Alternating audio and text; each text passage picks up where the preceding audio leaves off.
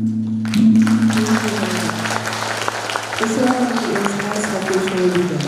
And we would also like to invite the chairman of HOBI, the chairperson of the LP2M, or the Institute of Research and Community Affairs of Udayana University, and the chairman of Senate of Udayana University, as well as the chairman of Legal Entity Higher Education Institution of Udayana University, or PTMBH, and as well as the local organizing committee. Please come on stage, Bapak Ibu, to have a photo sessions.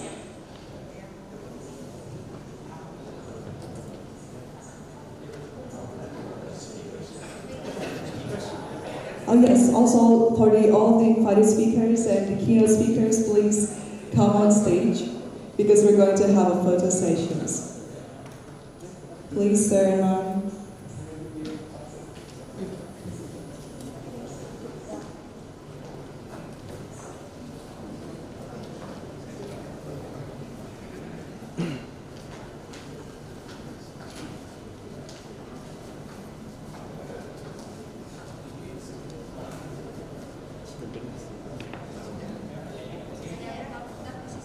I hope the photographer is ready. Yes, yeah. And I count from three, 2, 1. Yes, okay, once again. Okay, yes. 1, 2, 3. Okay, so good. Thank you very much, Bapak Ibu.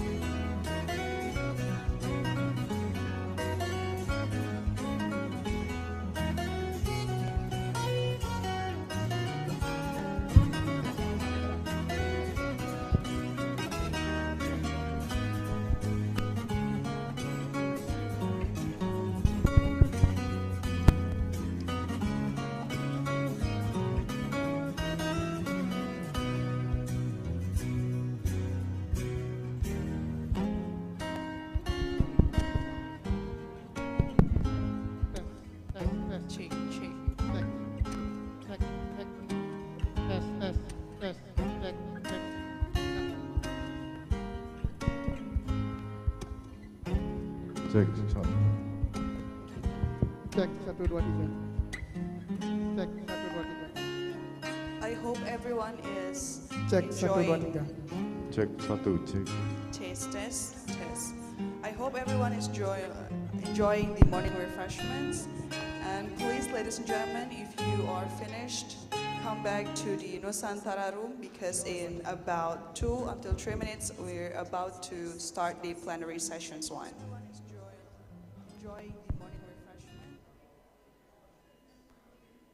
To all of the ladies and gentlemen, distinguished guests, who is finished with the morning refreshments, who would like to invite you back to the Nusantara room, because in about 2 until 3 minutes, we are about to start the first plenary session.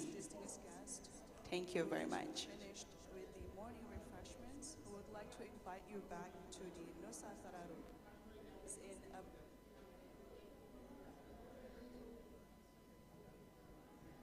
plenary session.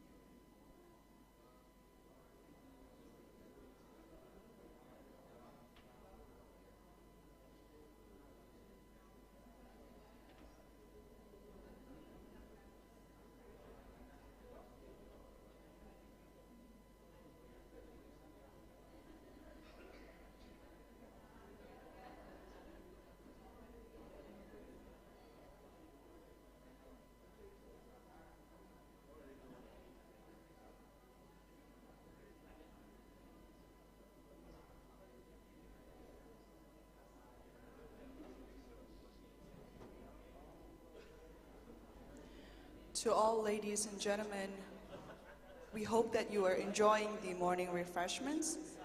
And for everyone who is still outside the Nusantara room, we would like to invite you back to Nusantara room because we are about to start the plenary session 1.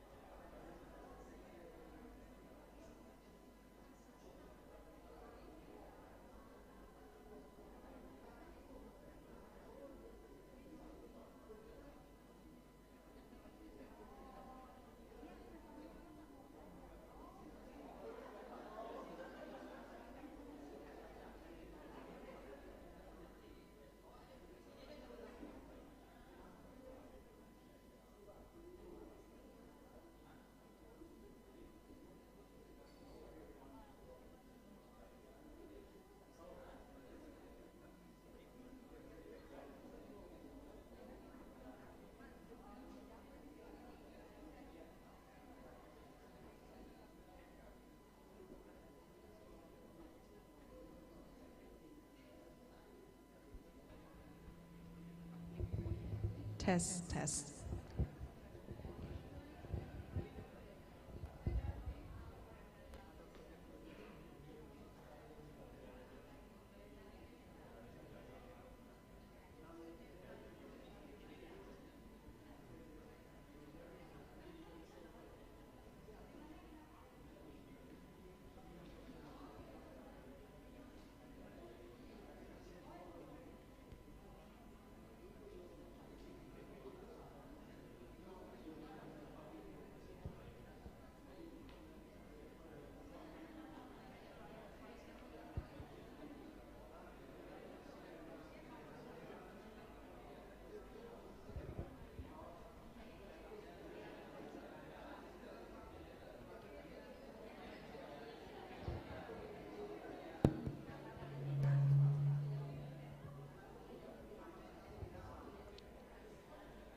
To everyone who is already still outside of the Nusantara room, we would like to invite you back to the room since we're about to start for the first plenary sessions. We hope you enjoy the morning refreshments that is already provided by the committee and ready for the first plenary sessions.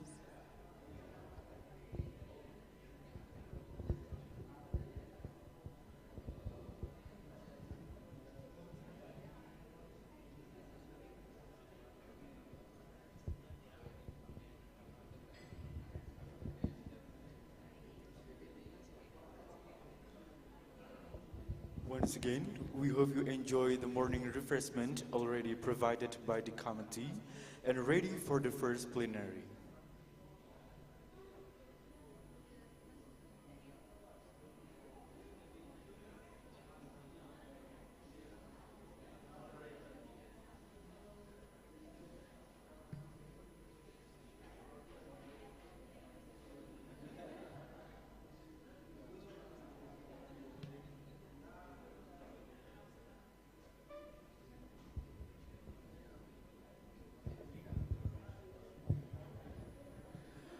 Welcome back to the Nusantara room.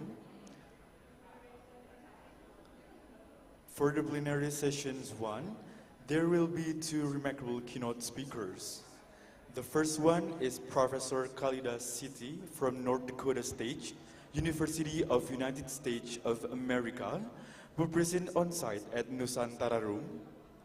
And our second keynote speaker is Professor Nancy Cromer from Flinders University, Australia, who will present virtually. We hope you come and already join us virtually at Zoom conference. And our moderator for the first plenary is Dr. Yan Ramona. To our speakers and our moderator, the screen and the stage is yours.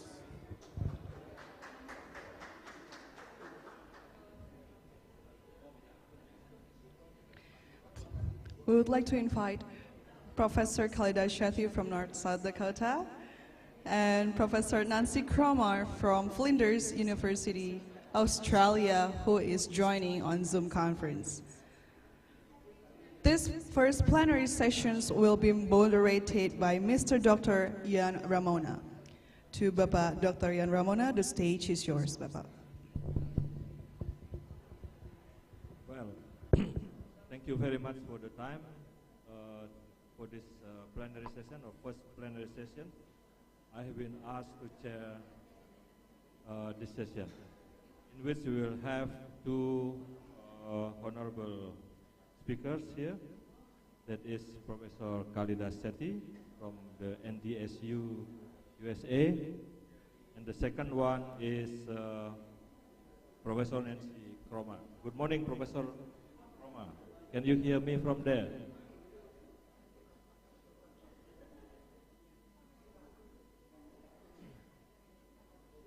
Hello, good morning, Professor Cromer. Good morning. How are you? Okay, thank you. Right, this session will be divided into two sub-sessions. That is the presentation from the invited speaker and keynote speakers, and then followed by discussion session. Each presenter will be provided with maximum 25 minutes, and then after the two presenters present their works, and we will have about 30 minutes discussion session, in which we will invite the audience to ask their question to the honorable speakers today. Then, well, ladies and gentlemen, before we start with the first presentation to be given by Professor Khalida Sethi, I would like to read briefly about curriculum vitae of Professor Sethi. Professor Sethi is a founding director of Global Institute of Food Security and International Agriculture, GIFSA, and his affiliation at the moment is North Dakota State University, United States of America. And his current position is founding director of the Global Institute of Food Security and International Agriculture, GIFSA. And from his curriculum vitae, I found a very long publication list. And he used to be awarded by the University of Agricultural Science, Bangalore, India, with 8 gold medals, and so many other achievements of Professor Khalida Sethi. Well, ladies and gentlemen, in order not to delay this session, I would like to invite Professor Sethi to present his work. And Professor Sethi, the time and stage is yours. Thank you. Well, ladies and gentlemen, in order not to delay this session, Thank you, Dr. Ramona, and thank you for the kind invitation to come to Bali and Udayana University. And I always enjoy coming to Bali. Not only, of course, I have roots in India, South India particularly, which, as you know, has close civilizational link with Indonesia, very long, probably over 2,000 years. And specifically in Bali, I can trace it to 1,000 years even, recent 1,000 years. So this civilizational ties binds us, and I am always very warmly welcomed here, and so also this time. So what I like to present, as we see many important global changes, I like to present as we face climate change. We have many geopolitical shifts, both from health security, as you've seen from the last 3 years, but also the geopolitical shifts in different ways that manifest in challenges like food security. So my talk was going to focus largely on food systems and how we need to take a more systems ecological approach to counter these challenges. But I will look at this from a very larger framework of these geopolitical changes, but also within the foundation of emerging science and technology. Since this is a science and technology, I will try to provide a larger perspective. So, though we will look at food systems and food security based on how we meet climate resilient challenges, and also how do we counter some of the major health challenges we have, especially non-communicable chronic diseases that is coming from our food system. But I will provide an overview in the larger context. We are moving to an era of system science. What this means is, as the last century understood the atom, and by the mid-century, the molecular revolution of how cellular functions work, from DNA to RNA to protein synthesis, to the end of the century as computing emerged, from the simple laptop to now all the wireless systems that you see. We are in an era of systems integration. So in this century, we have four major pillars, as I see, as an important area of innovation. One is the environment in which we live is threatened. So we are losing a lot of species, 1/3 in the last century. And so the balance of the environment and the biological systems is very critical. And this is challenged by the climate change, the carbon footprint that we are seeing. So the foundations of this environment, carbon, water, nitrogen, and oxygen, how that is balanced will determine how we go forward in the future, and how humanity, whether it will push us to this anthropogenic decline. So how is humanity more cognitively, more compassionate, more empathetic to realize this? And then the tools we build to sort of solve these four major areas of innovation. Environment, biological system, their balance, advances in cognitive science, where human beings better understand these perspectives, and then the machines that we build to solve many of the challenges we face, especially looking at equilibrium system. So this foundation, if you see today, we are a population about 7.5 billion, or 8 billion actually now, and by 2050 we'll be about 9 billion and reaching about 10 to 12 billion by the end of the century. And suddenly, since 2000, we are not only facing malnourishment issues from 1 billion people being hungry, but we have 2 billion having too many calories, and the fastest growing disease on earth is type 2 diabetes and its consequences to cardiovascular disease and other diseases. So we are in a new dimension of food security. Both undernourishment and the excess calories from macronutrients are coexisting. So we have to solve these problems with the carbon footprint rising, and therefore energy decentralization towards renewables is necessary, and how we preserve the overall components of the environment. So we need to look at it from a more systems angle. So what does that mean?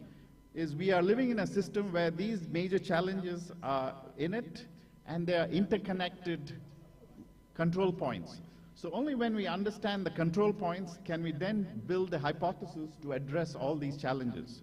So the future of science depends on control point logic guiding the system and building a hypothesis based on that, so that we not only solve food security problem, but the underlying environmental challenges, the energy decentralization, the technologies that integrate with it, the freshwater challenges. So this systems-based approach based on control point logic should drive science. Could I have a little silence, please? So with this perspective, if you see, this is not some new logic. It is founded on our Earth itself, the foundation of Earth. Earth is about 4.6 billion years, and we are somewhere in the mid phase of Earth, because our sun is projected to have about 8-9 billion years of life. We are somewhere in the middle. So within that, about 3 billion years ago, first prokaryotic life emerged, and then there was a deep freeze, and it partially died out, but some parts in warm puddles that survived, which revived 2 billion years ago. And then there was this oxygen-rich eukaryotic life that emerged 1 billion years ago. So today, biology is based on these three critical phases. Of course, there are many other intervening phases and logical control points that can shape the biology as we see it. But today, we are an oxygen-based, eukaryotic-dominated life, but we forget that the prokaryotes are still important part of us, whether it's in our gut health, plant health, soil health, all around the ecology, that ancient world is still important part of us. So as we look forward, we need to see how these different stages of our history led to some breakpoints or new developments. And some of the major developments of recent centuries after the last ice age, when humanity settled in communities, where we built an early civilization and domestication. So that domestication is the foundation of our agriculture and food system today. And that domesticated system, about 500 years ago, got moved around from their geographic origin from their centers due to all the trade that emerged.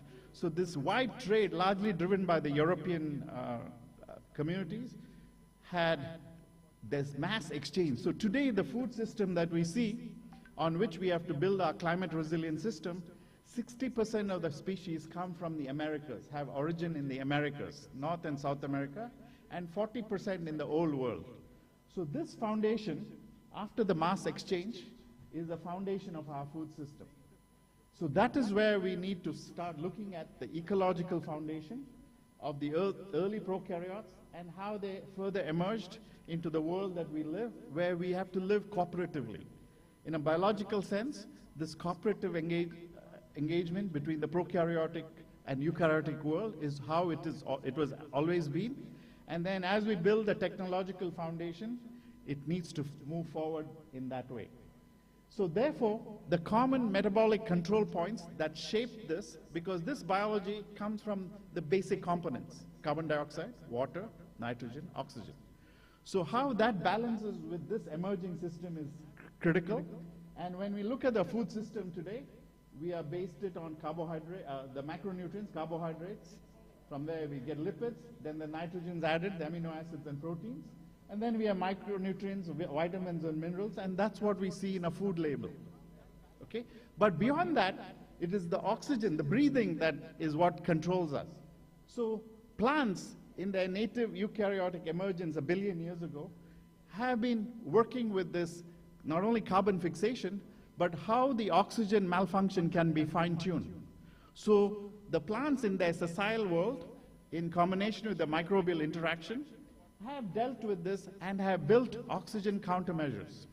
So we have to take that logic of the photosynthetic world and see how it relates to the diet we consume, because everything that we consume today actually comes from the sun through the plant system, or whether we eat eggs or animal, it comes from the photosynthetic world. So this photosynthetic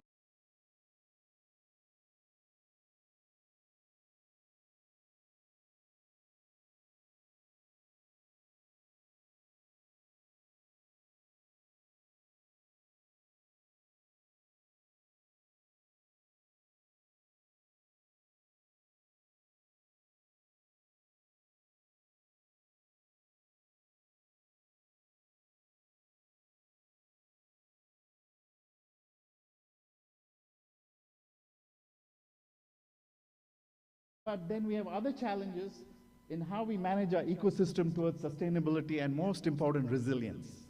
Means how do we thrive as these new challenges emerge? We not just survive, but be resilient.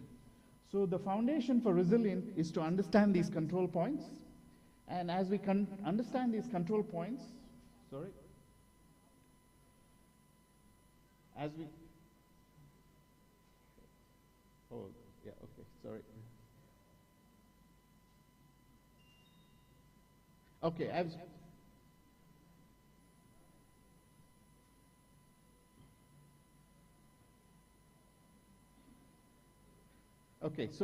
understand these control points,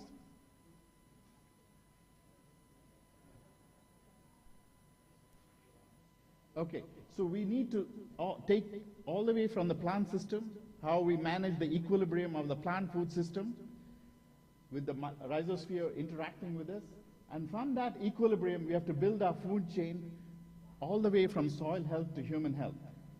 So this foundation for resilience is based on equilibrium concept, and therefore ecological biodiversity is very much central to building this resilient ecosystem from which our agriculture system is built, from which our nutrition and public health solution has to be absorbed, and from which community health has to be built.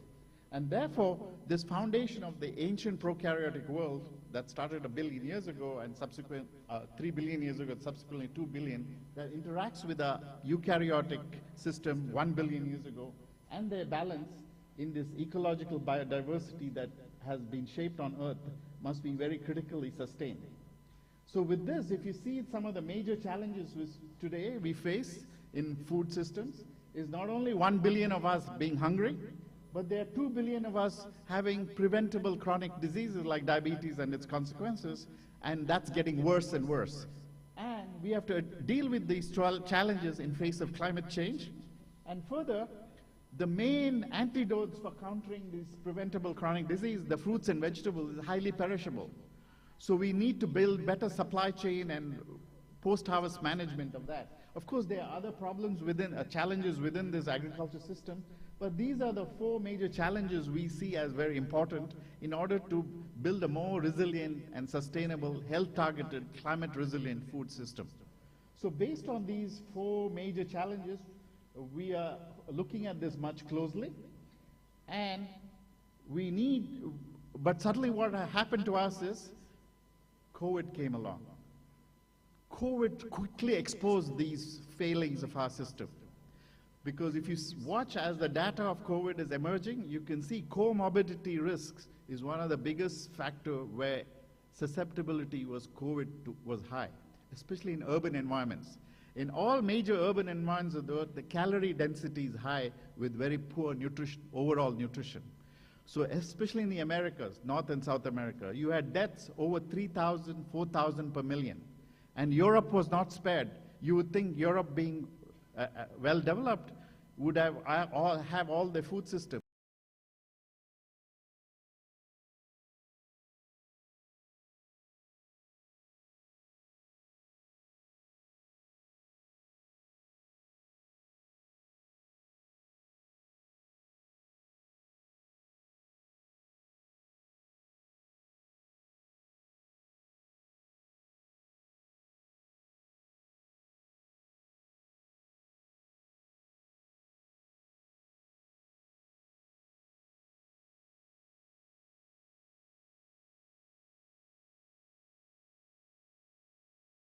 Oxygen countermeasures, which is the foundation of the respiratory mitochondrial link, pentose phosphate pathway link, where both catabolism and anabolism are balanced, is malfunctioning because of the diet and the environmental pressures we face. Second, many of the microbiome that supports us is not fed well, largely the fiber.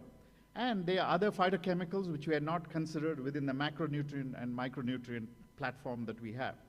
So with this missing pieces, this is the solution. This solution has to now come from all the way from soil health to human health.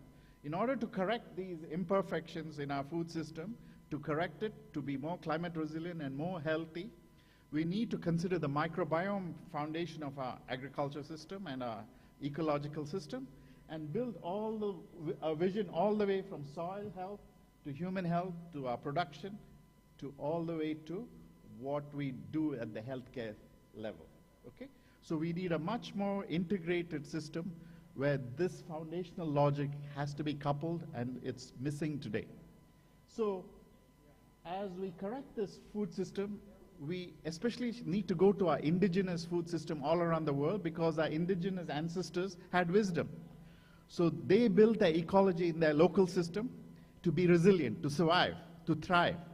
So if we bring the modern science of these missing pieces into this, we can correct soil biology, plant and animal biology, the ecosystem biology, and the human diet. So all across the system, we need to address whether it's forest food, dry land crop systems.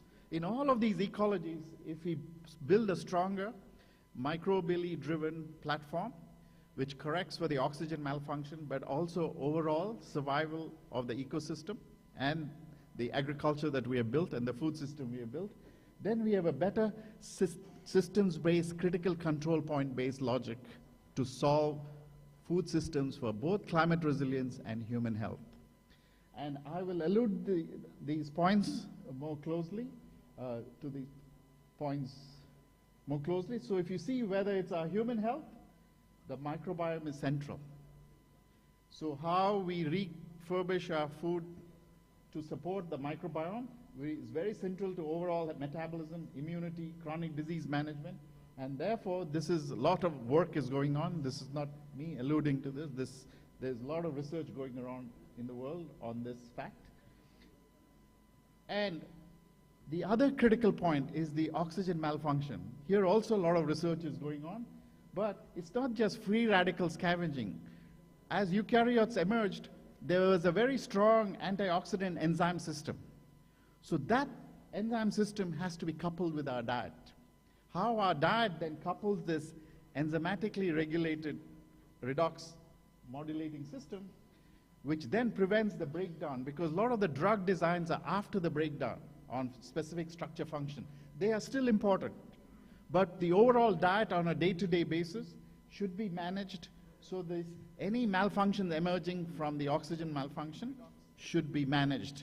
And a more diverse diet where these components can be got from the food system needs to be integrated, and those are the same component that helps the plants survive in the first place.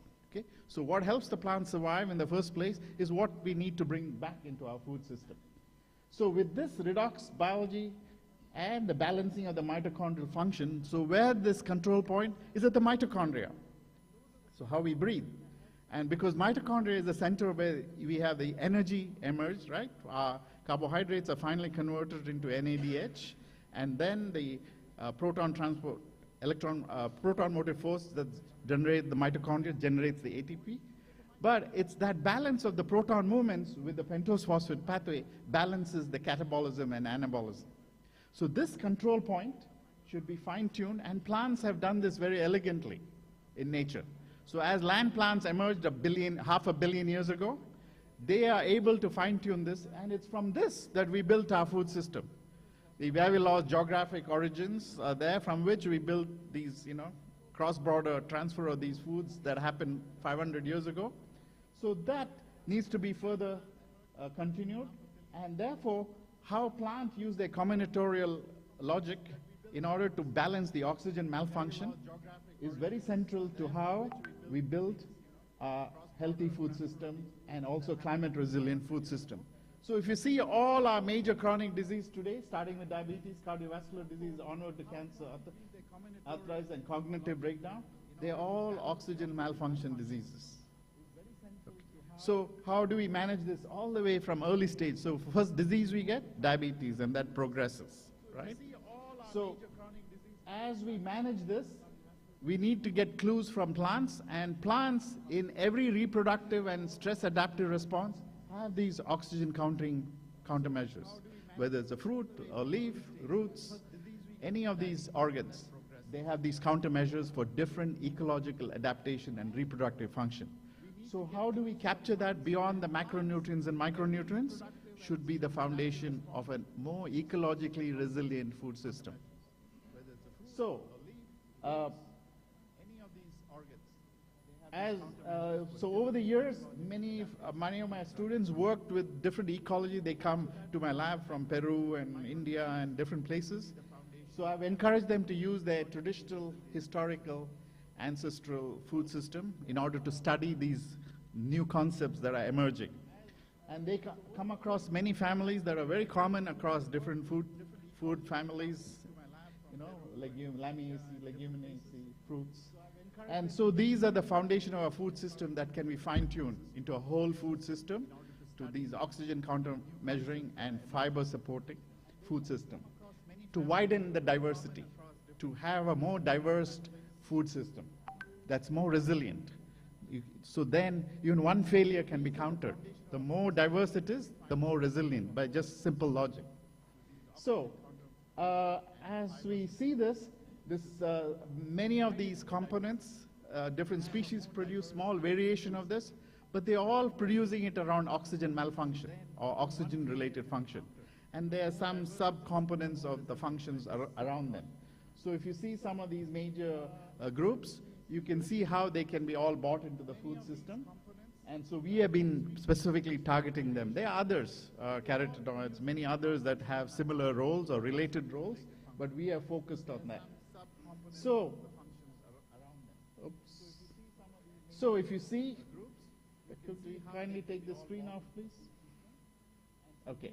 So if you see, to summarize all this, plants have to elegantly partition the energy requirements at the mitochondrial function, at the same time drive the pentose phosphate pathway to make these beneficial countermeasures to redox malfunction through the pentose phosphate pathway.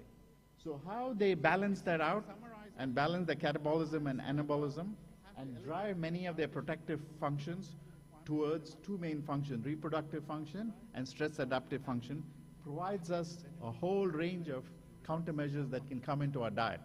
Or even if we eat animals, say to make eggs, or to better feed a chicken, or better feed a fish, right? So we need to bring this whole thing into our food chain. And with this kind of a logic, so I put many years of work into one slide. And with this kind of logic, we have targeted type 2 diabetes as a main target. And in type 2 diabetes today, we are about, by 2030, about 700 million. So this is an underestimate. So we are going to be worse than what I have here. This is going to consume nearly at least 10% or more of the national healthcare budgets, and it progresses towards other diseases. But the good news is a lot of these glycemic countermeasures that eventually sometimes we need drugs for that, but a lot of them are already there in our daily diet if we bring it into our daily diet, right? So if you bring the diversity I was talking about, then many of the digestive inhibitors, whether it's alpha amylase, alpha glucosidase, for which they are drug analogs, we can easily bring those inhibitors in our daily diet, in our salads, in our beans, in our whatever our local diet is. So we can optimize them and give it on a daily dose in a food system, okay, so that the glycemic load is always moderated and the pressure on the insulin function is always low. And if we continue that,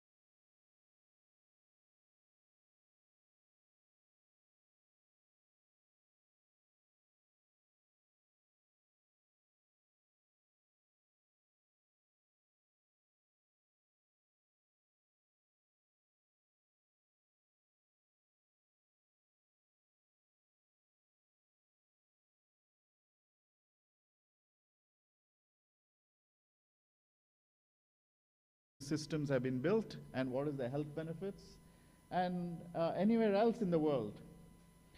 And you can see all of these traditional food systems have both a lot of glycemic control points and also the downward impact of the glycemic load, which is cardiovascular risk, right? Blood pressure and others. They all are there in these food systems. So each of these food systems have benefits, and here is we are trying to build a Three Sisters garden for the different indigenous communities that are there in North America, particularly in North Dakota. We have 5 such native communities, indigenous communities.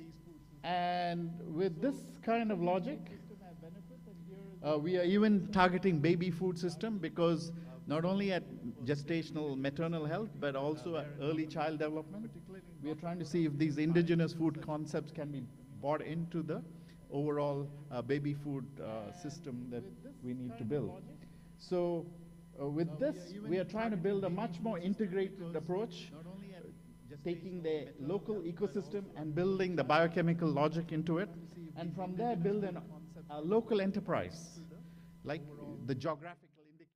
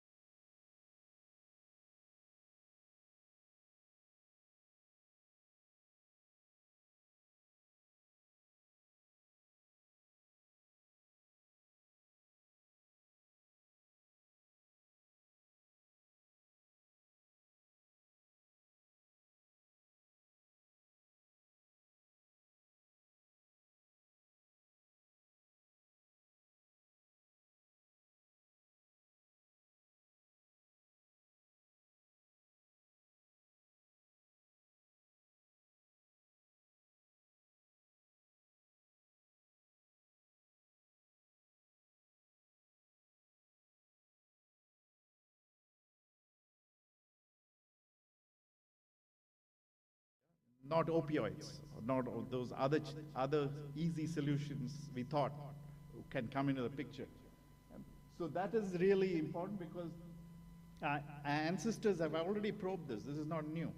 So in different ecologies, they have probed this. So there's an interest of mine how this gut-brain health and food systems interact.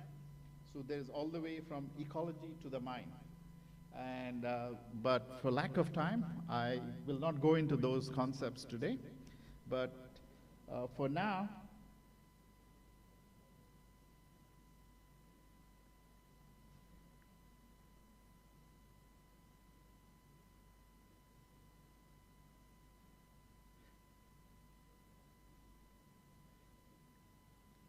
Okay, I will end at this, with this slide, is as we face climate change, there's common logic that we can build our agriculture and food system and our ecosystem on the foundation of metabolism for plant microbial interaction that can help the plants become resilient, meet these challenges. But at the same time, some of the same logic can help us to transfer into the kind of healthy food system we need as we face these major challenges. Not only undernourishment of 1 billion people who are hungry today, but while we meet those challenges, the 2 billion that are going towards non-communicable chronic disease and at a faster rate, and having comorbidity burdens which are exposed by this COVID this time, right? So as we meet these challenges, we have to look at the very ecology and the biochemistry of the ecology and the foundation of the ecology to bring those solutions. So I hope I sort of opened your mind out, but these are not some new concepts. They're already there. I just put it into sort of a logic that we work with. And so with that, I'll be very happy to answer questions later after the next talk. Thank you for your kind attention.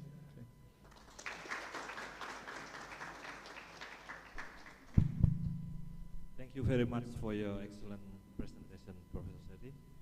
And from what has been delivered by Professor Sethi, I can point it out some points here.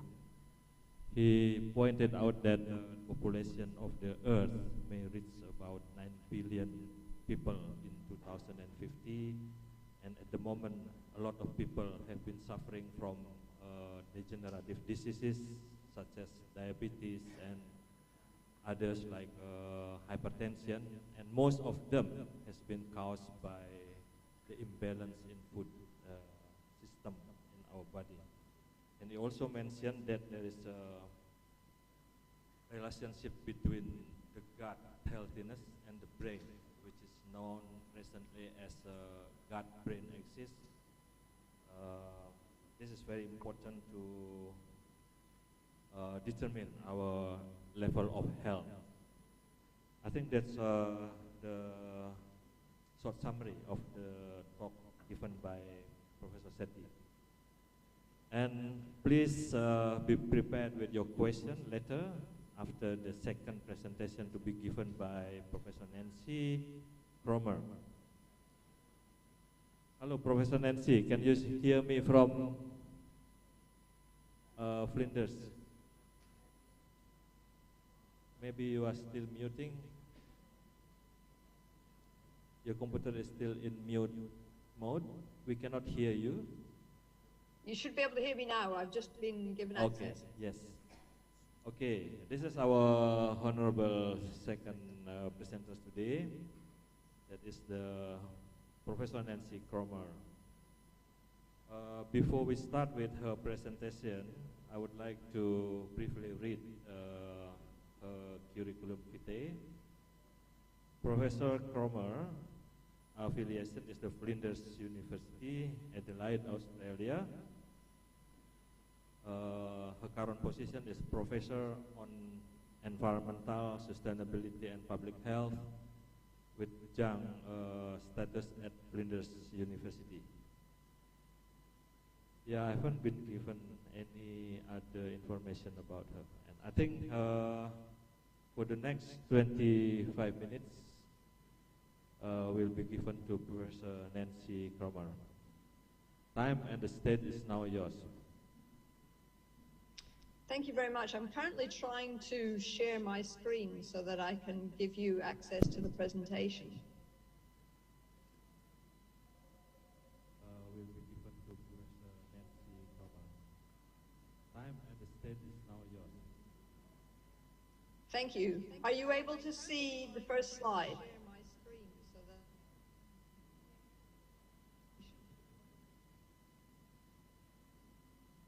Yes, we can see.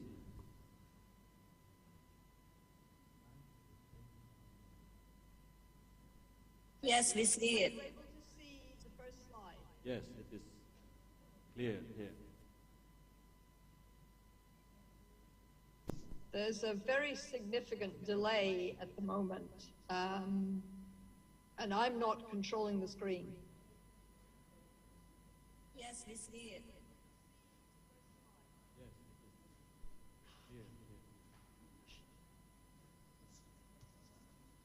There's a very significant delay at the moment,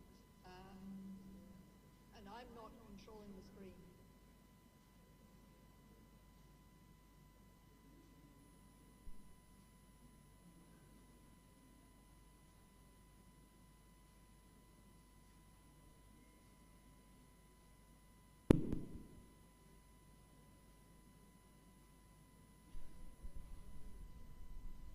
Professor Nancy? Hello? Yeah, hello. Yes, I'm sorry, I can't control the screen, so the slides that are appearing are not slides that I'm putting up. And in addition, there's a very significant time delay of about a minute between what I'm saying and what you're hearing.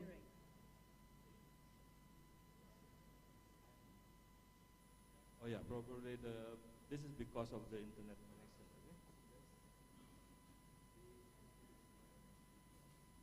Okay, I think the committee can help.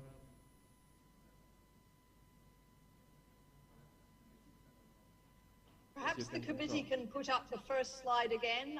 If you can control the slides, I can talk to them. Yes, that's fine. I'll just talk to them and I'll tell you when I need the next slide. Is that okay? Yes, okay. Okay, thank you very much. Thank you, first of all, to the committees of STIC and to COBE for the opportunity to present at the conference today. Selamat pagi, selamat datang di Flinders University. The title of my talk is not actually the quote from Antonio Gutierrez about the highway to hell, but it is entirely relevant. In this presentation, I'm going to use the example of SDG, Sustainable Development Goal 6, water and sanitation, to show how important Sustainable Development Goals are in mitigating against the worst effects of climate change, and how localization can be used to translate national goals into locally relevant actions, policies, and decisions. Can I have the next slide, please? Flinders University's engagement with Indonesia goes back decades and includes Jembatan, which is the Bahasa Indonesia word for bridge. It's a current initiative that I set up when I was at Flinders several years ago. And on the left, you can see a photograph of our Pendopo, one of only 3 in Australia. I know several of you have visited it already, and I'd like to acknowledge your Dean of Maths and Natural Sciences, who is an alum at Flinders. And if you haven't visited already, I would encourage you to do so when you're in Australia. Next slide, please. Flinders University is based in Adelaide, which is in the south of this picture. We also have campuses across rural South Australia and up into the Northern Territories and Darwin.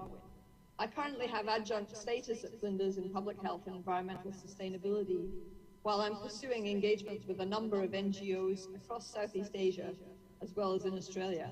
And most recently, I've been working with United Nations Economic and Social Commission and United Cities local governments, looking at localizing the Sustainable Development Goals and setting basic standards for level of service in drinking water supplies.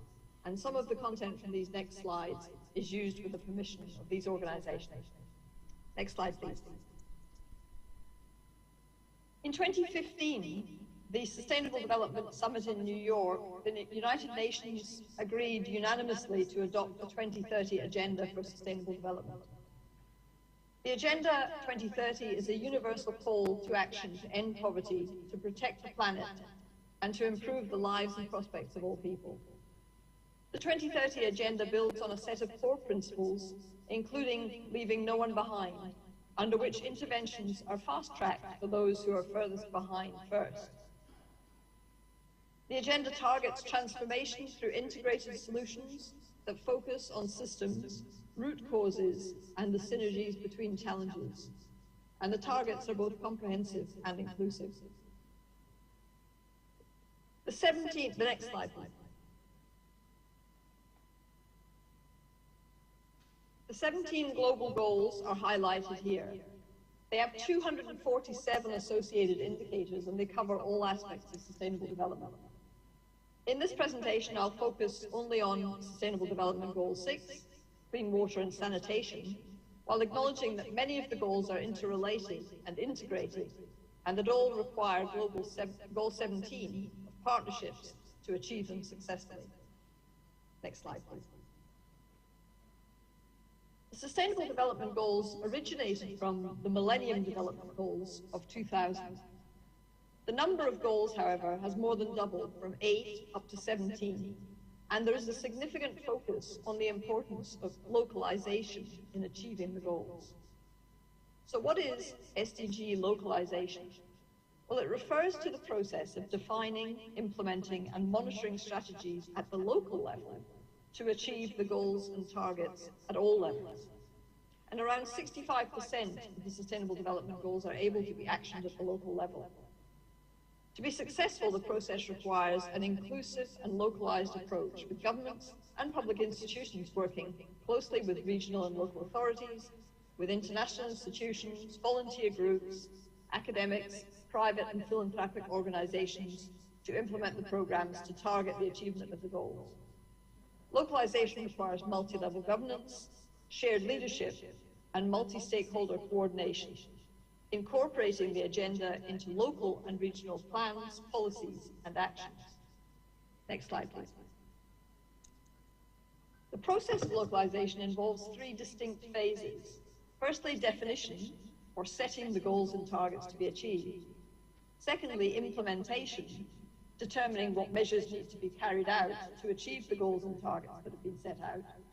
And thirdly, monitoring, using indicators to chart the progress that's being made on a regular basis so that measures can be amended if we need to meet the goals. Localization requires coordination at all levels and involving all stakeholders.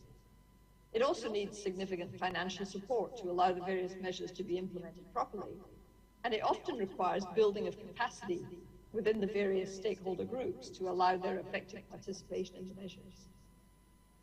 The advantages of effective localization are that it promotes both local ownership of goals and allows all stakeholders to feel included in the process. It allows resources to be targeted where they're most likely to achieve the outcomes needed at the local level, and it helps all stakeholders at all levels to better understand local needs and local trends. Next slide, please. As well as effective leadership and adequate training, a critical aspect in reporting is reporting the relevant local data on a regular basis. Currently, voluntary reviews are carried out at national, subnational, and local levels. The analysis of national reports gives us a clear picture of the recognition of the roles of different levels of government in implementing, monitoring, and reporting on the SDGs. Some countries are currently making important progress by applying a co-production approach or working together, and Indonesia is key in this. In contrast, Australia have not yet adopted a co-production approach to their report. Next slide, please. Local and regional governments and their networks are leading the global localization movement of universal agendas. Since the adoption of the 2030 Agenda, local and regional government involvement in monitoring and reporting progress has evolved. Over the past 2 years, the total number of local reports available in the world has doubled from over 40 to over 100. At the same time, voluntary statewide reports have emerged in 14 countries and represent up to 16,000 local and regional governments. These subnational reporting efforts have very direct positive impacts by increasing transparency, accountability, and ownership of the global goals by the local and regional governments and their associations.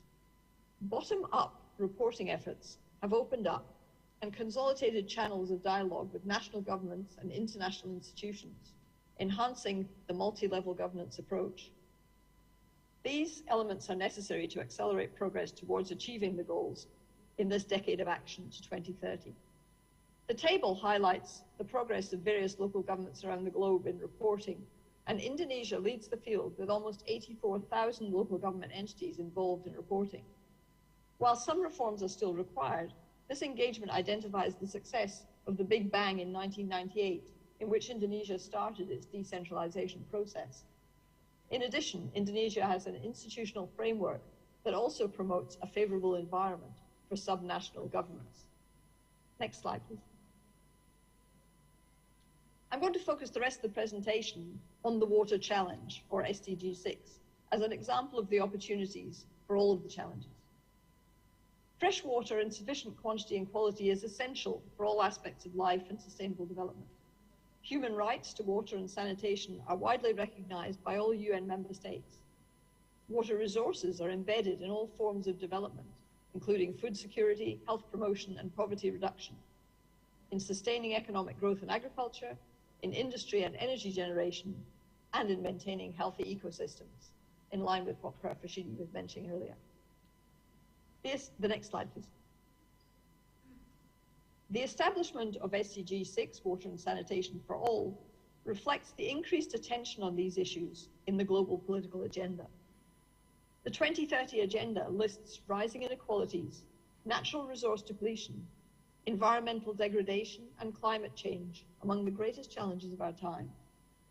It recognizes that social development and economic prosperity depend on the sustainable management of freshwater resources and ecosystems, and it highlights the truly integrated nature of all the Sustainable Development Goals. There are two key challenges for water supply globally. The first here is water stress. Calculated as the ratio between total fresh water withdrawn by all major sectors to the total renewable freshwater resources in a particular country or region. Currently, water stress affects more than 2 billion people in the world, a figure that's projected to rise. Water stress affects countries on every continent, which hinders the sustainability of natural resources as well as economic and social development. And holistic management of the water cycle requires that the level of water stress is taken into consideration. Next slide, please. The second key challenge is access to improved water sources. While coverage is around 90% or more in all regions except Sub-Saharan Africa and Oceania, widespread inequalities persist within and among countries, and 663 million people are still using unimproved sources of surface or groundwater, including in Australia. Importantly, not all improved water sources are safely managed. In 2020, globally, at least 2 billion people used a drinking water source that was contaminated with fecal material.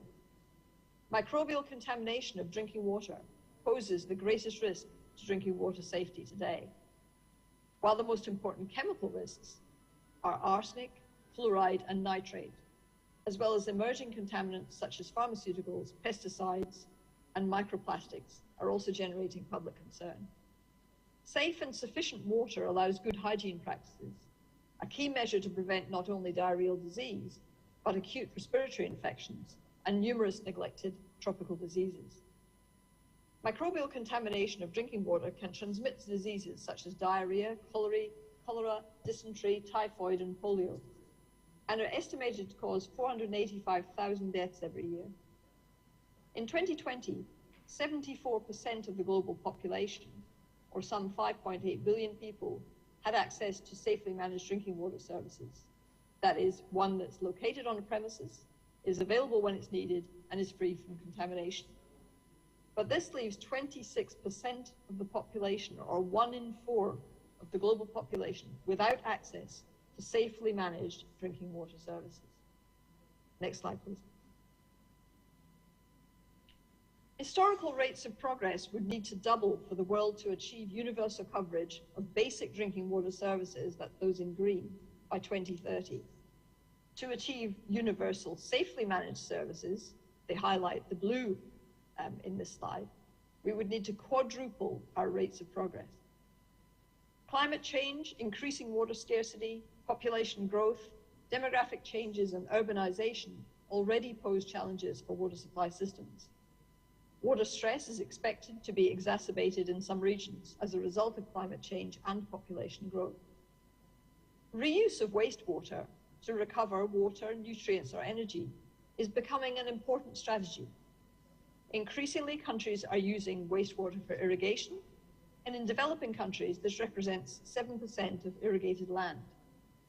While this practice, if done inappropriately, I should say, poses health risks, safe management of wastewater can yield multiple benefits, including increased food production.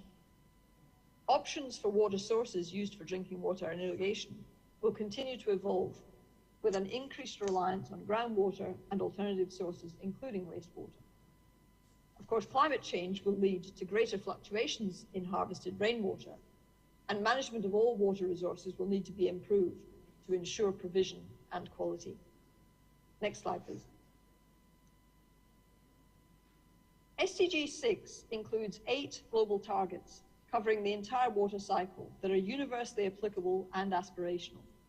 However, each government must decide how to incorporate them into their national planning processes, their policies and their strategies, based on the national realities, capacities, levels of development and priorities. Monitoring progress towards achieving SDG 6 is a learning process of review and improvement, with the selection of indicators, data collection and methodologies representing work in progress, with countries at all different stages in developing their monitoring and reporting mechanisms. Currently, less than half of the UN member states have comparable data available on progress towards meeting each one of the global SDG targets. Almost 60% of countries do not have data available for more than 4 of the indicators. And in fact, only 6% reported on 8 global indicators, representing a major knowledge gap. And as you can see from this slide, in 2020, neither Australia nor Indonesia had complete data on access to people with safely managed supplies. Next slide, please. In 2020, the Australian Water Association reported that we are alarmingly off track in regard to meeting SDG 6 by 2030. This is why the UN has launched the SDG 6 Global Acceleration Framework, a new unifying initiative that involves all sectors of society to speed up progress by improving support to countries. The accelerators include optimized finance, improving targeting and better utilization of resources, and mobilization of additional domestic and international funding. Improved data and information, generating, validating, standardizing, and improving information exchange. Capacity development, enhancing inclusive human and institutional capacities at all levels. Innovative practices and technologies to be leveraged and scaled up to improve water resources and sanitation development and management. And finally, governance, with cross-sector and trans-boundary collaboration, clear roles, stakeholder involvement, and effective and inclusive institutions. Next slide, please. The commitment to leave no one behind will require increased attention on disadvantaged groups and efforts to monitor elimination of inequalities in drinking water services. Disaggregated data on basic services are available for a growing number of countries by rural and urban area, by wealth group, and subnational region. This enables governments to better identify and target the disadvantaged groups, but much further work is required to disaggregate the estimates for safely managed services. Further work is also needed to establish a commonly agreed method for assessing affordability, as payment for services should not be a barrier to accessing services. The World Health Organization produced a series of water quality guidelines based on managing risks. And the risk framework recommends the establishment of health-based targets, the development and implementation of water safety plans by water suppliers to most effectively identify and manage risks from catchment to consumer, and independent surveillance to ensure that water safety plans are effective and that health-based targets are being met. World Health Organization supports countries to implement guidelines with guidance materials and also direct country support, including locally relevant drinking water regulations aligned to global principles, auditing water safety plans, and strengthening practices of surveillance. And they're often used at both the subnational and the local level. Another example of localization is the testing of household water treatment products against WHO criteria, which was set up in 2014. And the aim of the scheme is to ensure that products protect users from the pathogens that cause diarrheal disease, as well as strengthening policy, regulatory, and monitoring mechanisms at the national level to support appropriate targeting consistent with the correct use of products at the local level. Next slide, please. The main challenge across the water sector is to enable and accelerate progress towards achieving SDG 6, based on the findings from assessment of progress on the targets. Some of the many challenges are practical actions that provide the visible side of water, such as installing taps and toilets, building reservoirs and drilling boreholes. However, some of the actions are much less visible. They're far more challenging and highly complex, and yet they underpin the visible side of water.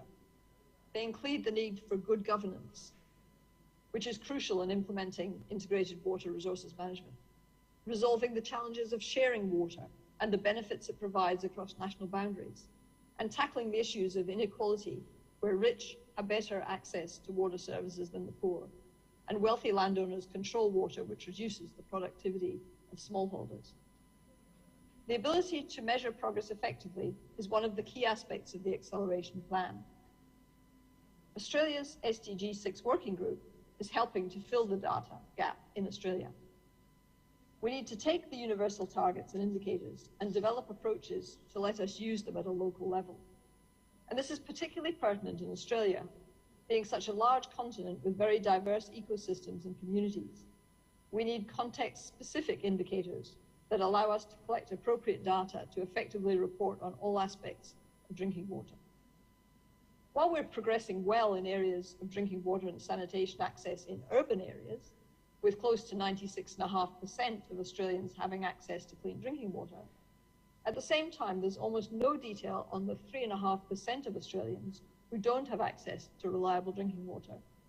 And this group includes Australians living in regional and remote communities, particularly in small Indigenous communities. There's a real gap in terms of information and access to safe, clean and potable drinking water and sanitation, as well as processes for participation in planning and management. While water resource management is generally excellent, the way that data is produced and distributed requires much more robust aggregation and analysis. Information is often collected in a very diffuse way.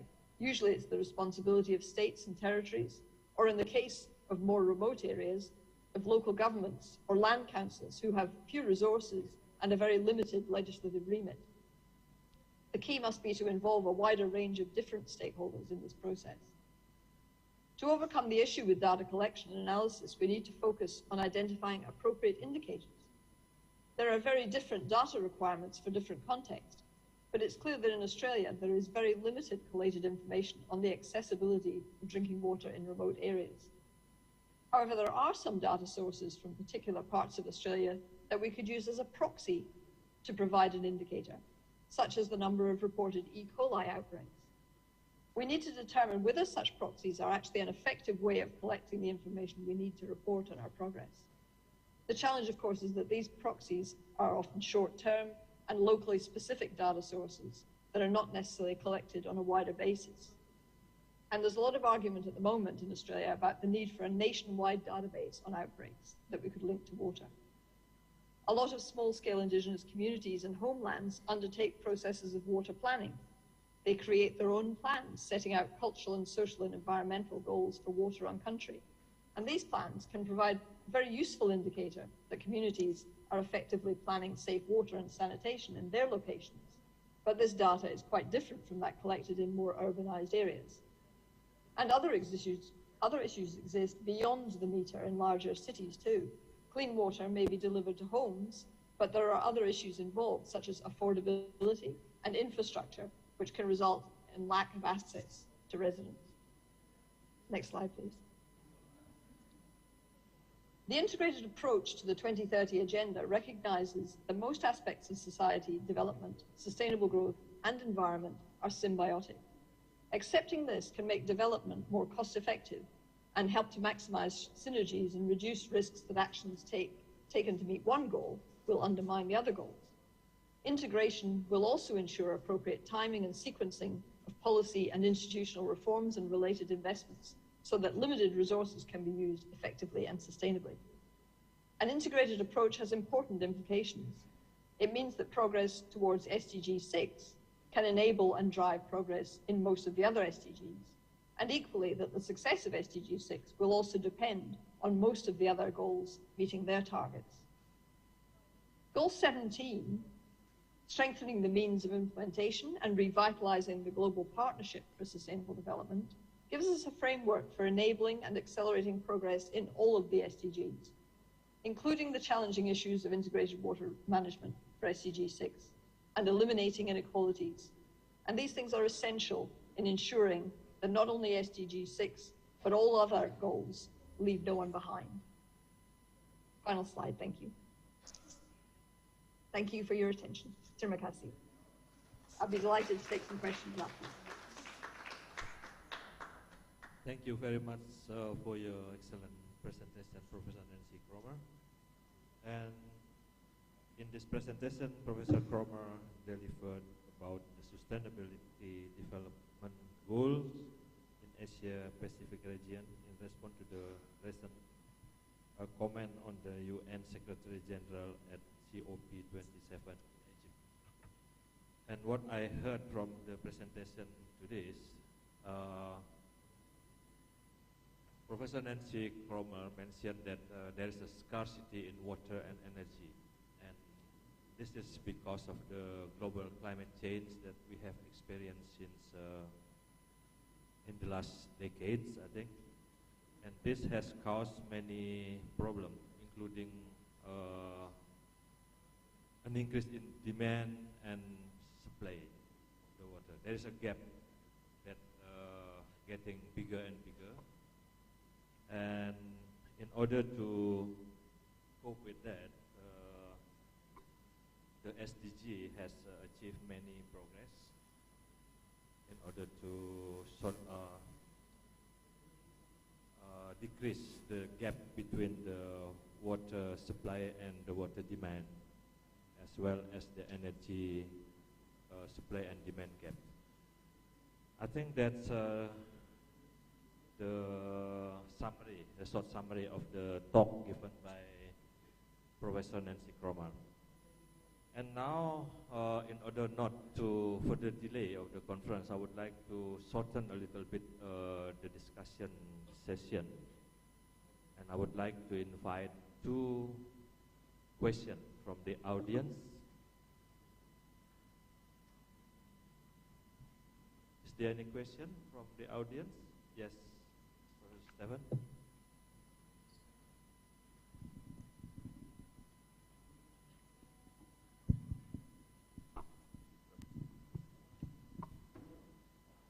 Please mention to which presenter the question to be addressed. Thank you. Well, maybe I would like to ask a question that both presenters can briefly answer. Yeah. So in both presentation, we are talking about local and localization of the solutions. But the societal path on which we are, or we have been for the last 50 years, is more one of a globalization.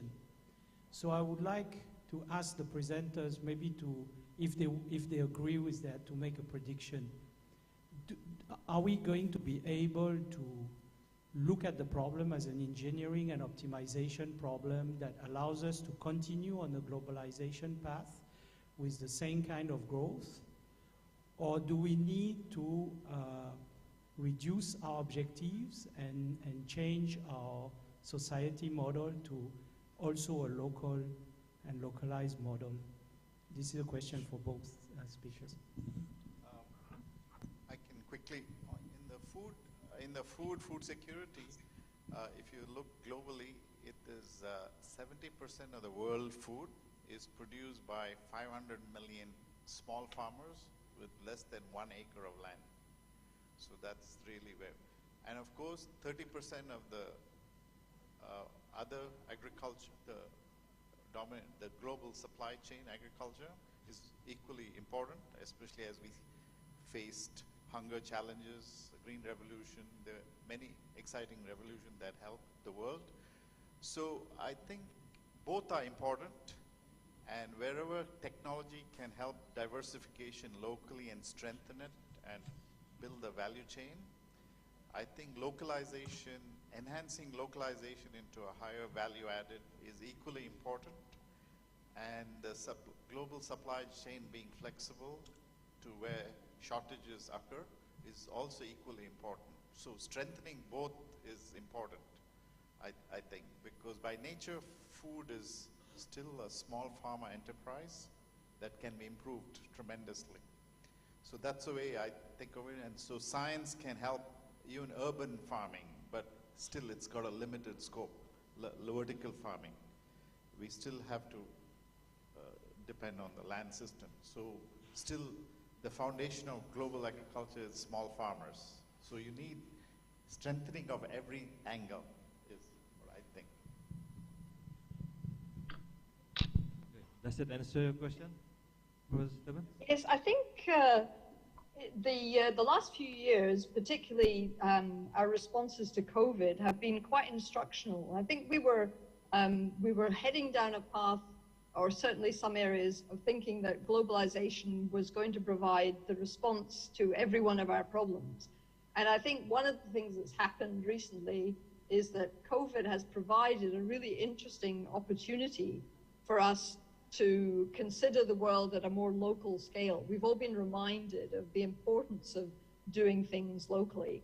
And it's been a very old adage that we have to think globally and act locally. And I think that's entirely relevant too. I think the answer, I think as Professor Sheedy said, that while there, of course, there need to be global goals and global imperatives, they will only work effectively if you're able to translate them into local indicators for local responses that are relevant at the local scale. And I think it's certainly the same issue for all of the sustainable development goals, certainly for goals around water and energy. You have to have an understanding of what's required around the globe. We're all sharing, you know, there is only, what is it, the expression, there's no planet B, you know, there is the one planet that we're all living on together. And so we all need to be a key part of that. But the most effective interventions and the most effective changes take place at the local level. And people get a level of involvement and understanding and commitment when the challenges are localized, so that they are meaningful for them. So I think the answer is pretty clear. We need to do both. We need to think globally and we need to act locally. Okay, thank you very much for the answer from the two presenters today. Now I would like to invite another audience to ask their question. Probably from the chat room. Is there any question? Could you please display the question?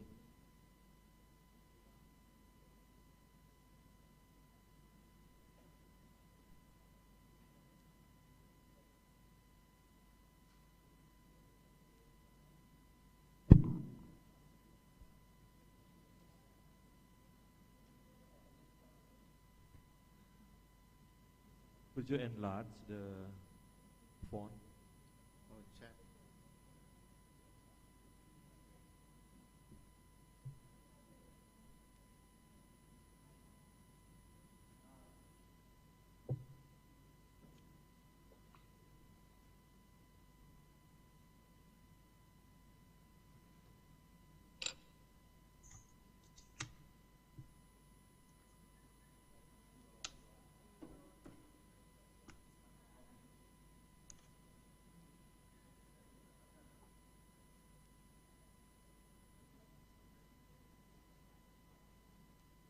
Okay, there is a question to be addressed to Professor Cromer.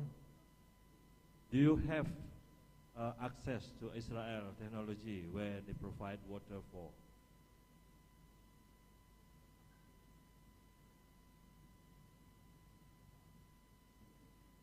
Sorry, I'm not certain the question is complete. I don't know what they're actually asking.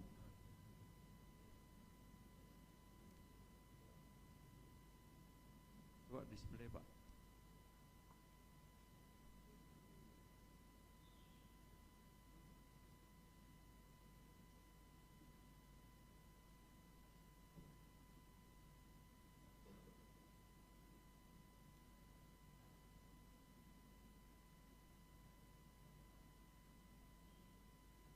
Okay, this is a question from Irianti Suprihatin to both of the presenters today. The question is, in Bali, we have essentially reused water as our resources in the river. Do you think it is okay, or do we need to search for alternative?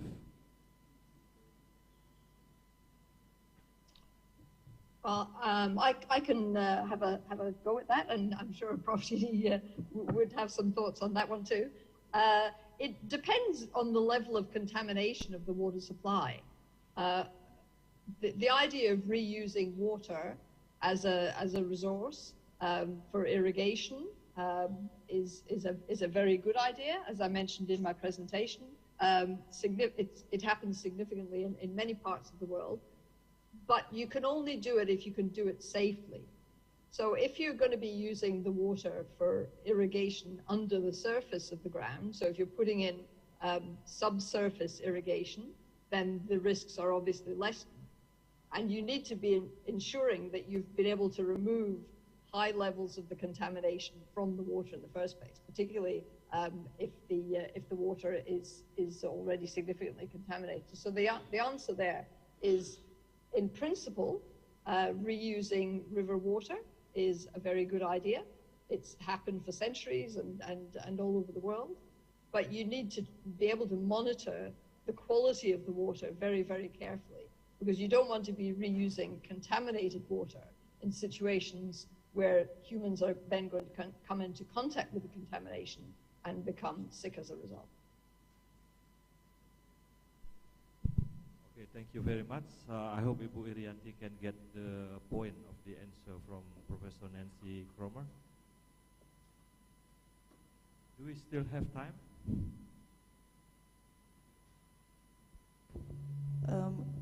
I think for one question, that's enough here. Okay, maybe for more one question from the audience. If not, I have a question to be addressed to Professor Sethi. I'm interested in the relationship between the gut and brain exists. You mentioned that there is the healthiness of our gut will be related to the health of our brain.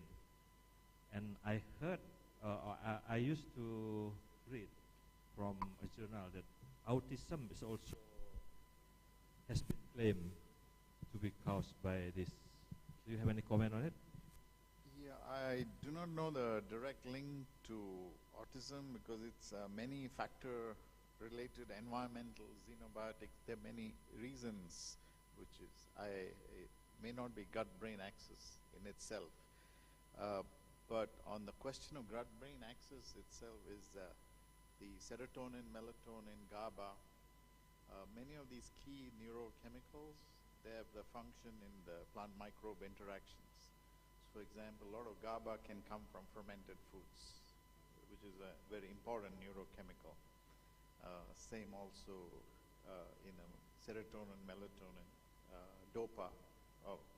So, as we consume food, and there's a clear microbial interaction, especially the zone between the anaerobic, aerobic interface in the gut.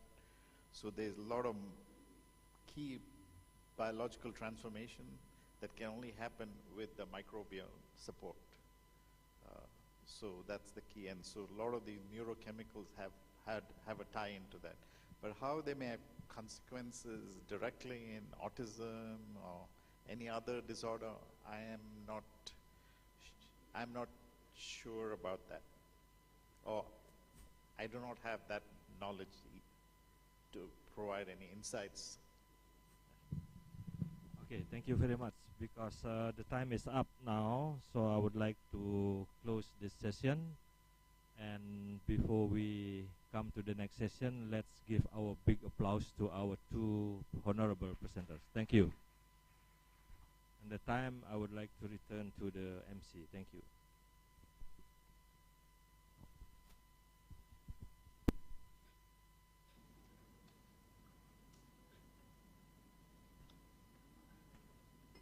Thank you for fulfilling this plenary session. The speakers and moderator, please kindly stay on stage, because there will be a certificate appreciation and souvenir presentation handover by Dean of Faculty of Mathematics and Natural Sciences, Udayana University. Therefore, with all due respect, we would like to invite Ibu Dr. Randa Nilawati Niasi, MSc, PhD, to come on stage. We would also like to invite Professor Khalida Shetty for the certificate of patience given by the Dean of the Mathematics and Natural Science, Udayana University. Please, sir.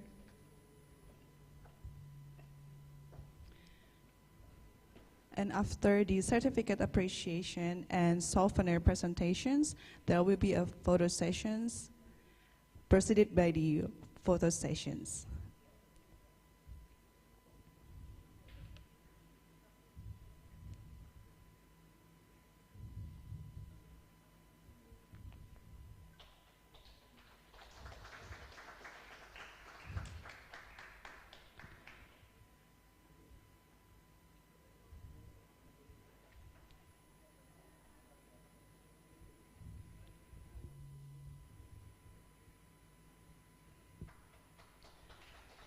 Thank you very much, Professor Khalida Shetty, for fulfilling for the first plenary sessions.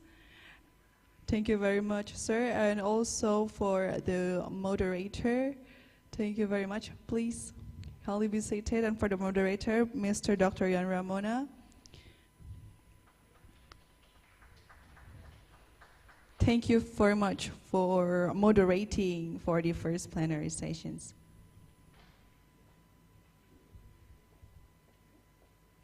And also as well for the keynote, our second keynote speaker, Professor Nancy Cromar from Flinders University, we would like to hand over the certificate virtually. Thank you very much. I'm absolutely delighted to receive it. Thank you. Thank you very much, Professor Nancy Cromar, for fulfilling the first plenary sessions. And can we have a round of applause again for the first plenary sessions today? Wonderful, wonderful sessions. And without any further ado, we would like to proceed to the second plenary sessions, and that will be moderated by Mr. Dr. Ngurah Agus Sanjaya, EA. And for the second keynote speakers, we have actually two keynote speakers, and the first one would be Professor Stefan Bersan, that we presents already on site at Nusantara Room. Good morning, Bapak. And from, yes, he is from National University of Singapore.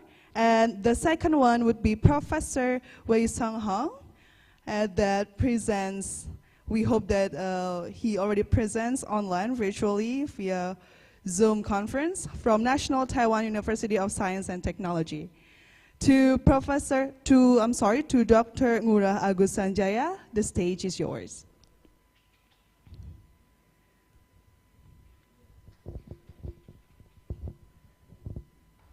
Can we have a round of applause to the second plenary sessions?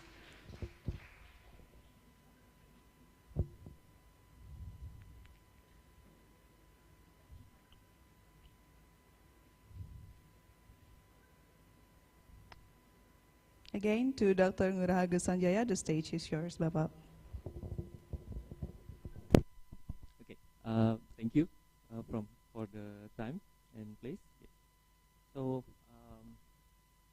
good morning, everybody. So, let's start with the second panel session. Okay, so, yeah, we have two distinguished speakers for the second panel session.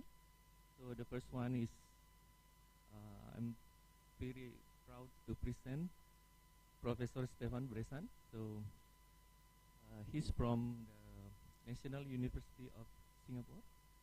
So before we start with the speech, then I will just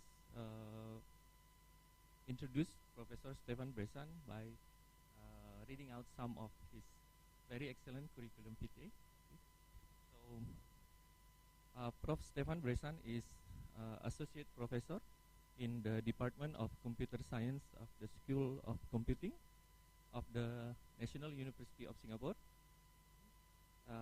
Prof. Stefan is also the track leader for Maritime Information Technologies at NUS Center for Maritime Studies. Currently, Prof. Stefan is also affiliate professor at NUS Business Analytics Center and faculty at NUS Institute of Data Science. Is also a member of the Image and Purposes Access Lab, or IPAL, which is a joint collaboration between Singapore and France.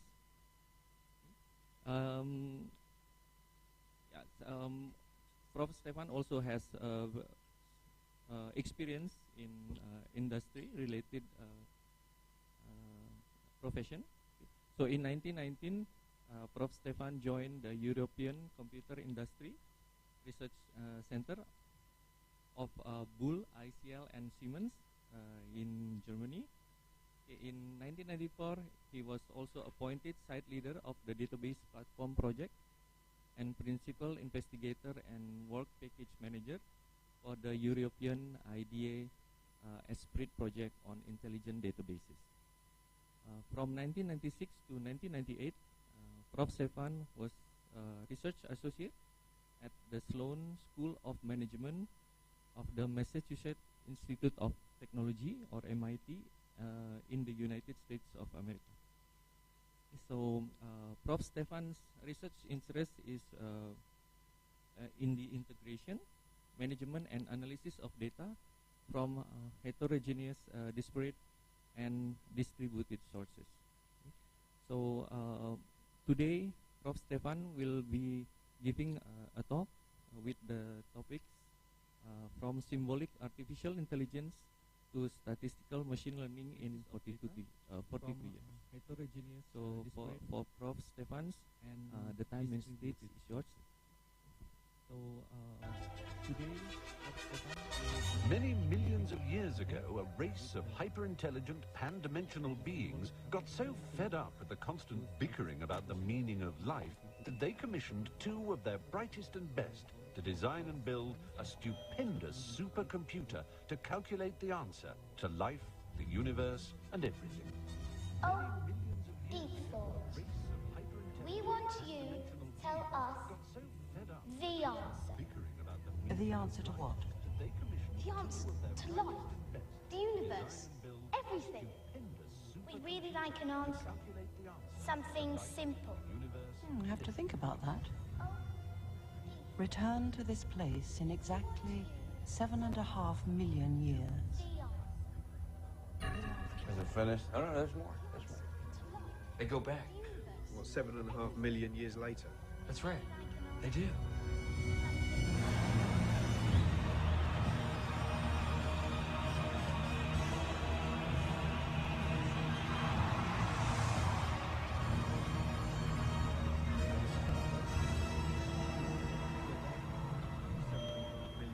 Deep Thought, do you have An answer for you? Yes, but you're not going to like it. Doesn't matter, we must know it. All right. The answer to the ultimate question of life, the universe, and everything is...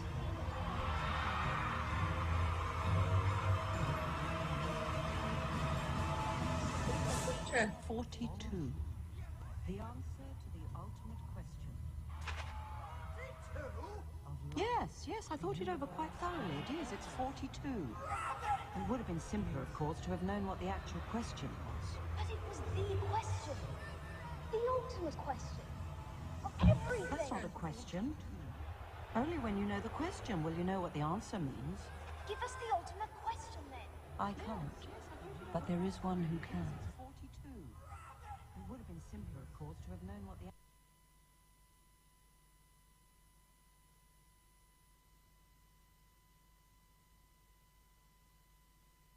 question will you know what the answer means.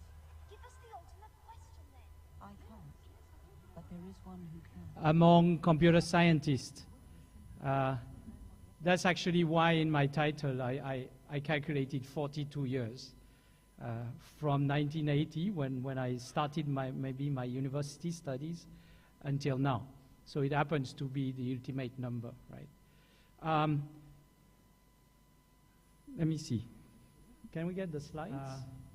That's actually why in my title I calculated 42 years from 1980.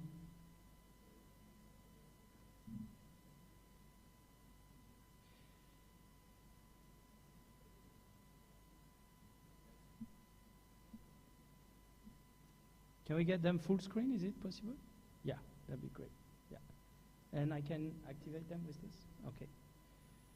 All right, so when you invited me, you contacted me, I was trying to think about a good topic to share with you, given that you guys are studying diverse aspects of science, mathematics, physics, etc., biology. And I started to look at, in my experience, what I had done that could be relevant to you guys. And obviously, one of the topics that is of interest in everyone's mind is the topic of artificial intelligence. And it happens that very early, so 42 years ago, or almost, I got involved with the first round of artificial intelligence, which was a symbolic artificial intelligence. So I will start with that. But also I thought that because this is the mathematics and science faculty, I wanted also to reflect about what kind of mathematics had been useful throughout my experience in computing and artificial intelligence, so that I can probably identify some potential collaborations with some of you. And I will also talk about physics at the end, because this is also something I'm doing now.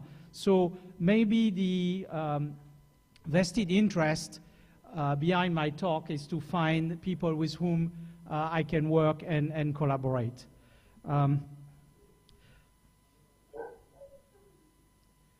So it started when I was an undergraduate student, and I got an internship working on expert systems. And that was a very, very hot topic at the time. It was the equivalent in the 1980s of what neural networks would be now. If you know rule-based expert systems, were basically the idea that you go and talk to experts of a certain domain, and you try to capture the knowledge of that expert, and you encode it in the form of rules, and the computer is going to chain the rules to make a decision or answer a certain questions.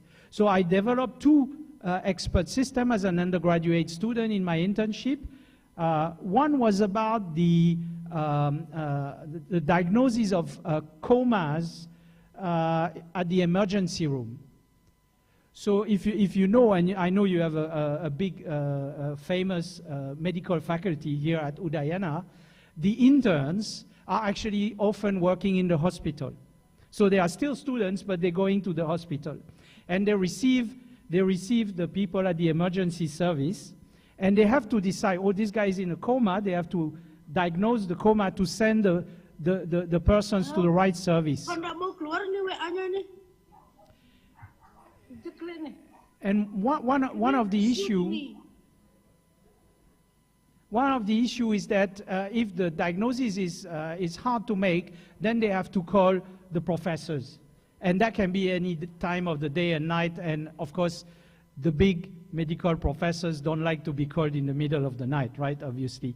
So we developed a system that would answer some of the question or provide some recommendations for the interns, and it was based on the knowledge of the professors, and also for some of you from the medical faculty, the Glasgow Coma Scale, which is basically a diagnosis or a tool.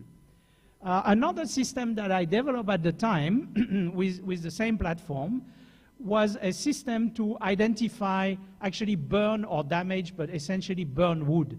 And that was for insurance companies. So I was talking to an expert.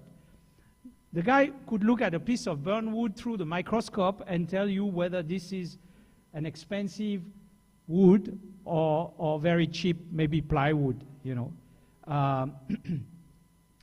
And why is that important? Because people would, you know, sometimes purposely set their furniture on fire if they were cheap furniture, and then claim the insurance that, you know, with the insurance that they were expensive furnitures.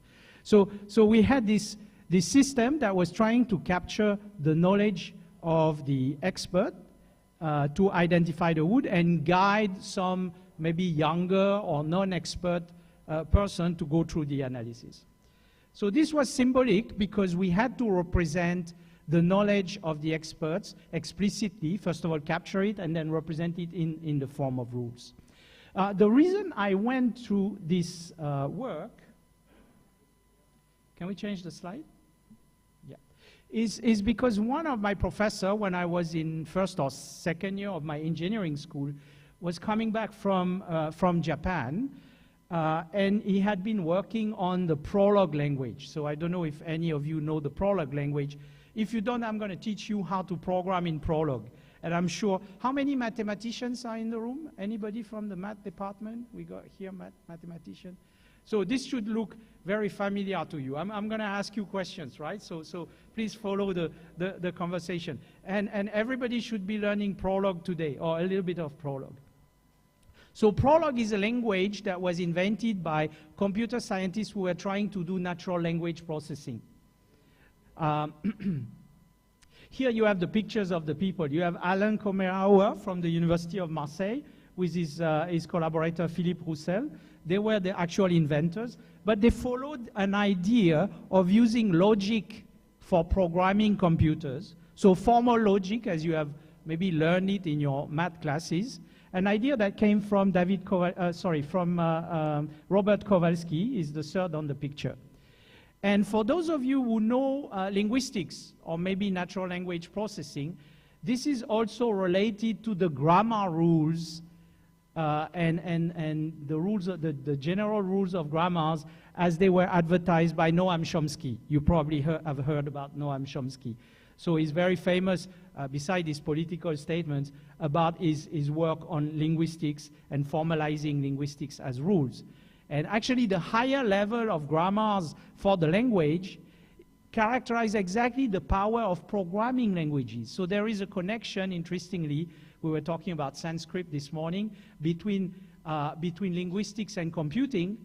And guess what? The first person who identified that language can be described by means of rules that are not different from the programming of computers was actually a scholar, specialist of the Sanskrit linguistic. He's called Panini. That's the last picture here. I couldn't get a photograph of him because that was in the 4th century before our common era. So everything is interconnected, you know, linguistics, computing, logic, and we can have a language for programming computers which is based on logic. So let me show you this language. So our mathematician in the room, do you recognize the person on the picture, well actually on the drawing here? Anybody knows who this is? And if you know who this is, then you can know what this program is computing.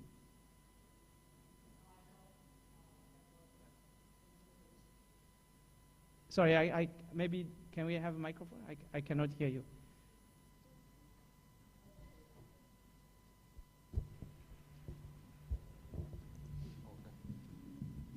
So at the same time, you don't need any knowledge of computing. You can read what is written on the slide and try to figure out what it means. Who is the person? Do you recognize the person? Yes, I know this language of computer programming. When I was learning programming, this Prolog is about in 1981 probably. Yeah. But do you know who is on the picture in the corner? No, I don't know. Can you figure out what the program is doing? No. So let's look at the program together, right? I'm going to teach you a little bit of programming in Prolog today. So the first line, say our mysterious function, f, takes 0 as an input and output 0. So f of 0 is 0. The second line says f of the successor of 0 is the successor of 0. What's the successor of 0? What's the next number after 0? It's 1, right? So 0 is mapped to 0, 1 is mapped to 1. Then the function maps anything which is the successor of something. So anything bigger than 2, right? If you are successor of 2 things at least, twice successor, you are 2, 3, 4, 5, etc., right? It maps it to F if the successor of that number minus 1 is F1 and that number minus 2 is F2. Oh, now you probably start to recognize what I'm talking about over there. And then you take P of F1, F2, and you get your result. But what is P? Well, you can check. P is actually addition, is plus, is for plus, right? So this is the logical definition of addition. If you add 0 to any number, you get that number.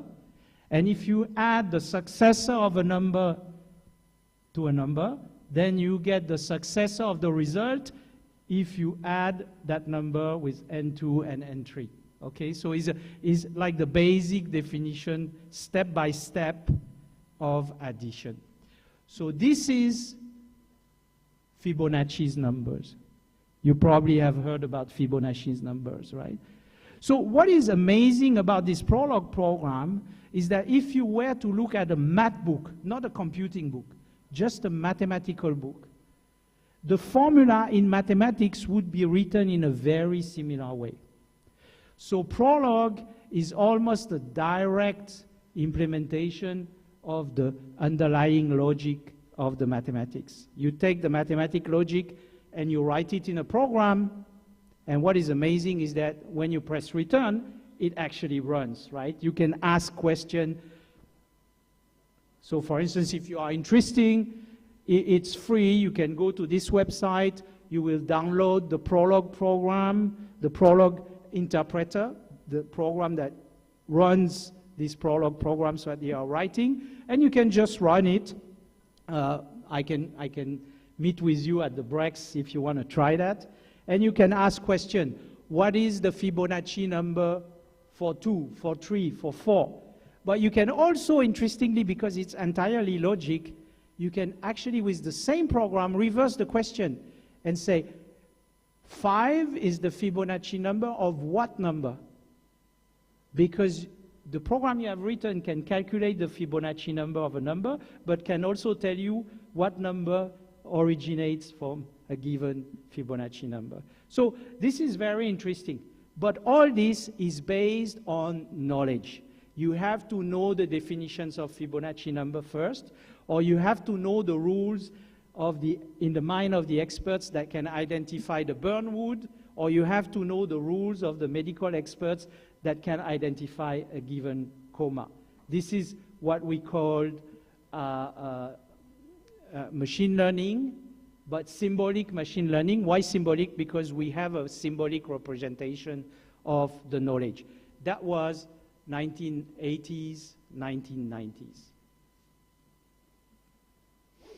Actually, I wanted to do my PhD in the University of Marseille with the inventors of Prolog because I was very excited by the capacity of this language.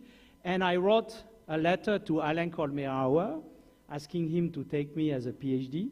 And he kindly replied that I could apply, but after this letter that I'm displaying here, which is signed by Alain Kolmerauer, he sent me another letter, which I lost. I probably shred it, where he says, sorry, we don't take you into our program. So I didn't do the PhD in Marseille. I come from the south of France. These are pictures of Marseille. You understand that it was not just Prolog that excited me, but also the seaside and the beach.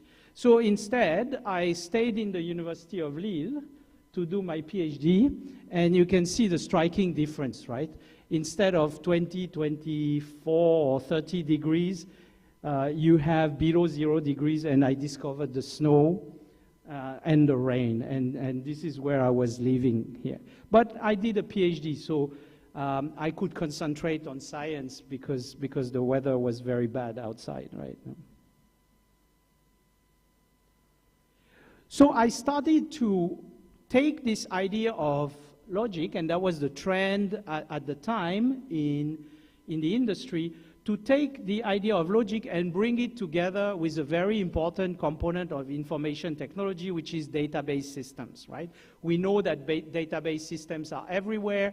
They are used in biology to record the results of experiments, to have lists of molecules. They are used in business just to do our everyday business processes, but they are not very intelligent. They are actually, we interact with the databases with a language which is called SQL, which you have on the left side of the screen here.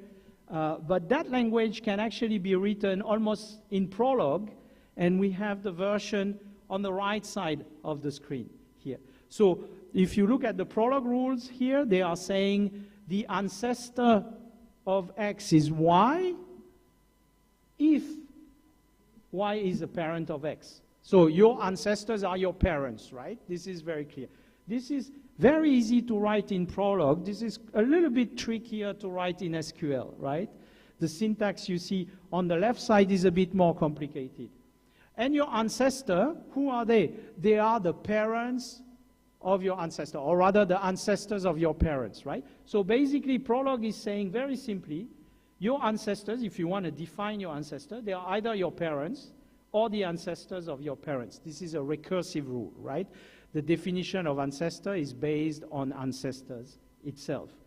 But you can write this in Prolog. So this language, Prolog, was one of the main language in the 1980s, in the 1990s for artificial intelligence, and its database version called Datalog was the main language for database sort of artificial intelligence.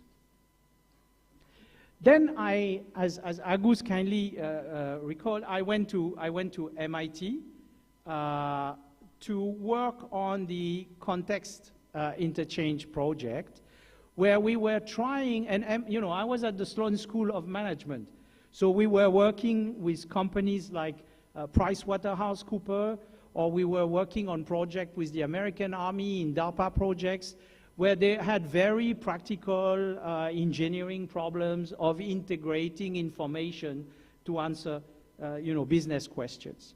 But they were interested in the Datalog technology that I showed before because they wanted to answer intelligently their questions.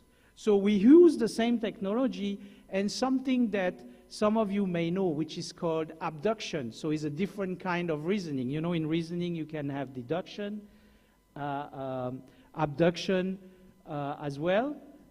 So we used abduction to answer questions over disparate sources, over many, many different sources. So this is still logic.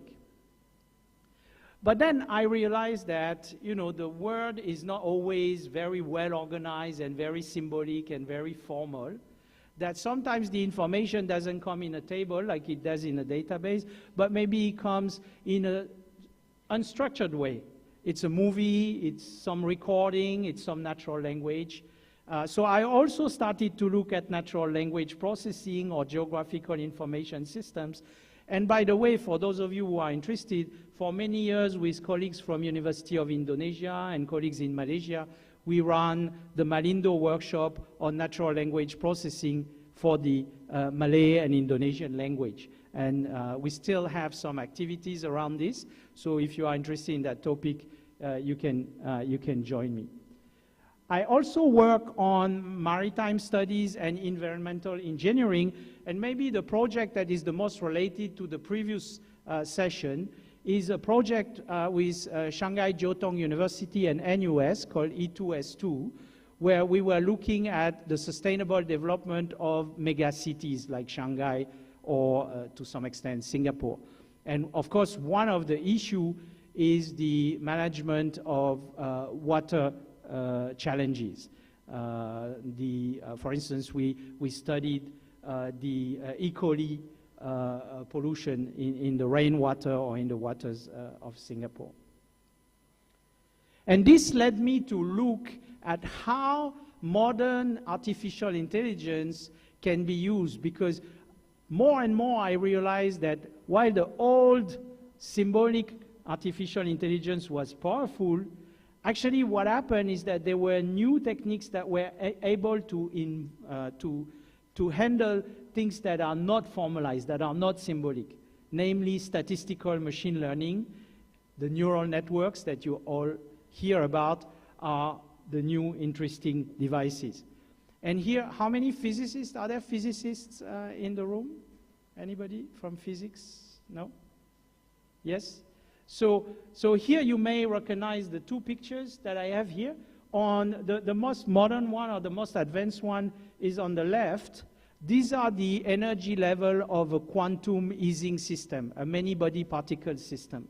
And we were able to simulate this system with a neural network, so to calculate the energy level and the wave function of quantum many-body physics with neural network. On the right side, this is more classical physics. This is a dynamical system, a system that evolves over time, which is modeled by neural networks, but that system is Hamiltonian. So because we know it's Hamiltonian, we can tell the neural network the equations of Hamilton's, and the neural network is going to be able to learn and predict the evolution of the system in a much more efficient and effective way. So you see what happens is that throughout the career, I moved from symbolic machine learning to database, using the data, to machine learning, but then trying at the end to combine machine learning, which is purely statistical, with what we call physics-informed machine learning. So you can still inject the expert knowledge inside the statistical analysis of the data to make better decisions. So through my career, I've noticed that the math I needed, this is a non-exhaustive list, but if you know some of these maths, if you're a specialist, please come to me because we surely have some collaborations to do. Logic, of course, probability and statistics, combinatorics, linear algebra, calculus, very important now for machine learning, differential calculus, pure algebra. I worked with some professors on pure algebra. We published some papers. Graph and hypergraphs. Agus knows that I'm very interested in that. Topology, not network topology, real, pure algebra topology. So this is the story of my evolution from symbolic machine learning to statistical and physics-informed machine learning. And I would like just to conclude with a challenge and maybe a question, because we are discussing, the evolution of universities, whether they're going to become autonomous universities here in Indonesia. We were talking about localization and globalization. So one of the questions behind that is the role of science versus the role of engineering.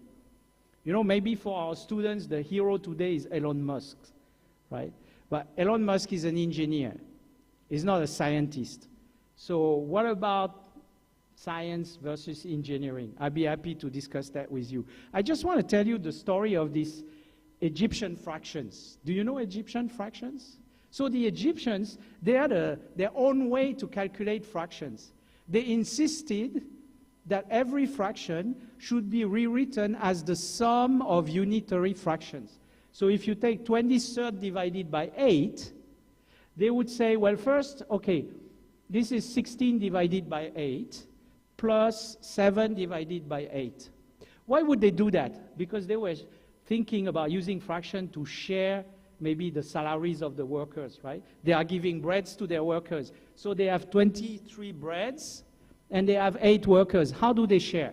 Well, first, 16 divided by 8, they can give 2 breads to every worker. But then they are left with 7 breads and 8 workers. Oh, that's the headache, right? 7 breads, 8 workers. They have to cut things. So the way they found is they can write 7, 8 as 1/2 plus 1/4 plus 1/8. That means that every worker is going to get 1/2 of a bread, 1/4 of a bread, and 1/8 of a bread. Try and do that. This is an exercise for you. Can you decompose any fraction into the sum of unitary fractions? And you'll figure out there are many ways to do it. You could also say this is 1/2 plus 1/3 plus 1/24. Or 1/2 plus 1/3 plus 1/25 plus 1/601 plus 1/360,600.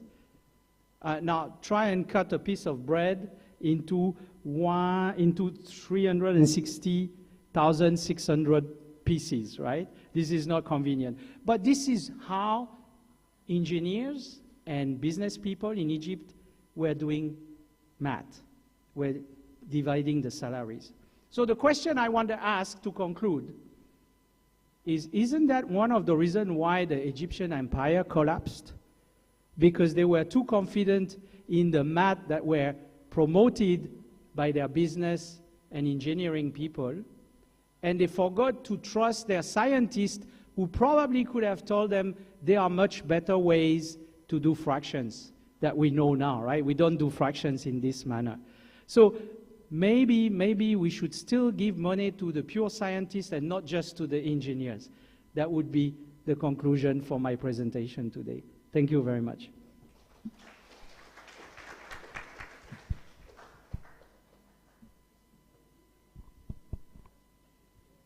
Thank you for the very interesting presentation, Professor Stefan. So if I may include what you have given for us today. So your talk was about how you started your career as a computer science professor. So you started with rule-based system.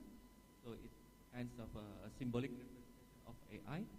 And then you try to extract the rules from structured data. So you go to database, and then you also acknowledge that most of the rules are not in structured form. So you again move to the unstructured data where you can extract the rules more. And then finally, you are now in the physics machine learning. So I think your career is a very interesting career. So I think there are many opportunities for us from our faculty who can collaborate with you in your research. Okay. Thank you again, Professor Stefan, for the presentation. Okay, so we will have a panel discussion after our second speaker. Okay, so if you have any questions, please just keep it first, Professor. So you can ask the questions after the second speaker. Okay, so next, let's turn our attention to our second speaker for this panel session. So, yeah, we will have Professor Wei Song Hung from National Taiwan University of Science and Technology, who is unfortunately cannot give the talk himself. So instead, we will have his postdoc students. Okay. So Dr. Subramania. So Dr. Subramania, can you hear my voice? Can you have you joined the room?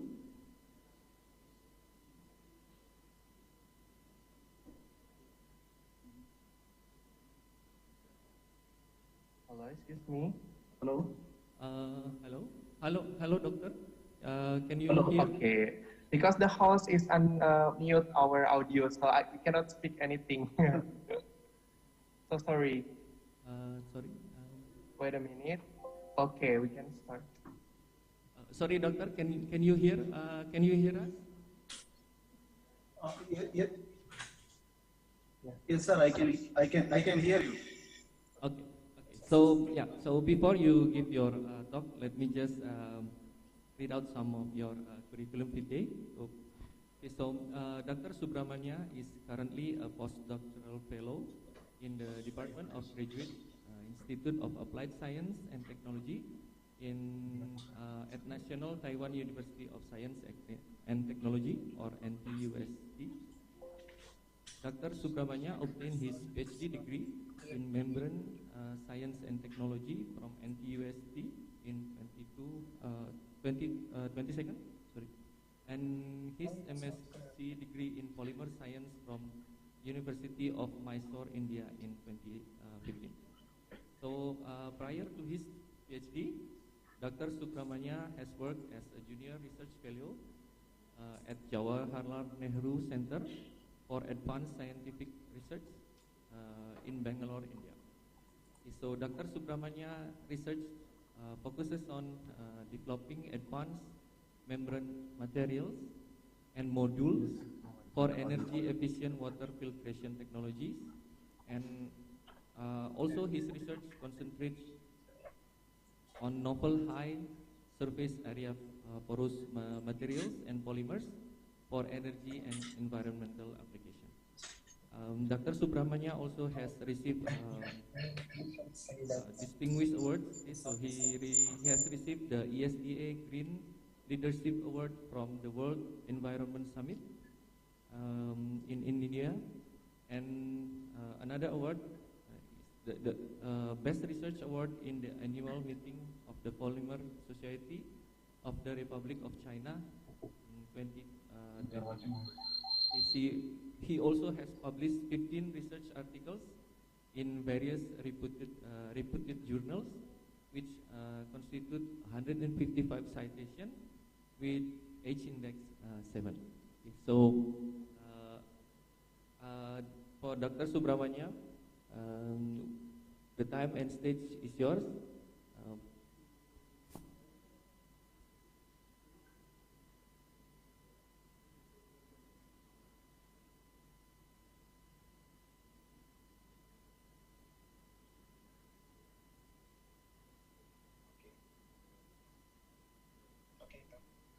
Hello, okay? Yes, doctor, we can hear you. You can please Yes, continue. sir, can you hear me? Hello?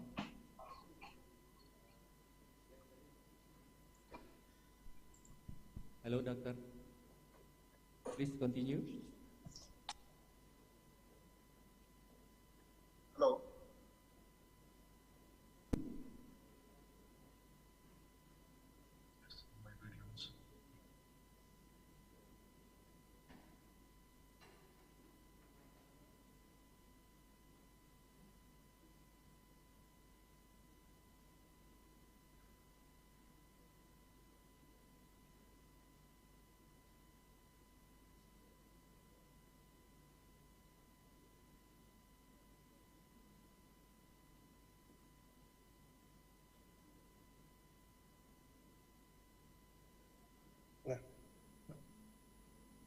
Here, the host would like to unmute you.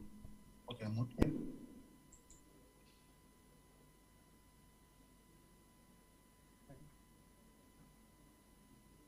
Hello? Wait a minute. Sorry. You have problem with your computer. Wait a minute. I could have used the same. No, it's okay. You unmute this. Okay, now start. Hello? Hello, doctor. Sir, sorry for the inconvenience. So am I audible to the attendees? Sorry, doctor, can you repeat? Yes. The So can I start? Stage is yours. You can start your presentation now. Hello?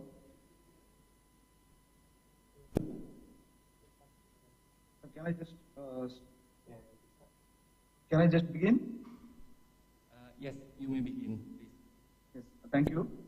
Respected dignitaries, the organizing committee members, and all the attendees, very good morning to one and all. The title of my talk is Membrane Materials and Membrane Processes in Water Treatment.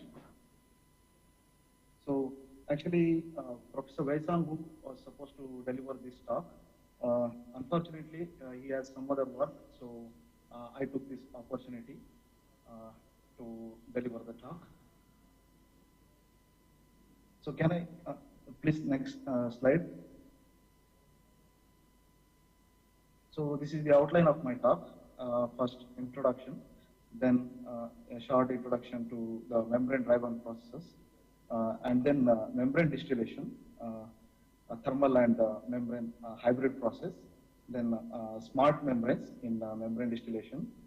Then I'll present one of our recent research works, which is published in Chemical Engineering Journal recently, and finally conclusion. So next slide, please. So in the introduction, we all know that broadly there are three reasons for water scarcity, climate and geographical conditions, poor water infrastructure and sanitary, and water pollution. So if you look at the world map, according to World Research Institute, the regions highlighted in red color and dark red color will be facing severe water stress by 2040. So how does membrane technology can help us to alleviate water scarcity? We have different sources of wastewater, such as seawater, humidity in atmospheric air, and wastewater produced by various human activities. So we can use these wastewater sources as feed samples for membrane separation. We can choose a specific or suitable membrane process to treat a variety of wastewaters to produce fresh water. Why membrane processes are interesting? Because membrane processes are easy to handle, easy to upscale, and energy efficient. Next slide, please. So typically, membrane is a thin selective barrier which allows some constituents to pass through and retains the other. So there are different classifications of membranes based on the type of membrane material, based on the type of configuration, based on the type of support. And industrially, membranes are used in driven processes and also in reactors. The driven processes are most commonly used water treatment processes, particularly the pressure driven processes. Among them, the reverse osmosis, nanofiltration, ultra and microfiltration processes are the commonly used processes. At the right side here, you can see the membranes that are being used, that have been used in industries for water treatment, namely flat sheet membranes, spiral wound membranes, tubular membranes, and the hollow fiber membranes. So below, just I have described the scanning electron microscopy images of the different membranes, just to show you the morphology. This is the phase inversion membrane, and the similar type of membrane below is the thin film composite membrane. The only difference is the thin film composite membrane has the thin polyamide selective barrier, which is fabricated by interfacial polymerization by using amine and acid chloride monomers. So there are different methods or techniques to fabricate water filtration membranes. The phase inversion membranes and electrospun membranes are most familiar for water treatment applications. There are other techniques for membrane fabrication, such as spin coating, dip coating, spray coating, etc. Next slide, please. So membrane-based driven processes for water treatment can be divided into, have broadly divided into three types: pressure driven, thermal driven, and electrical driven processes. Under pressure driven processes, you can see different types, such as microfiltration, which removes the macro pollutants, such as macro organic pollutants and sedimentary particles, clay particles, sand particles, etc., which is having the pore size range between 10 to 0.1 micrometer. And the membranes with pore size ranging from 0.1 to 0.01 micrometer will be ultrafiltration membranes, which can help us to remove viruses and bacteria from wastewater. Nanofiltration and reverse osmosis membranes are desalination membranes. Nanofiltration membranes are used to remove divalent salts from water, whereas the reverse osmosis membranes are used to remove divalent salts as well as the monovalent salts from water. At the right side, you can see the schematic of different pressure and thermal driven membrane processes. So here, particularly the membrane distillation is a hybrid process which involves both the membrane and thermal separation. Next slide, please. So how does membrane distillation work? Membrane distillation has process has three components. The hydrophobic membrane, its top layer faces the feed stream or wastewater stream, and the bottom layer faces the cold permeate stream. Due to the hot feed and the cold permeate, and in between the membrane, there is a temperature difference which leads to vapor pressure gradient across the membrane. So the membrane is hydrophobic in nature, because of which there is a formation of vapor boundary between the bulk feed and the membrane. So due to the vapor pressure gradient, vapor molecules diffuse through the membrane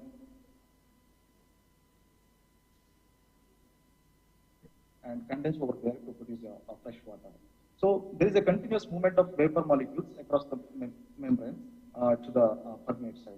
So in this slide, what I would like to show you is recently some works have been reported for local heating membranes or the surface heating or self-heating membranes. So there are three types of self-heating membranes: photothermal membranes, induction heating membranes, and Joule heating membranes.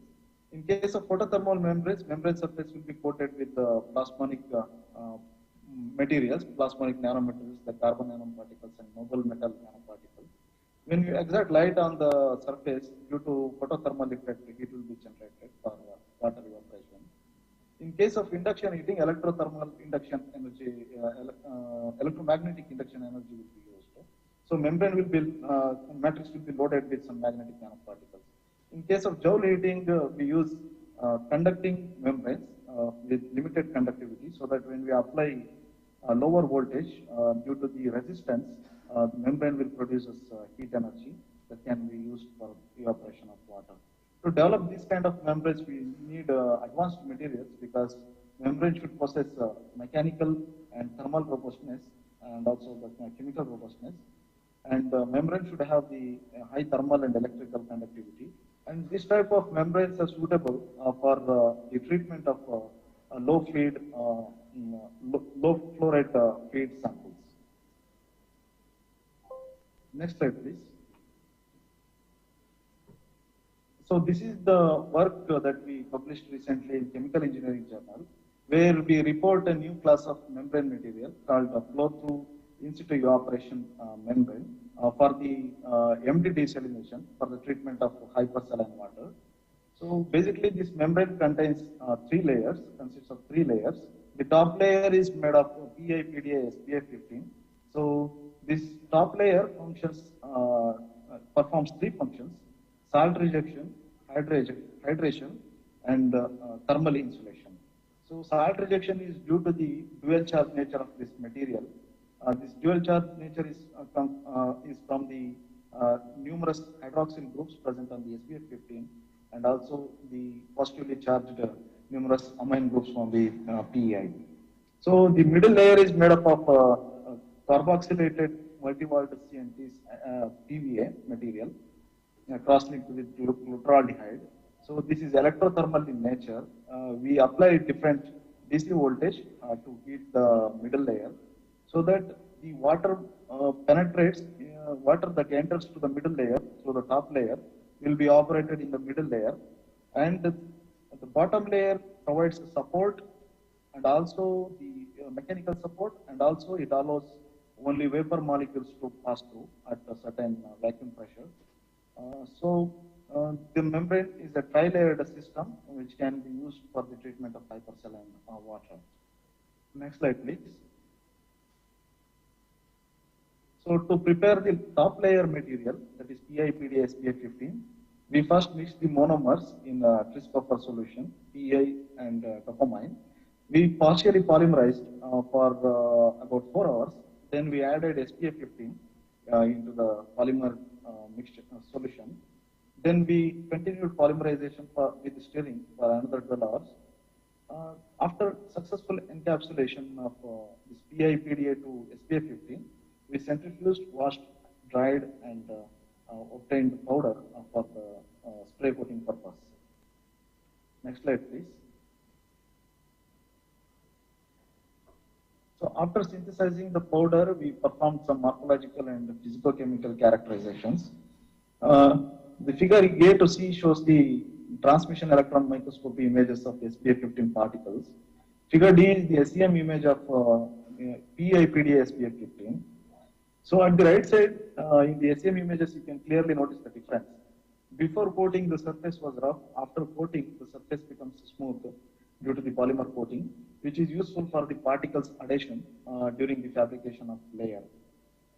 So in the physical chemical characterizations, you can see the new, the peaks arise due to the new functionalities from polymers and as compared to the pure one. And in XRD also, you can see the after PIPDF coating, the material becomes slightly amorphous. And in the Raman spectroscopy, the pure material does not show any peak, but after polymer encapsulation, the material shows two characteristic peaks corresponding to the heterocyclic indolent structure from the PDA. So in BET surface area, you can see after the encapsulation, there is a slight decrease in the surface area of the material. That can be seen in the pore size distribution plot. Pore size of the encapsulated material slightly decreased as compared to the pure one. Next slide, please.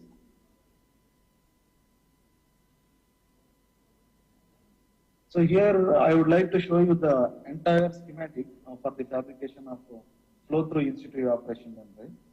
First, we prepared a PVDF phase inversion membrane, and then on top surface of this membrane, we spray coated a solution containing carboxylated multi-walled carbon nanotubes and PVA. So to cross-link PVA and carbon nanotubes, we used glutaraldehyde solution. After drying, we coated PIPDA SPF 15 from 15 ml to 60 ml to the middle CNTs layer. Then again, we carried out the cross-linking step using glutaraldehyde solution. We washed and dried the membrane to obtain the final tri-layer membrane. Next slide, please.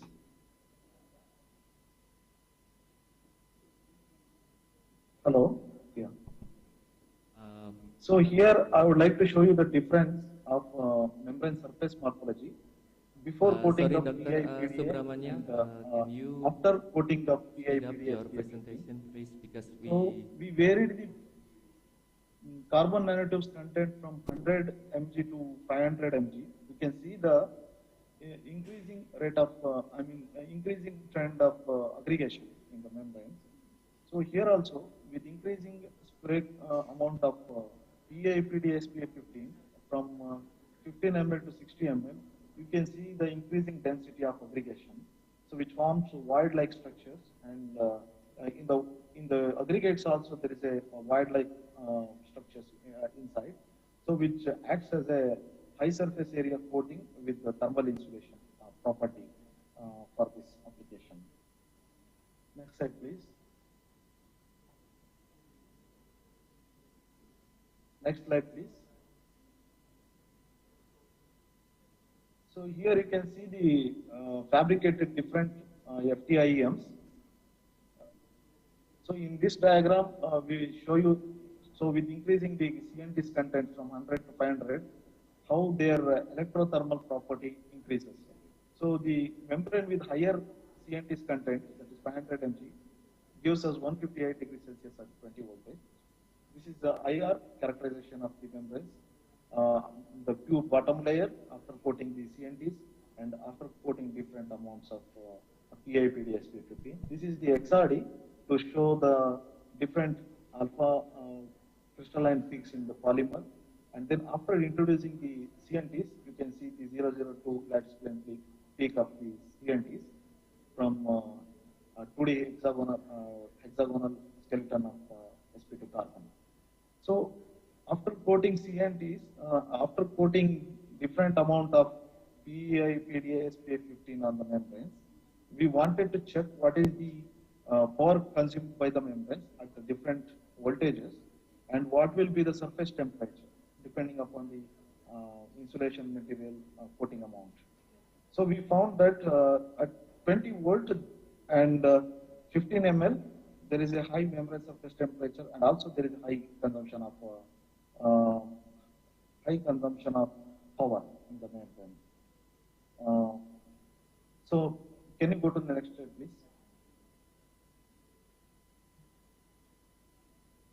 So here we varied the applied voltage from 10 volt to 20 volt, and we also increased the amount of insulation material, PI/PDA content, from 15 ml to 60 ml. So here you can see with the less amount of PI/PDA SPF15, the surface temperature is high at 20 volt, and with increasing the PI/PDA content, there is a decrease in the current also to the membrane, and also due to the insulation property of this material, the surface temperature drastically reduced.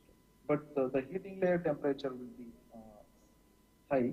At the surface, the temperature is low due to the thermal insulation property of this material. So this table shows some current and voltage detail used in the IR thermal investigation experiments. So next slide, please. So here I would like to show you the membrane, the entire membrane fabricated, and the module setup. So we just cut 4 by 10 centimeter membrane for the experiment. You can see all the 3 different layers. Membrane is just few micrometer thick membrane, nearly 400 micrometer thick membrane. And the bottom layer is PVDF, the middle layer CNTs layer you can see, and the top uniformly coated PI/PDA layer. So it is a tri-layer membrane. Here we did not coat because we need to connect the conductive layer to the power supply so that we can deliver power directly to the membrane for heating. So here in the system, this is the feed channel. You can see the flat leaf temperature probe, so which is used to measure the membrane surface temperature during the desalination experiment. We also used other 2 temperature probes at the feed inlet and feed outlet to measure the entering feed temperature and also the feed that exits, the temperature of the feed that exits from the feed chamber. So can you go to the next slide, please?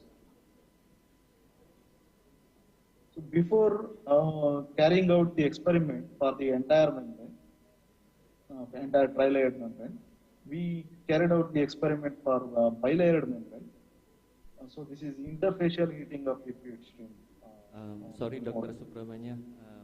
So we varied the applied voltage from 20 to 10 volt, and we varied the feed flow rate from 2.5 ml per minute to so here, this is the final data.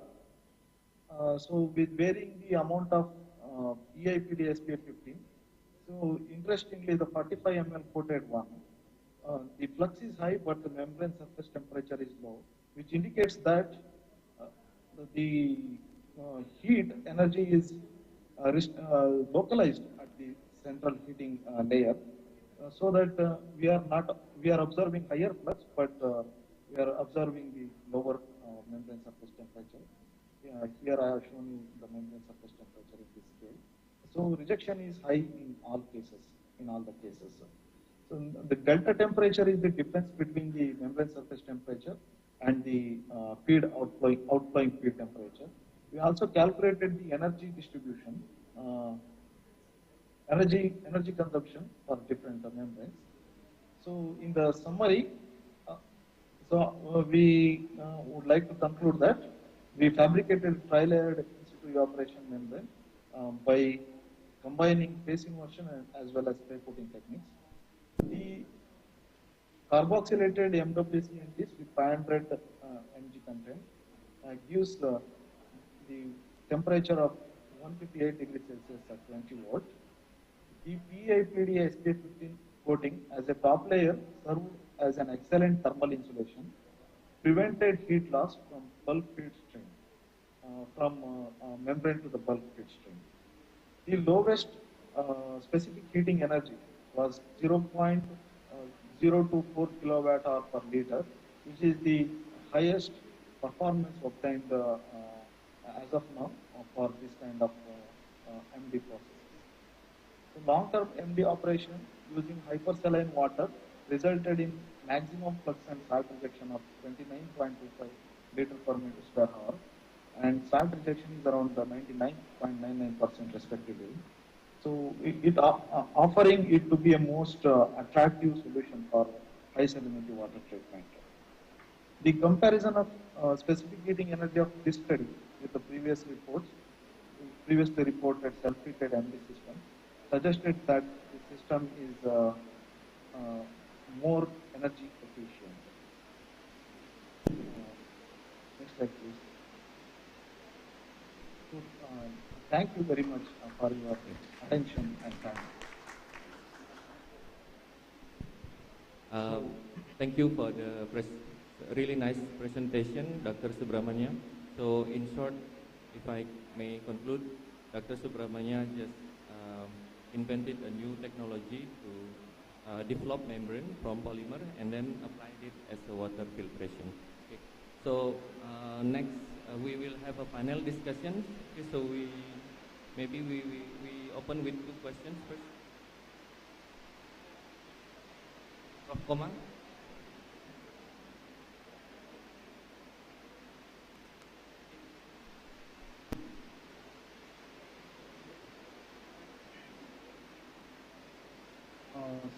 Okay,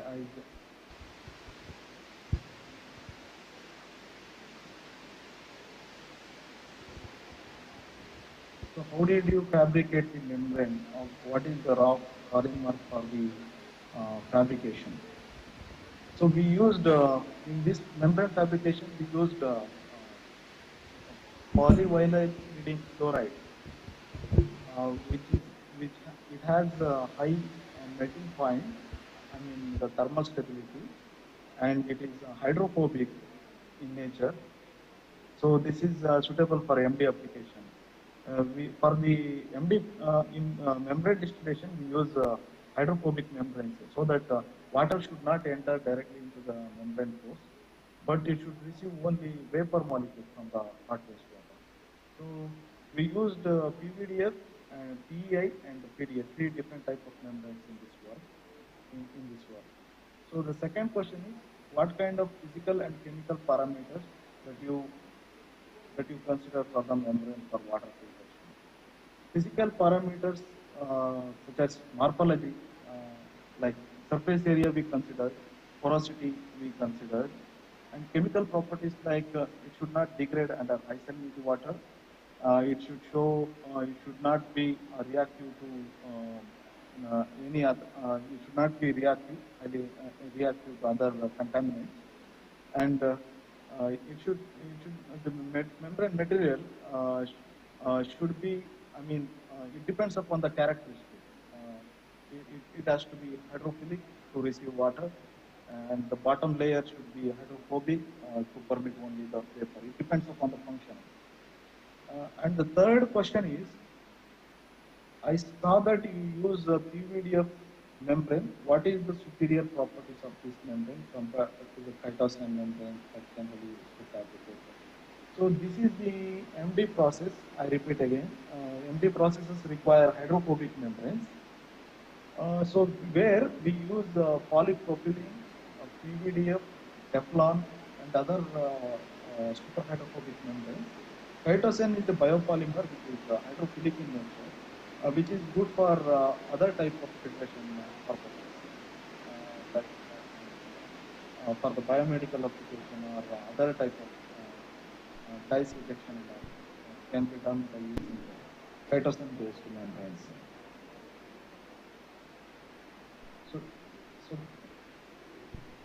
Okay, thank you, Dr. Subramania. So I don't think we have time for another questions. I think this concludes our panel session for today. So if any one of you has any questions to Prof. Stefan, you can directly discuss during lunch. Thank you, and I will give the time back to you. Thank you. To distinguished speakers and moderators, please stay on stage. Further, there will be a certificate appreciation and sovereign handover by Dean of Faculty of Mathematics and Science and Natural Science, Udayana University, followed by a photograph session. Once again, we would like to invite Ibu Dr. Anda Niluhwati Niasi, MSc, PhD, to come on stage.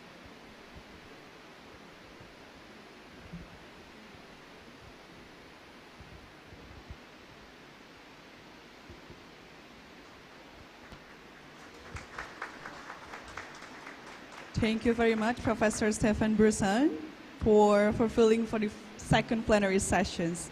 And we also would like to invite the second, yes. Please give a round of applause for the first speaker. And then the second one, Mr. Subramanya, PhD. For the second keynote speakers, we would like to also give the certificate virtually. Thank you very much, Professor Subramanya, PhD. And thank you very much. And for the moderators, thank you very much, Bapak Dr. Ngurah Agus Sanjaya, for moderating for the second session today. And we please, you may come back, Ibu, to your seat. And also for the speaker, keynote speaker, as well as moderator. Can we have a round of applause for the second plenary sessions today? Wonderful, wonderful. And before we continue to the plenary session 3 and 4, which will be the last two sessions for today's agenda, we would like to invite you for the lunch break after the two plenary sessions. I believe everyone is pretty hungry after two plenary sessions, and it's raining also. So we provide buffet outside the Nusantara room for you to enjoy. And please come back at 1:20 p.m. for the third and last plenary session. Yes, please come back at 1 p.m. so we can continue for the third and fourth plenary sessions. Enjoy the lunch break. Thank you very much, ladies and gentlemen.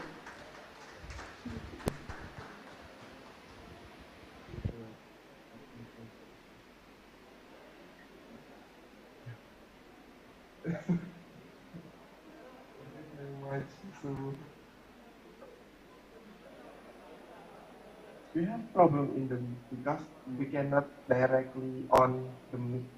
They should do on. They should view us. Yeah, but it's not right. So we cannot talk. They control the slides. Yeah, they are controlling.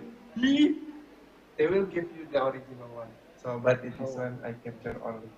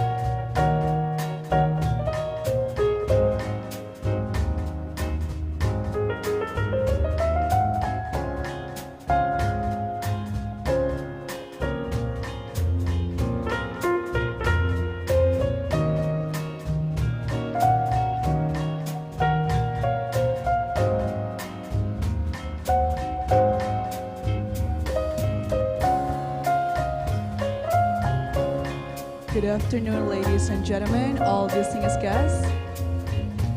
We hope you enjoy our lunch break, and in about 3 until 5 minutes, we're about to start and continue to the third plenary sessions.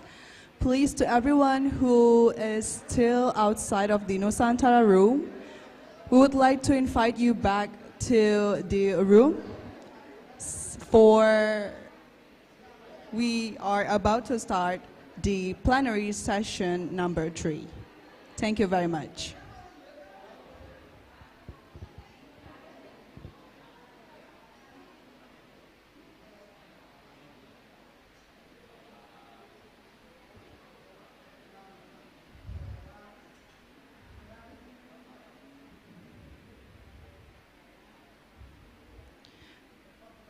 Again, ladies and gentlemen, all of the distinguished guests, since we are about to continue to start the plenary session 3 in about 5 minutes, we would like to invite you back to the Nusantara room. And please kindly be seated. And also for everyone who is joining on YouTube or on Zoom conference, we sincerely and respectfully ask you to turn on your camera, as well as if there is a virtual background provided by the committee, please use it. And for the third plenary session, we are more than proud to invite our keynote speakers. There are 3 keynote invited speakers. The first one would be Dr. Emery T. Gusdens from Forest Labs USA, and the second would be Mr. Dr. Hao Wang from Institute of Tropical Bioscience and Biotechnology, Chinese Academy of Tropical Agriculture Science from China. And the third one would be Mr. Paulus Wasono Satyo from Sinarmas Mining, Indonesia. And there is also those speakers are going to joining us online, and we would like to also present here on site the General Manager of Human Resources of the Information System, Mr. Arif Setiawan, that will present on site. And for today's session will be moderated by Professor Komang Darmawan. Again, ladies and gentlemen, if you already finished your lunch break, please join us again into Nusantara room, since we are about to start in 5 minutes. Thank you very much.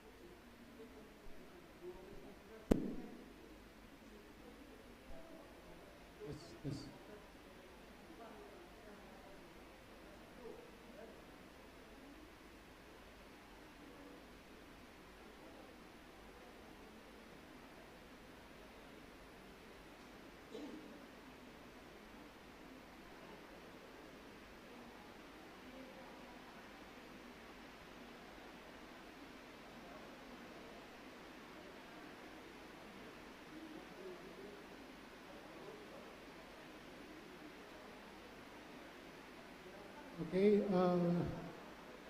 good afternoon, ladies and gentlemen. Good afternoon.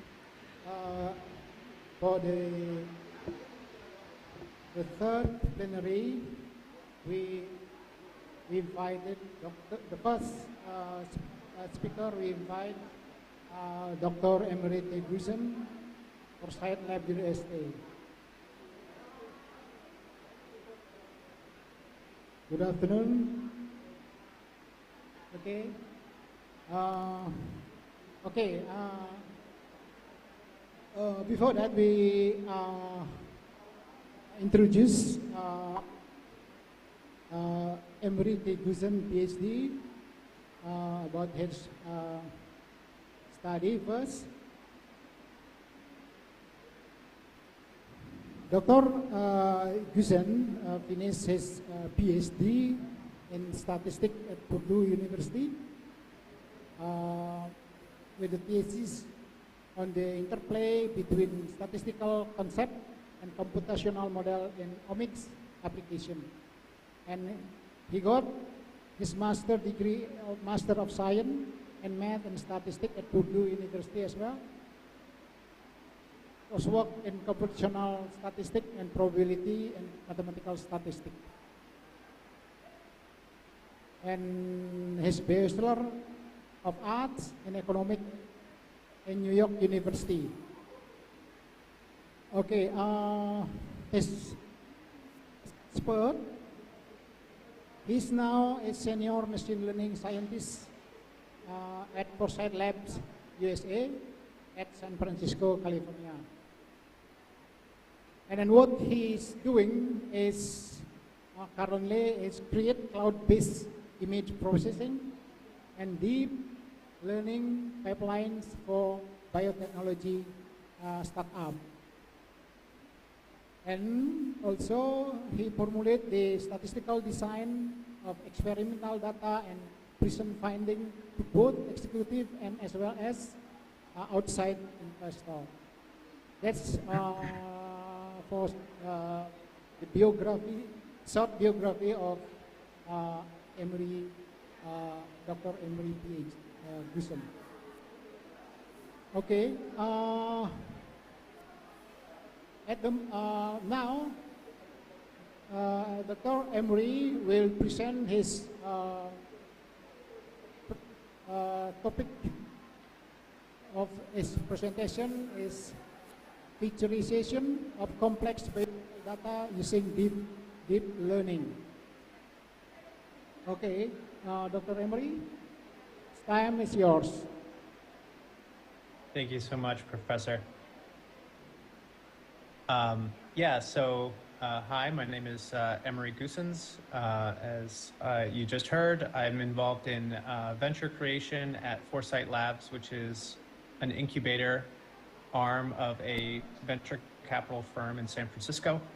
And I kind of consult and build deep learning pipelines for startups at the early stage so that they're done correctly and done right, so we can create value for our companies and also for patients that we are trying to actively improve their lives via therapeutics.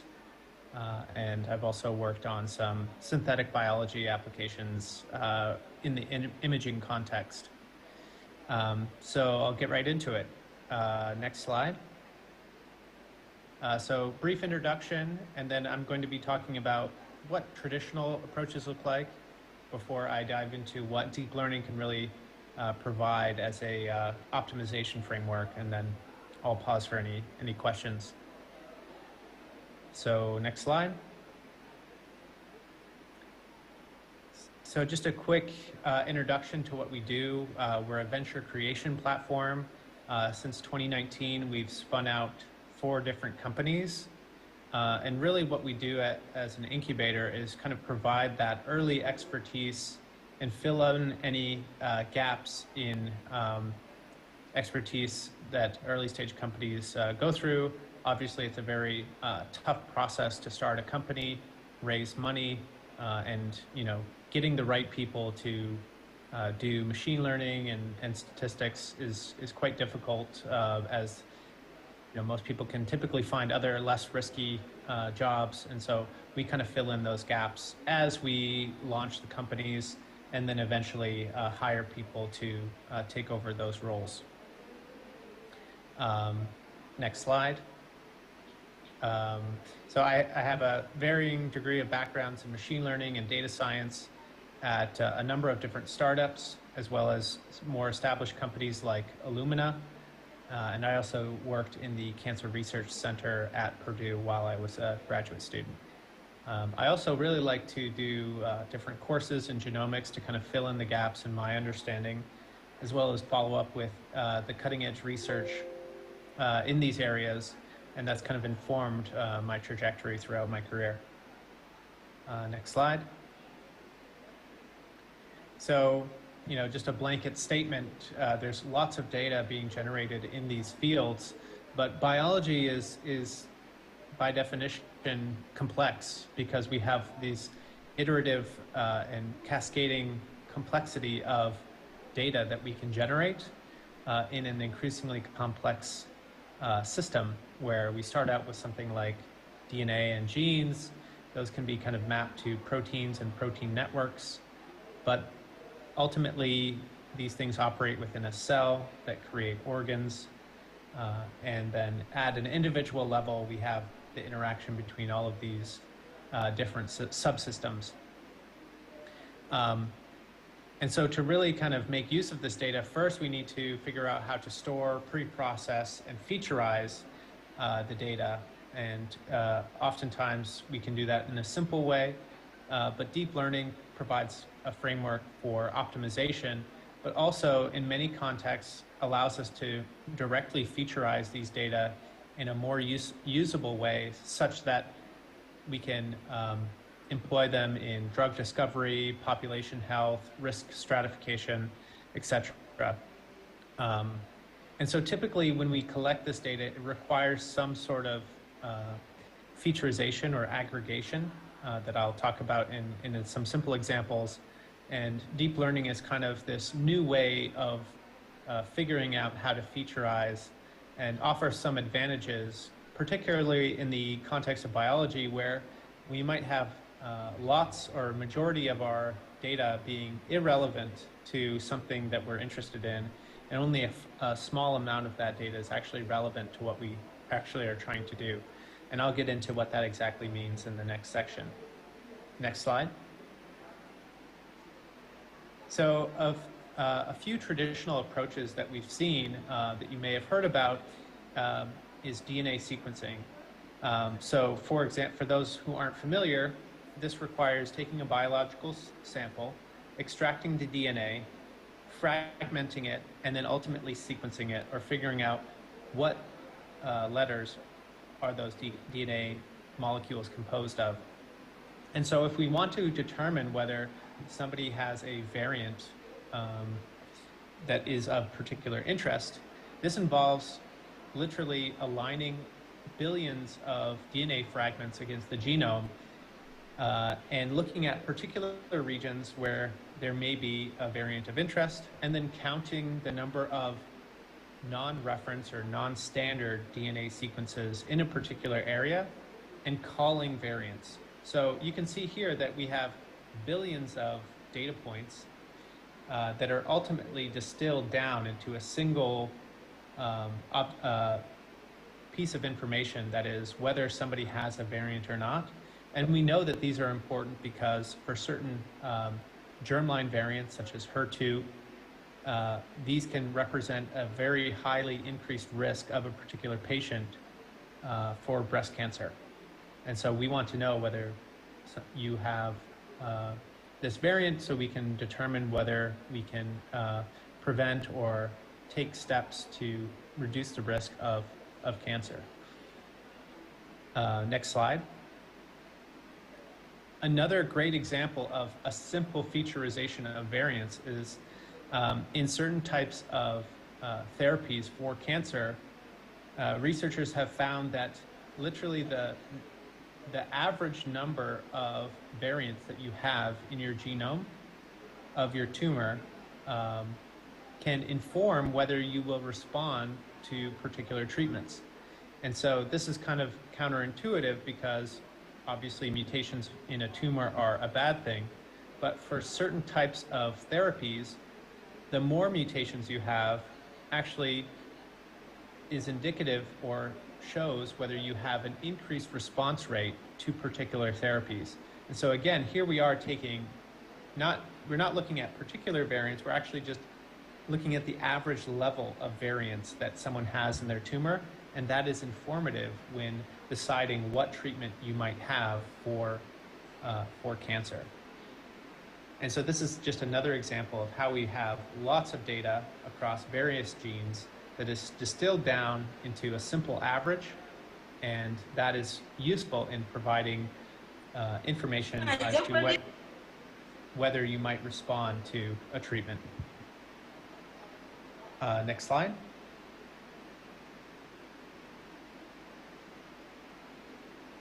It gets a little bit more complex when we have other types of data that aren't as simply featurized. So a great example of this is imaging data. So we might want to understand whether a group of cells is responding to a drug or is perturbed by some experimental condition. And so we can take images of cells.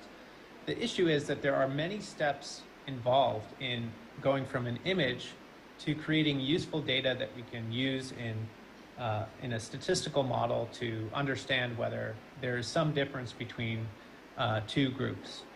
And in the classical featurization of imaging data, this involves a number of steps that are kind of heuristic, in that we need to identify the size of a certain cell type to determine how many cells are in an image, how many different cells are in an image, and then we can kind of collect this information computationally around the size of the cell, the texture, and things like that. But these are all what are called handcrafted features, and they ultimately rely on hand fine-tuned segmentation algorithm.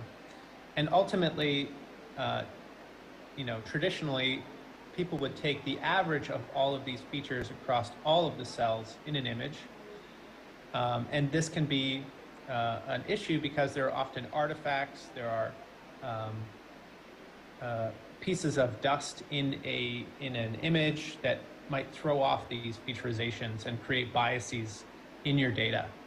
And so this isn't exactly the best way to do this because it's very bespoke or custom to a particular data set and requires a lot of time and effort to sort of get it right for one particular data set and may not generalize to other data sets.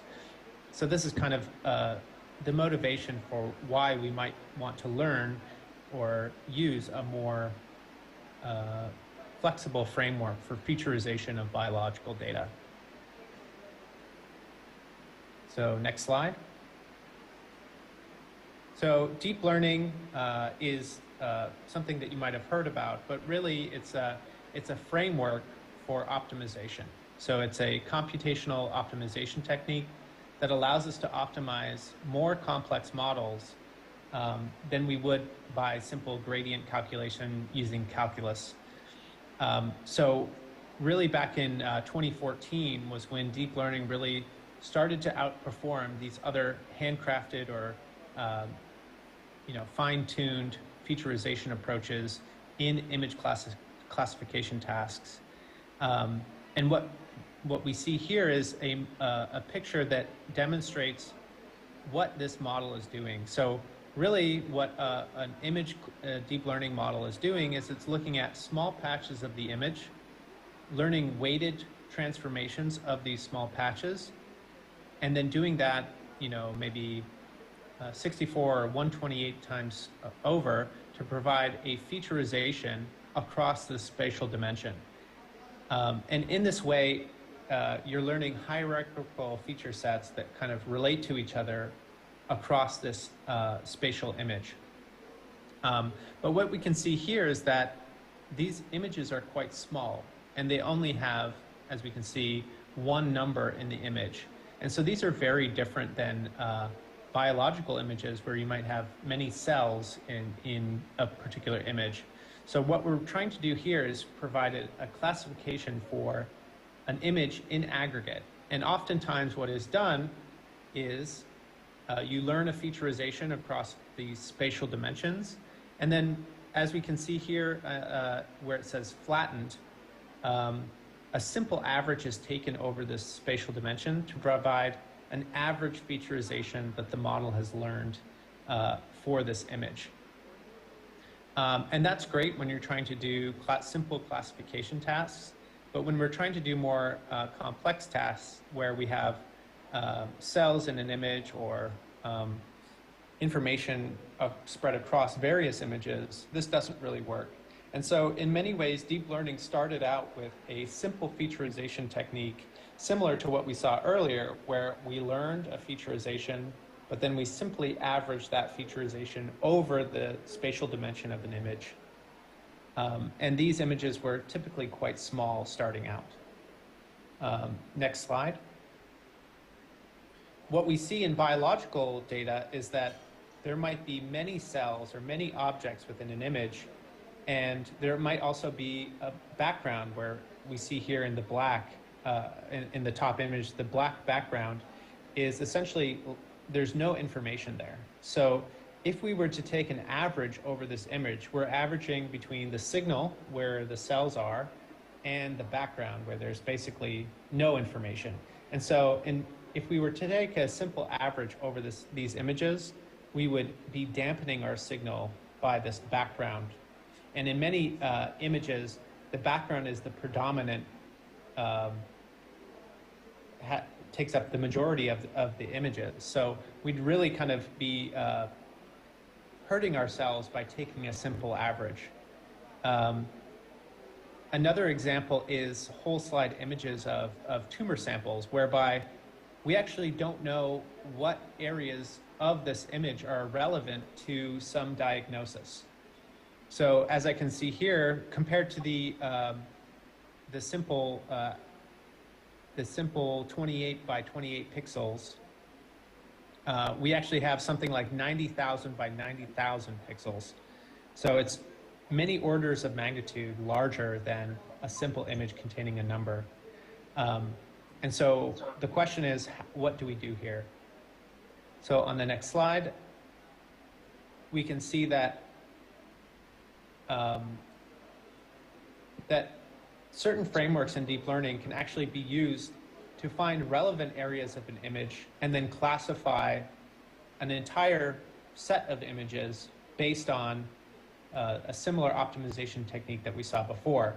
But as we can see here on the bottom, the important areas of this image are highlighted in red, where unimportant images are highlighted in blue. And so this allows us to essentially downweight the unimportant areas and upweight the important areas when we're making a classification task.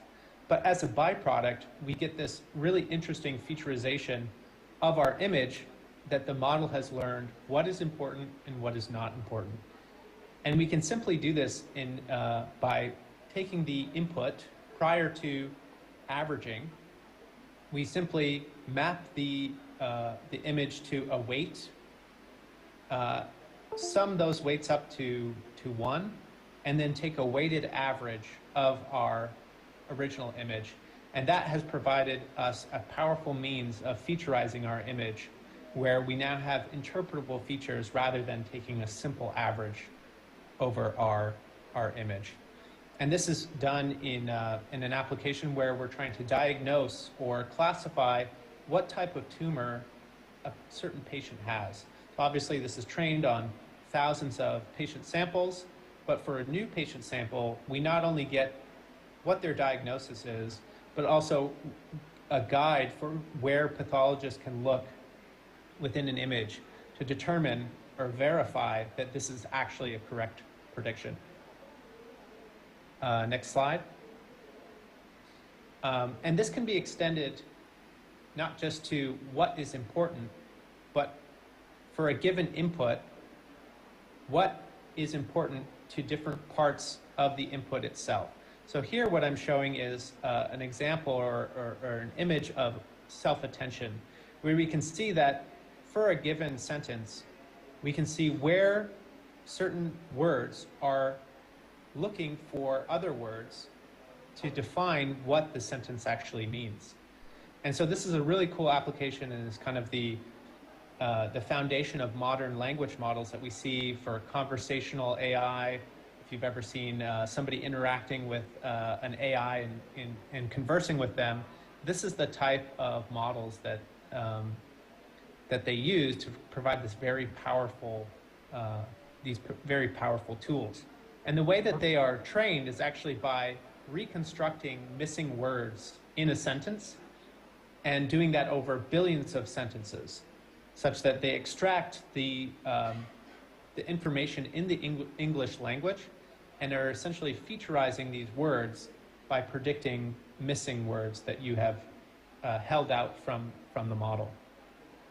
And what's really cool is that people have, on the next slide, applied this to protein sequences, where they look at the amino acids in a protein and they train a model to predict a missing amino acid, and in that way they learn the evolutionary structure of all the proteins known to humans.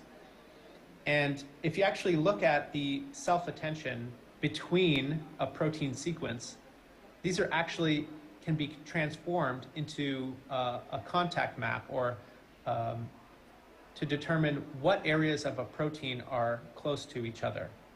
So it's not just a kind of a linear sequence whereby, you know, the amino acids are close together if they're next to each other in the sequence. The protein actually folds in certain ways, and those folding actually determine the structure and the function of the protein. And so this is actually some research done by Facebook, whereby they've learned how to determine the structure of a protein from a single sequence input. And so this is really kind of solving one of the grand challenges in computational biology. And this is, again, a reflection of this attention and featurization of biological sequences. And so, you know, this is obviously something that is very important to biologists, but also allows us to now access this featurization across all proteins known to humans and put them in a form that we can then do more comparisons, computational comparisons, and research. And so I think that overall this is a very interesting area and has informed a lot of what we do at our startups. And this featurization kind of allows us to hit the ground running with these complex data types that we can plug into traditional machine learning algorithms with a bit of this extra featurization and training.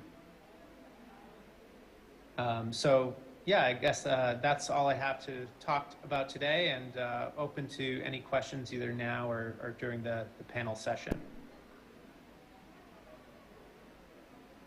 Yes, thank you, Dr. Emery. Could you please to wait for a moment, because I have to invite the next speaker, and before that we have time for discuss what you present just now. I can't really understand the question. Sorry? There seems to be a bit of an echo.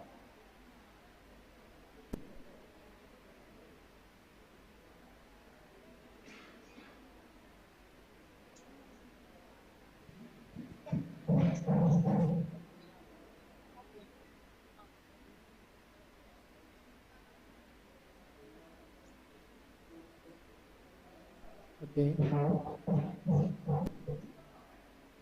Perhaps I can take any questions in the chat.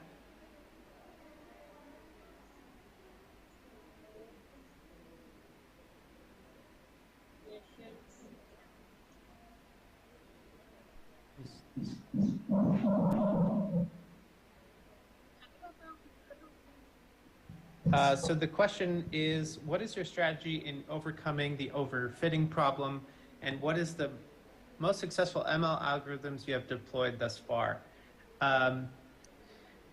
So definitely, I would say that to prevent overfitting, you can also use models that have been trained on other data and then featurize new data using that model to create a representation that you can then use in more simple machine learning models, such as logistic regression or linear regression.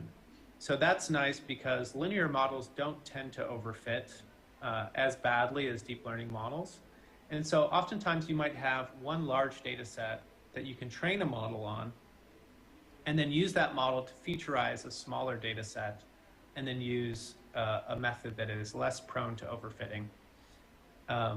As far as the most successful application for one of our synthetic biology companies, we were employing a screening technique to identify which strains were most promising as far as the production of a certain compound.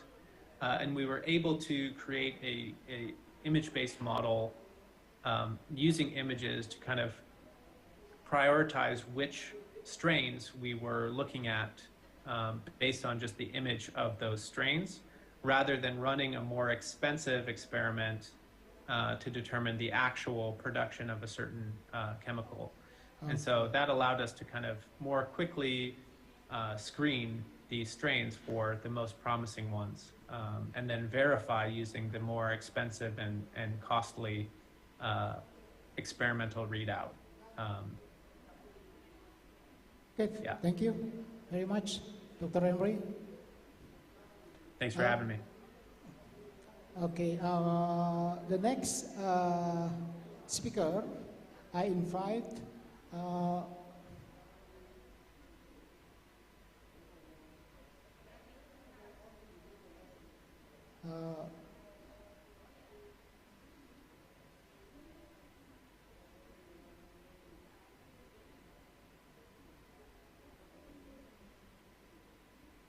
wait a minute. Dr. Hao Wang. Dr. Hao Wang from chemical component characteristics of agar wood from 3 Aquila plants. Institute of Tropical Bioscience and Biotechnology, Chinese Academy of Tropical Agriculture Sciences, Haikou, China.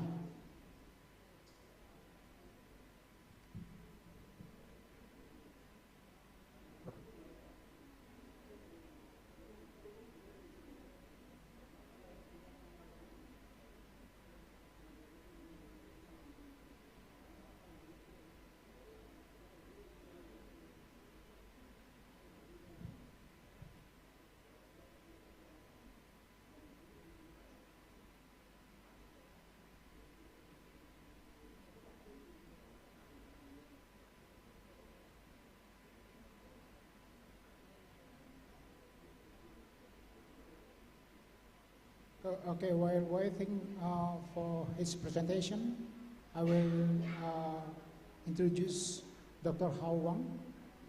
His main research area is bioactive natural product from tropical medicine plants. Education background, PhD in Pharmacy, Institute of Pharmaceutical Biology and Biotechnology, and Master of Organic Chemistry, College and Chemistry, Molecular Engineering, Kikando University of Science and Technology. They are all in China. Dr. Hao, its time is yours.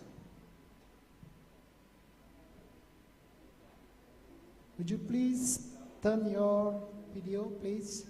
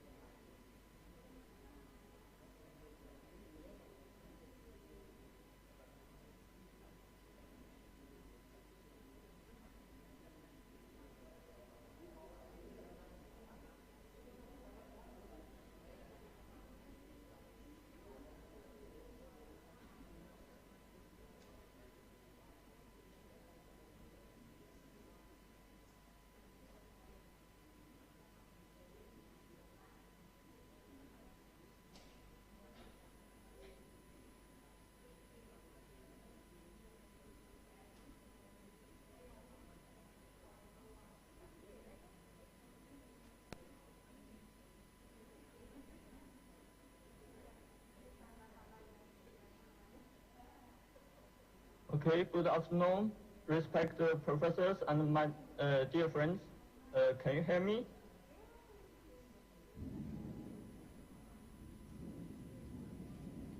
Dr. Hao, your time is on 20 minutes. Yes. Okay, thank you. Okay, thank you very much for your invitation.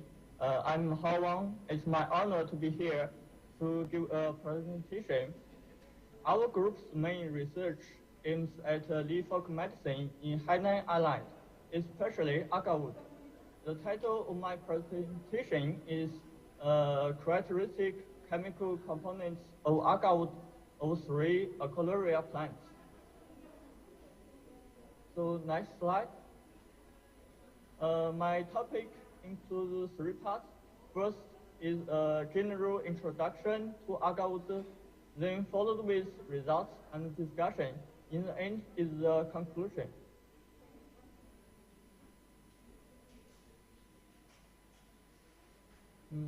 Agarwood is the fragrant resources hardwood harvested from the Coleoria or Geranopsis species, which forms as a response of the tree warning or injury, such as extropion, kneading, pulling, fungus inoculation, and so on. So as shown in this picture, healthy Coleoria wood is bright and nearly odorless, whereas the infected wood is dark brown to black. The right side, on the right side, the above agarwood was formed by worm eating. The black one was formed by pulling. So please, next slide.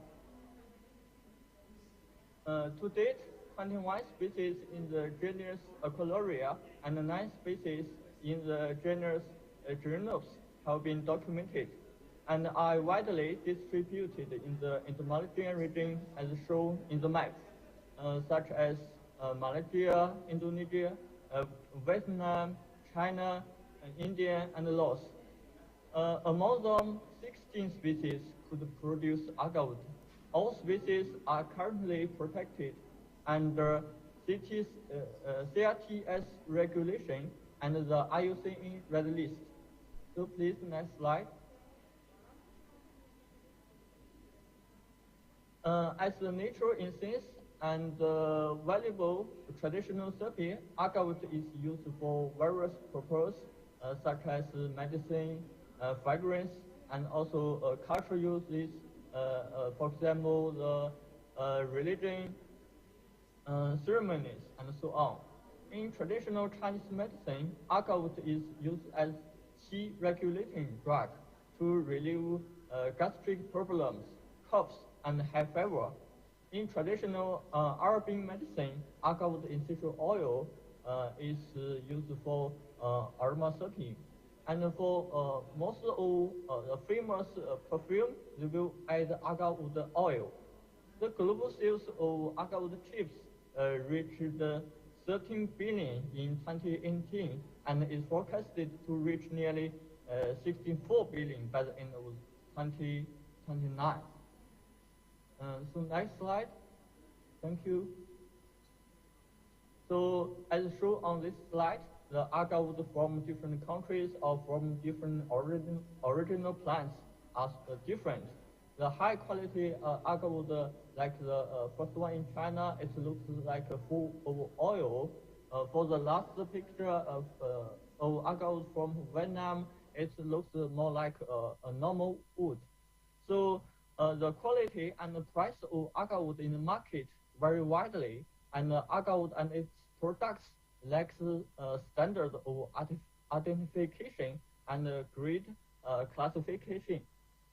The present method of agarwood identification depends on their appearance, because the white the normal tree is white, so the color is deeper, usually it's better, and also its properties and microscopic identification, and also GC mass and LC mass analysis. However, the chemical component characteristics of agarwood was not included in the normal mass databases, so various compounds were identified by using GCMass and LCMS. So thank you. Next slide. So our group isolated the compounds from different kind of agarwood based on extraction, and then the UV and the LCMS guided chromatographic separation. Finally, their structures were determined based on different techniques, including MS, AMR, ECD, X-ray single crystal diffraction. So next slide. I come to the result and the discussion.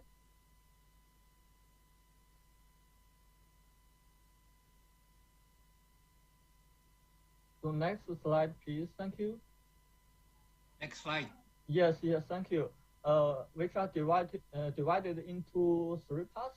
The first subtopic is secondary metabolites from agarwood or Achloria sinensis. So next slide, thank you. Yeah, the agarwood produced by artificial holding was harvested about 4 years later in November 2012 in Yunnan province, China, and identified as Achloria sinensis. Achloria sinensis is the only source of pharmaceutical agarwood in Chinese pharmaceutical. So next slide, thank you. So the ethanol extract of agarwood from Achloria sinensis was submitted to different chromatographic separation, leading to the isolation of 19 subsequent terpenes, mainly endosperms and aromatilene types, which are the same or similar to the subsequent terpenes from the wild agarwood. Next slide, thank you. So in addition, various 2-pentylisochromanols, abbreviated as PEC, were identified as well. PECs are different from the most widely studied chromanols, flavonoids, which bear a final group at the carbon 2 position. Another difference is usually the flavonoid will substituted by hydrous group or metaxy group at position 5 or 7, but for PECs, they usually substituted at position 6. So PECs are reportedly responsible for the warm, sweet, and long-lasting odor of agarwood when it is heated. The highest quality agarwood contains PECs up to 60% to 85%. So next slide, thank you. So furthermore, 3 groups of highly oxidated PECs from compound 1 to 17 are tetrahedral PECs, and the right side is mono-epoxy tetrahedral PECs and di-epoxy tetrahedral PECs. The last 2 groups are quite rare in nature, and such non-aromatic chromanol skeletons have only been identified in agarwood.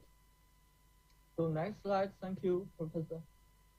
So interestingly, many dimeric PECs were identified from agarwood in recent years.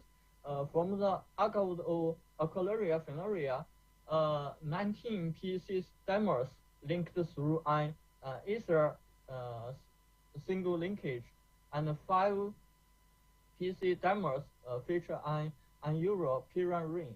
6 dimers linked through 2 ether bonds to form a 7-membered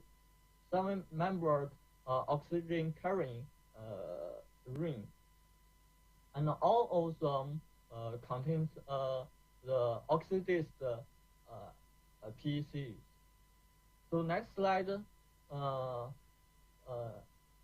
shows the proposed biosynthesis pathway of PCs was by our group.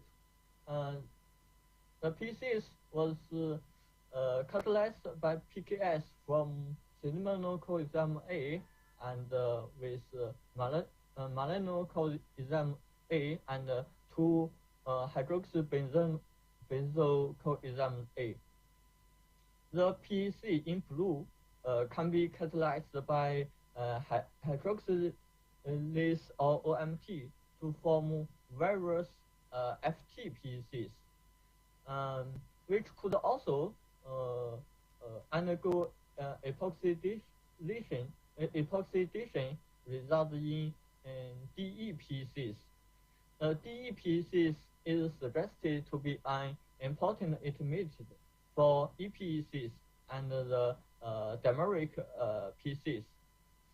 In my opinion, the DEPCs probably the DPCs, the dimers, are probably formed by non-enzymatic catalysis because the epoxy group is not so stable in water and methanol, and probably could reaction with the hydrox group. So Excuse me, next Dr. slide, Wang. we come to the second you have subtopic. 5 more minutes. Thank you. Okay, thank you. Next slide, please. So this is a second subtopic of agarwood of Achalaria vala. So the plant material was collected in Thailand and identified as agarwood from Achalaria vala. Unexpectedly, 19 structurally similar tricyclic prazoxines and zazine type subsequent terpenes were identified from the agarwood. These compounds are rarely identified in other agarwoods, which may be the characteristic chemicals. Among them, compounds 17, 18, and 19 exhibit a new structure system. So next slide, we will show their possible biosynthesis pathway. So next slide, thank you. Yeah. From FPP, and we generate the key intermediate caution A, and then this caution undergoes a rearrangement from reaction A or reaction B, leading to the caution B or C, which will catalyze to form novel compounds 17 and 18. For compounds 19, please the previous slide. Thank you. Yes, thank you. For the compound 19, is from compound 11 through 4,5-Villiger oxidation and esterification and condensation. Next slide. Excuse me, Dr. Wang. Similar to Excuse me. Thank you. Similar to other Excuse me, Dr. Wang. Various yes.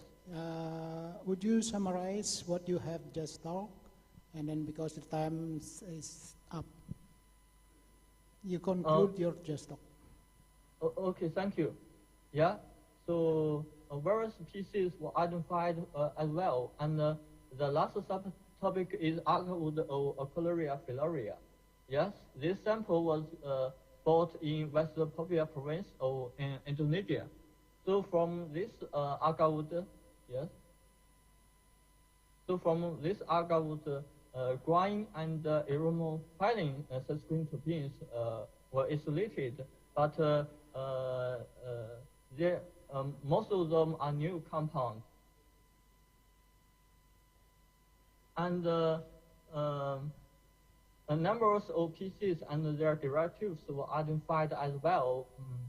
For compound 1 to 5, burning the hydroxy group exhibit significant anti-inflammatory activity. So next slide, thank you. Effectively, compound 8 PEC dimers through an eastbound was identified, which also showed significant anti-inflammatory activity as well, which indicated that the 5-8 disubstitute hydrous is the active group. Excuse me, Dr. Wang? Yeah.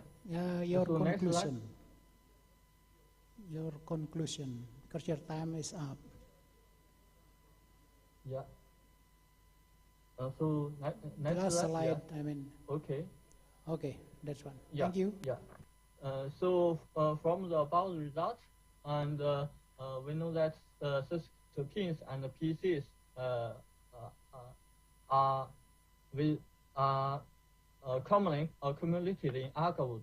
The cysteines from agarwood exhibit various types, and their content in an agarwood sample were different. PCs and their derivatives can be used as a marker for acidification of agarwood. The substitution and substitutes of PCs and their dimers linkage are different among different agarwood samples. Thank you.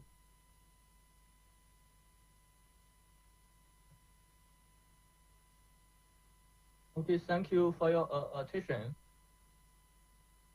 So for more, our group was invited to review the natural products in agarwood and Quellaria plants. If you want to know more about agarwood, you can get from this publication. Thank you. Okay, thank you welcome to much Hainan. for your Yeah. talk, Yeah. Dr. Wang. And then well, the next, maybe I will invite you after this session. We have to give next speaker. Okay, I invite Mr. Paulus Swasono Satyo from Sinarmas. Okay, before we start, let me introduce Mr. Paulus Swasono Satyo. Okay. He's a professional human capital development practitioner, and he experienced more than 29 years of working experience across multinational companies. His extensive range of experience is industries such as mining and oil and gas. He's currently as Chief Human Resource Officer at Sinarmas Mining, who manages more than 50 businesses. And then it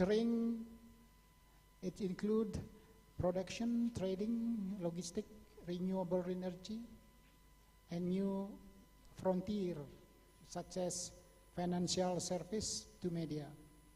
That's all his background. And then now Mr. Paulus is ready already. It's now time is yours, Mr. Paulus Swasono Satyo. Please.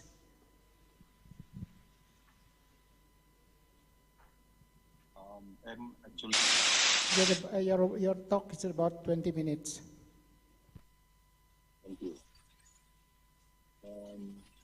Yeah, actually, I'm a group which is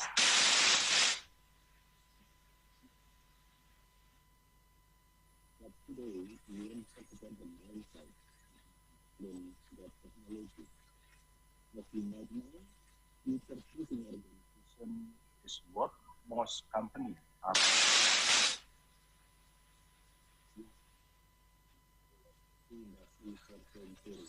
No matter in the sector, industry, and education. You may wonder what were the major challenges and how we can overcome them. When you see the slide, our company is growing tremendously through from 200 million to 22. Customers is affording such service for over 250 business units from energy, resources, and financial services that are contained.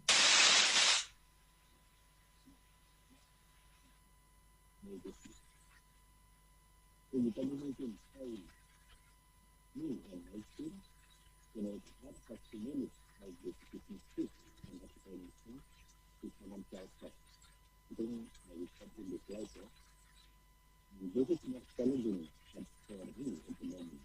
Not only that, I'm also excited to create 300 kilometers to start a big class organization business from 200 million to 100 billion within. However, as you see, there are many opportunities. Firstly, we realize that we need to transform and need elephant to win the stand. Win, that's delivering and not in the market. I think the STEM-oriented AI-powered learning platform of my learning will improve to exclusive development program. I believe that a future leader and worker have the ability and ability to understand, to overcome complex challenges today and tomorrow in the business. So I think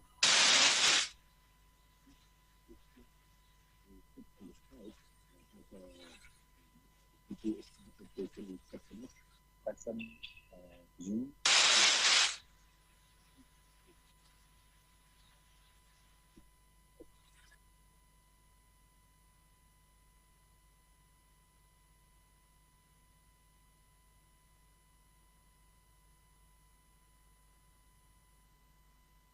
Arif.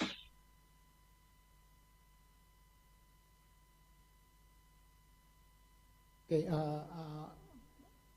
because there is a problem, and then this is introduce Bapak Arif Setiawan. He's a General Manager Human Resources Information System at Sinarmas as well. Now, silakan. Okay, how many minutes do I still have, Pak? Can you go back to the first slide, please? Thank you. Okay, so basically what Pak Satya is trying to explain is actually that it's a base. First, it was in the introduction of the company. We currently have around 100 companies in our mining and energy industries, and we also have the financial, digitally enabled fintech industries. In this digitally enabled fintech industries is the new sunrise industry compared to the mining industry, which is actually a sunset industries. We realized that apart from the basic engineering, like Professor Bersan mentioned before, the basic science is also very important. That's why we really need to involve the STEM, the science, technology, engineering, and mathematics actually into the industrial sectors. We realized this, and we already applied that actually with our program in developing talents. So we even realized that it's actually difficult to attain STEM-based talents. That's why in order to win in this STEM-based talent war, there are several projects and several initiatives that we conducted. So a little bit explanation about our company. We are initially we were built in 2014, where we have $200 million revenue. Right now we are in the next milestone. The first milestone was 2016, where we reached $2 billion, and the next milestone will be 2026, where we were targeting 20 billions.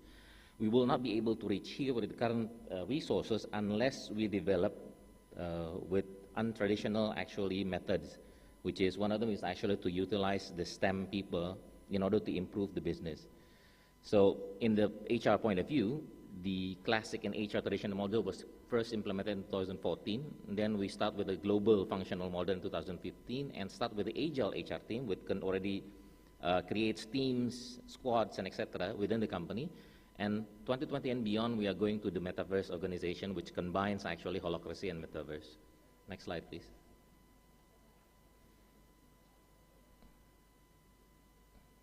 Okay.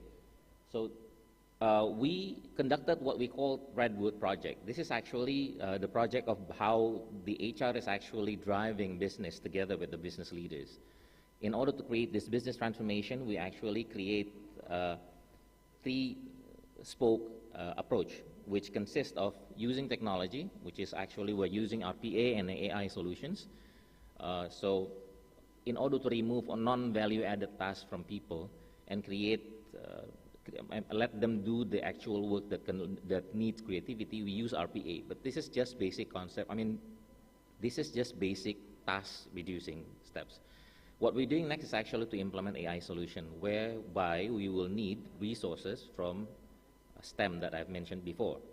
So the next one is actually the redesigning of job description and position title. So we are realigning the skills of the people and the position that they're in. So in this step, it is impossible to do. We have 80,000 people right now within the company. Among those 80,000 people, perhaps there are around 4,000 to 5,000 talents within the company.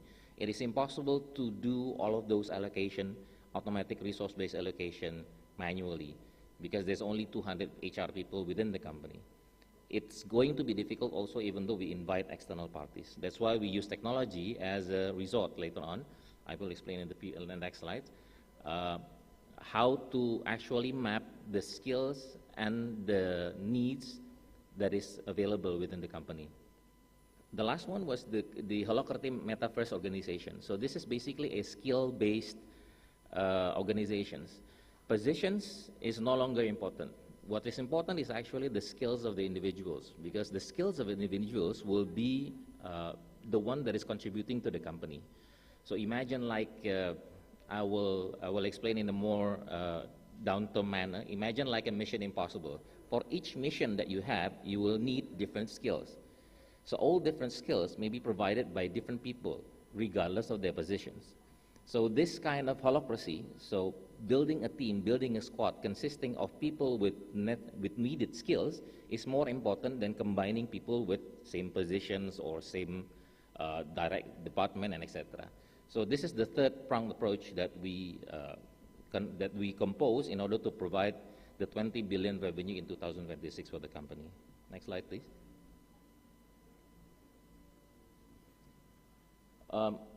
So as I mentioned before, so this is actually how previous one slide from this one. Okay, thank you.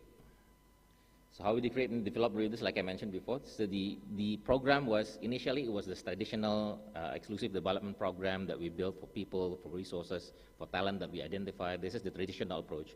The next one that we implemented since 2019 is actually that every people within the organizations need to have the basics, these basic skills. So that's why we look into STEMs, to the cross pillars, to the basic knowledge actually, to the basic science, technology, engineering, and mathematics in order to support any areas within the business. The 2021 and 2022 is a little bit more comprehensive. So not just STEM to enrich the basic knowledge that they have within the area. It's also actually to provide cross pillars. So people from one area need to understand the knowledge of other areas too. Because the target is actually to create, like mentioned here, 1,000 coders, developers later on in 3 years. So by 2026, we expect to have at least 1,000 coders and 300 C-levels. It is impossible to create that if we create it in a traditional way. So that's why if you see on the left side corner, bottom left side corner, there's the development program that we compose. We have the SLDP, Senior Leadership Development Program. The previous slide, please.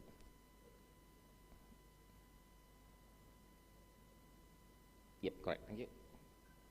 If you see in the bottom left corner, you see the SLDP, Senior Leadership Development Program. That this is actually a program that creates the entrepreneurship within the resource in the company. So people are encouraged to create new business, to create new business units that create revenue for the company. And then the next one is the LDP, the Leadership Development Program. This is for the C-levels in the business. So people are trained to become executives of a company that's already business already available. And then we have the ECDP, MDP, which is the traditional development program, just like any other companies. Now, the unique part is actually the one that I mentioned before, is the succession plan that we are planning to have that is using, it has to use the, it has to use AI technology in order to do this. Because it's impossible to actually understand the gap of a position. It's not a position anymore, because it will be going to be a skill. In order to understand the gap of the skill that is required for a certain task in a certain project or a certain mission, with the existing one that is available within the company. So it has to be more sophisticated than just standard database mapping or searching or everything. So it has to be using AI that will later on maybe imply also, of course, machine learning, that we need to have a model for a certain mission or certain task. Certain kind of people is required and certain kinds of skills are required, and then it's searched.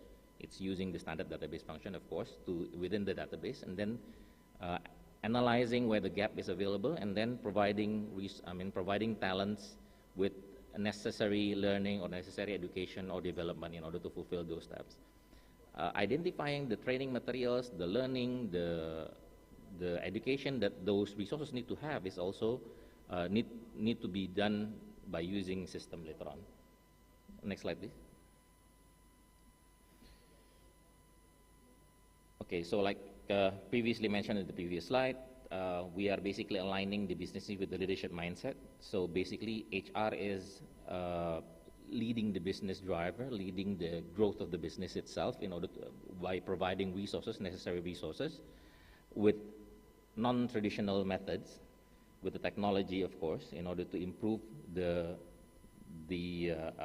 mapping process of the skills and the missions between the departments and the peoples that we already have. So combining this holacracy metaverse, we'd like to call it that way, because it doesn't have to be on single location. It can be in multiple locations, just what me and Pak Satyo did previously. So Pak Satyo is in Jakarta while I'm located directly in Bali here. So it didn't have to be in the same team, but this will enable the business to move further. For example, the development program that we conducted, actually the target was 20 billion by 2026. We already have the several projects, actually several results from the learning and development program that we already have. We have the M&A for logistic and coal shipment company by one of the SLDP talents in 2019. Then we have the M&A process for the petrochemical company by the SLDP talents also.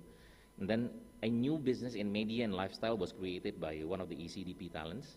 Also, the new solar energy company was created by one of our ECDP talents. A cocoa farm and industry established by GDP and ECDP talents. Now, these new development will not be possible if we do the traditional methods of resource development. So a new way have to be done. We are using analytics as much as possible. We are using AI if possible. Unfortunately, there's no technology, ready-to-use technology right now that is available for us to use. So we have to discuss this, of course, with several parties to start some sort of research later on in order to provide this. So that will enable, with the holacracy structure, for everyone to actually have a super job later on, where they actually contribute in multiple and multilateral teams and multilateral department for the benefit of the company. Okay, I believe that's what I can share today. Thank you very much for the time. Okay, thank you. Okay, now it's time for ask a question from the audience here and at home as well. We have about 30 minutes for discuss what we have discussed in this session. Any question? Okay, Professor Stefan. Yeah, I have a question for the representative of CINARMAS. Okay.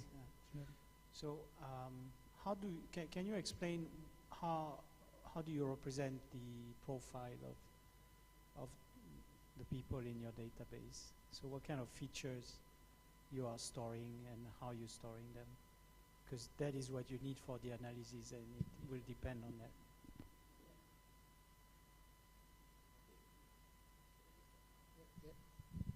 Okay. Thank you very much for the question, Professor Bresson. So basically what we're using right now is just the standard database, of course. We use just the standard talent card.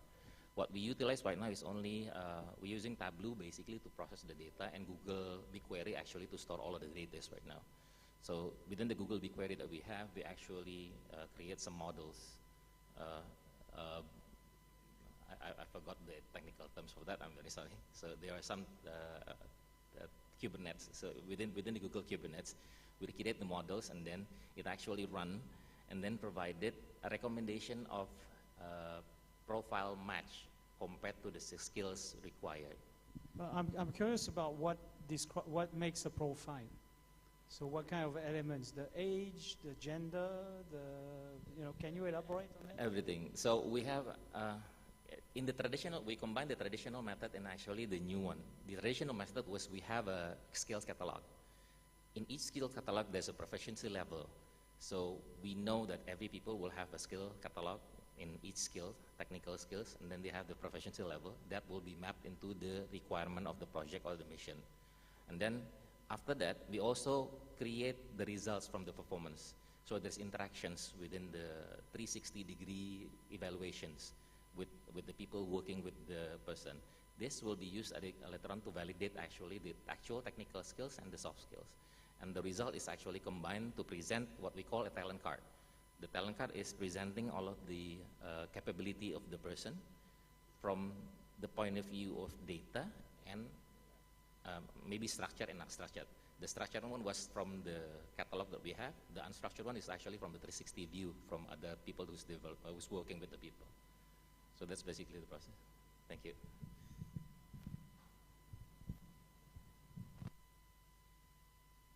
Any more question?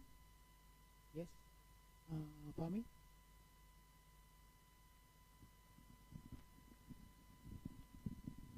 Who do you ask for the question? I want to ask question to Dr. Hao Wang. Oh, Wang. Okay, Dr. Hao Wang, are you still in there?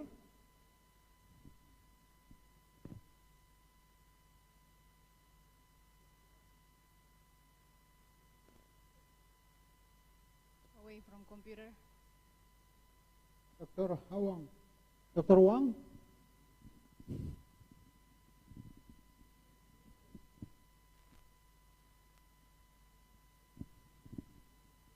It's okay. I think I can type the question in the chat box. No. Do you have any? Okay.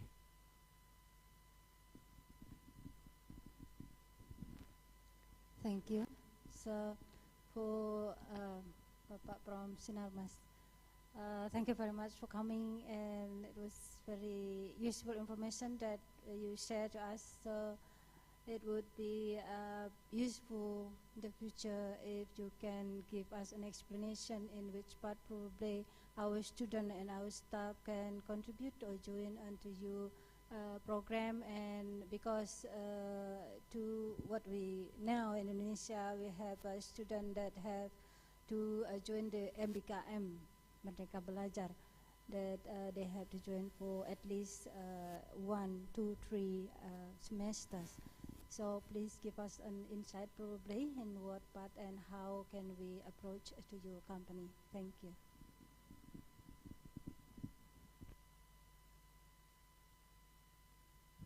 Aku juga tahu nih.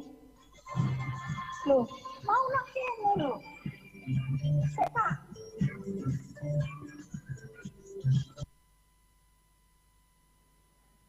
Okay, thank you for the questions, Ibu. So the requirements maybe just basically we can discuss. I think you are already connected with Ibu Tina, basically one of our team. Tina is responsible for the learning and development, so she's the one responsible to actually acquire talents for our new programs and research programs in areas that is newly developed. So you can get further later on with Tina, but the requirements will be just like what Professor Bersan previously mentioned, basic calculus, algebra, of course, for analytics, and then logic, of course. Those are the requirements that is mandatory, which is, I believe, it's already available in your mathematical students. So you can discuss in detail maybe with Ibu Tina later on.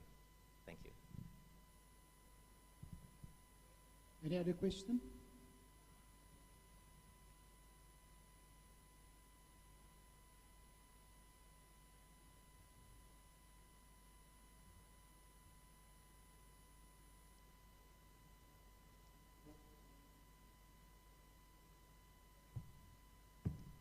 Okay, if not, I will ask to Pak Arif Setiawan from Sinarmas. Okay, my dean already asked about the basic requirement, the basic knowledge should the student have to get into the Sinarmas. I would like to ask, how would you consider because the workforce in Indonesia is different part and different situation as well, and then would you consider for example, in Bali you have certain requirement, in East Indonesian you have certain requirement. That's all. Thank you. Yeah. Basically, since the 2019 pandemic, we have aligned basically the requirement from working in different areas. So similar requirement will be required regardless. Similar requirement will be required regardless where are the areas they're working on. So like I mentioned before, we have several line of business in the presentation. So for the energy and mining business, of course, we will require a lot of on-site people who will be required differently, of course. But other than that, maybe in the financially enabled digital, digital enabled fintech, or the entertainment industry, or the other areas, logistic and etc. It's actually the requirement is quite similar. For your information, since 2019, we've been since 2020 basically, we've been conducting working from anywhere up until now. So you're not required to be in the office, but you only required to submit or to provide your result of the work basically for the company. So basically similar requirements in every area. Thank you. Thank you very much. Any other questions?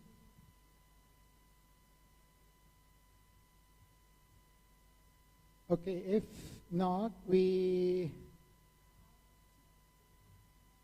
Dr. Hao.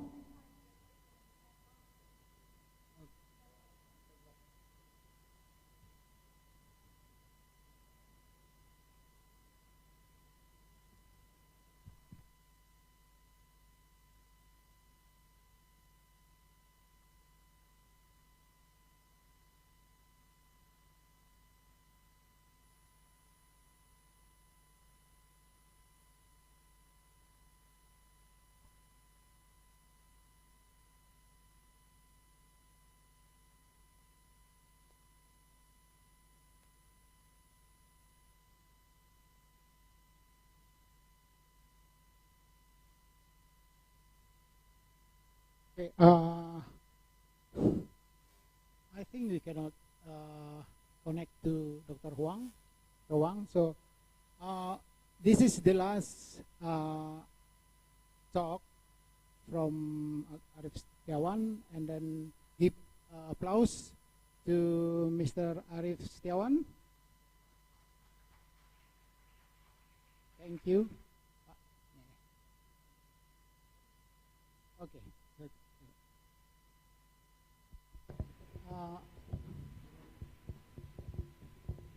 That's all from this session, and then the next.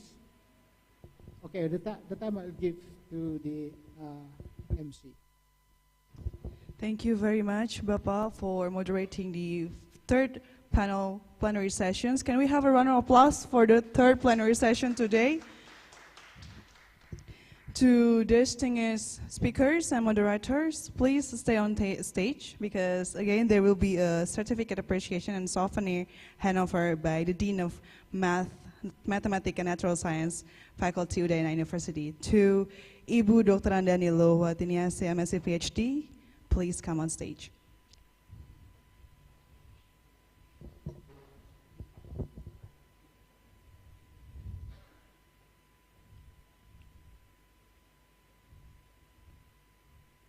To Mr. Arif Setiawan, the General Manager of Human Resources and Information System. Thank you very much, Bapak, for fulfilling the third plenary sessions.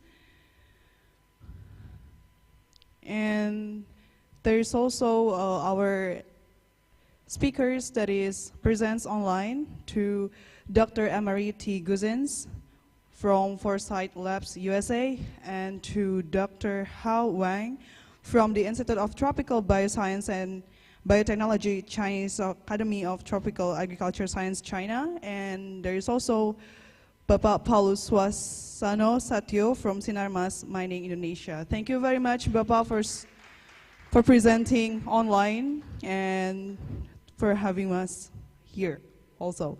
Thank you very much, Ibu. Ibu Nilowatiniase, please, you can be seated back to your seat.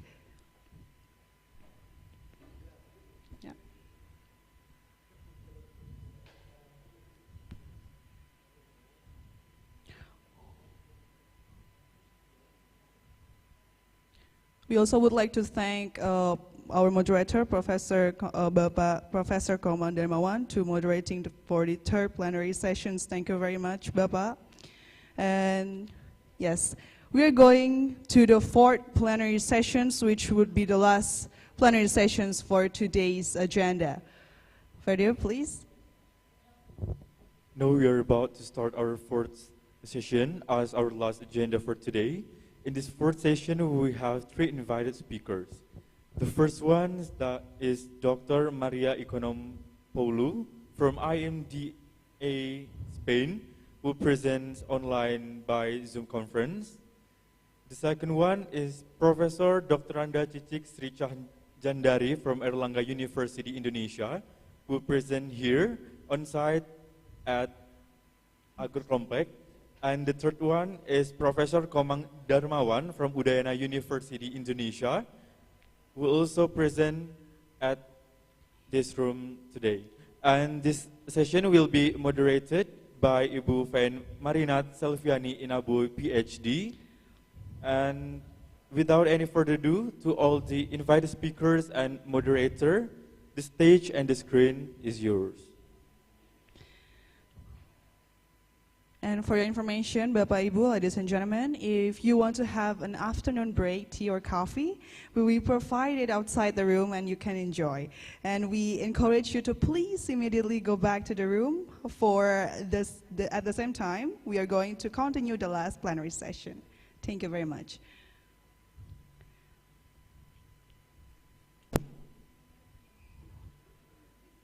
To the moderator, the stage is yours.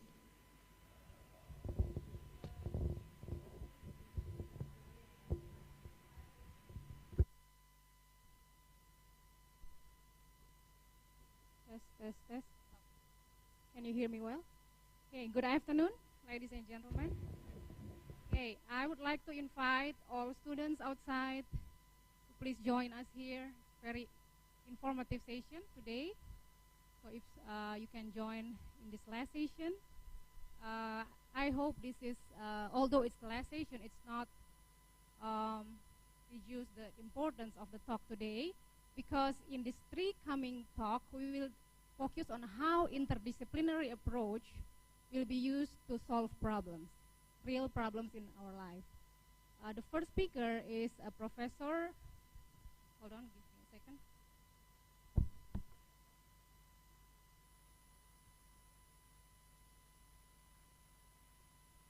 The first speaker is Professor Cicik Sri Cahyandari. Okay.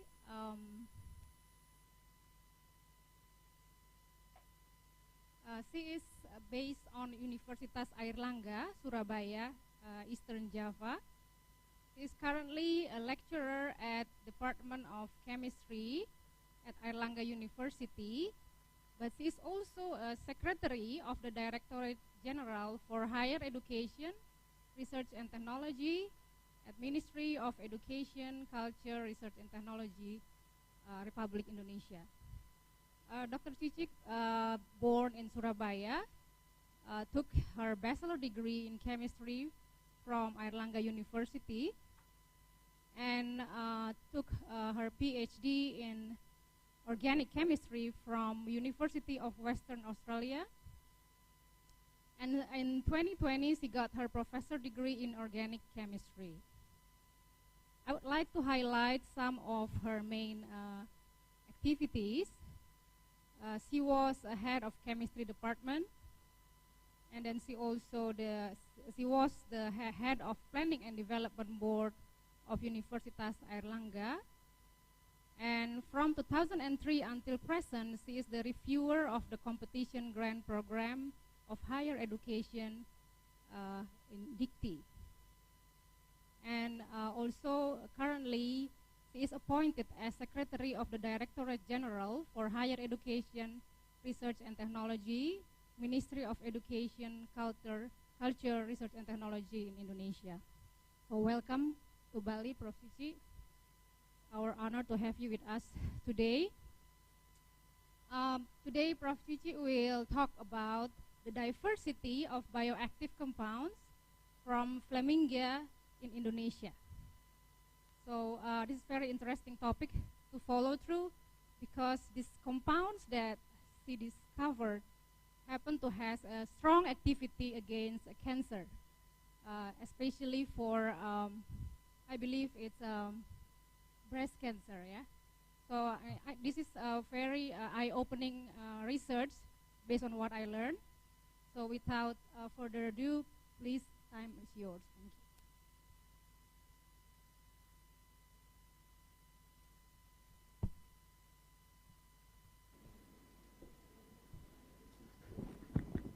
Thank you very much, the moderator. Good afternoon, ladies and gentlemen. First of all, I would like to thank to the Dean of the Faculty of Mathematics and Natural Science for the invitation for me, so I can be here for today to present our research, because actually I'm belong to the research group of the natural product chemistry in the Department of Chemistry, Faculty of Science and Technology, Universitas Airlangga. And I have, we are focusing on the discovery new compounds from the plants all over the Indonesia, especially for the endemic plants, which is from the east of Indonesia. Now, that's why in this session I would like to disseminate our research result in our department with the title of the Diversity of Bioactivity Compounds from the Flamingia, Indonesia.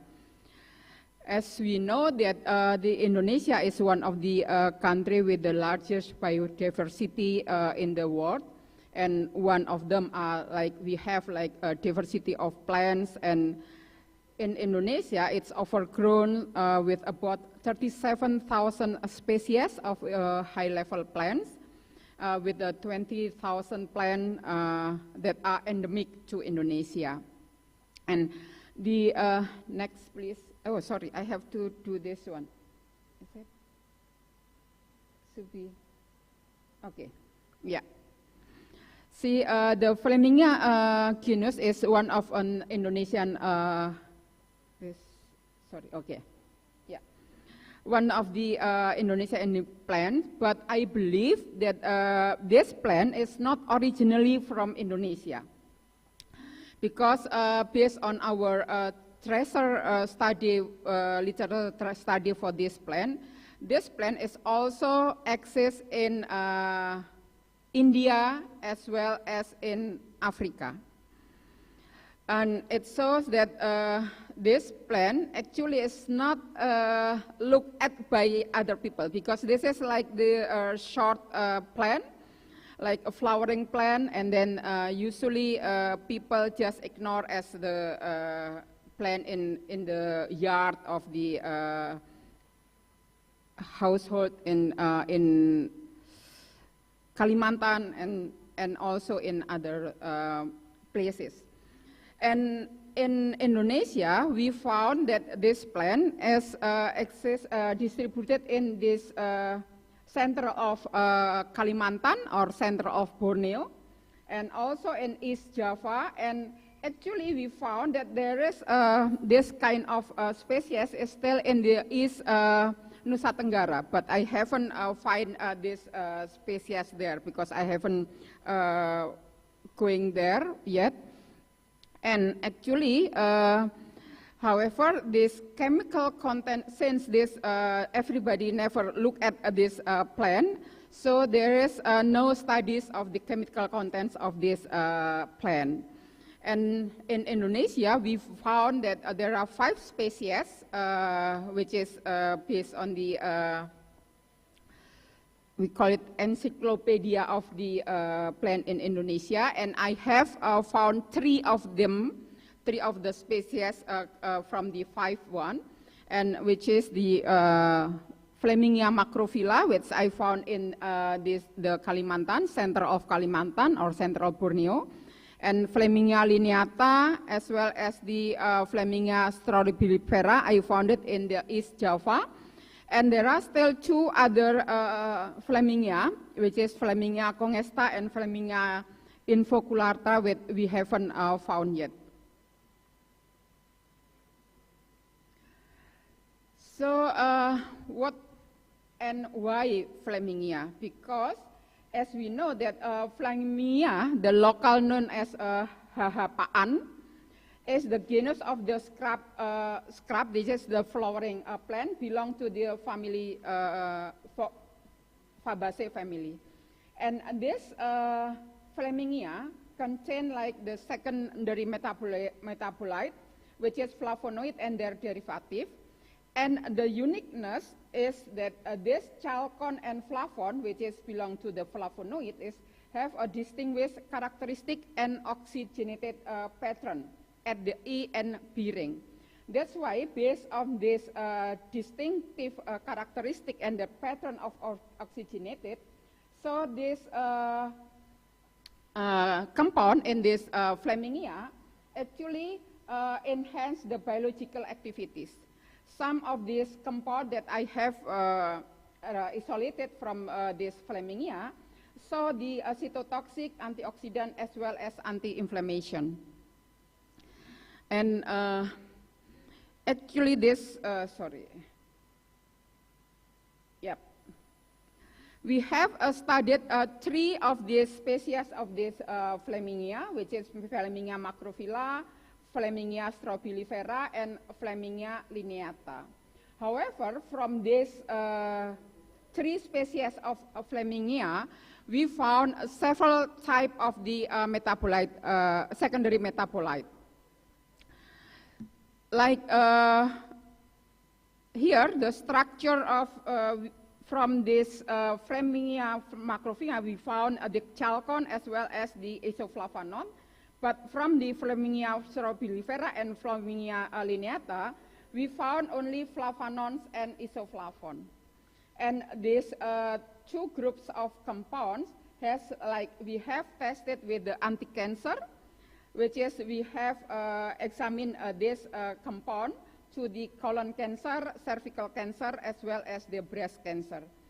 While on the other hand, from the flavonone and isoflavone from the Flemingia stropilifera and Flemingia lineata, we also examine through the anti-cancer cell and antioxidant. Because why we do this one? Because we know that the antioxidant is the intermediate or preliminary test to know whether the potency is anti-cancer or not. So we found this examination of these 2 compounds. And actually, based on the evaluation that we have done, the presence of the isoprenyl or prenylated chain in these compounds actually play the important role of the enhancing the biological activities. As we know from here, this is, we know that the chalcone that we obtain from the Flemingia, it knows that when we examine the anti-cancer, it's very active here, as well as for the antioxidant. However, the flavonone is relatively inactive to the anti-cancer examination. So we examine through the breast cancer cell and then the cervical cancer cell. Why it's not active? Actually, it's because the type of this compounds is differentiated from the isoprenyl chain in this compound. And also, we found that there are, in our research, we studied actually, as I mentioned before, is only 3 species from the 5 species that exist in Indonesia.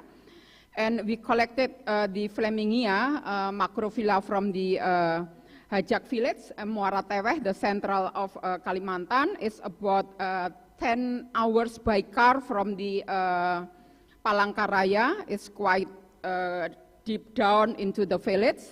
And the compounds of this Flemingia macrophylla that we obtain is actually show the active activity, very active activity from the cancer cell. Whereas the Flemingia strobilifera and Flemingia lineata, we collected from the east of Java. This Banyuwangi is near to the Denpasar, is across the sea. Is it about 45 minutes by boat or from Gilimanuk? Yeah, we found in that region in Banyuwangi. Sorry. Then the second, actually we isolated the compounds from the whole part of this plant, which is from the leaf as well as from the root, and it's characterized as chalcone and with the granule site. And the granule site is changed. This is modified. Sorry. Yeah. See, we found here from the Flemingia macrophylla, we found 4 compounds.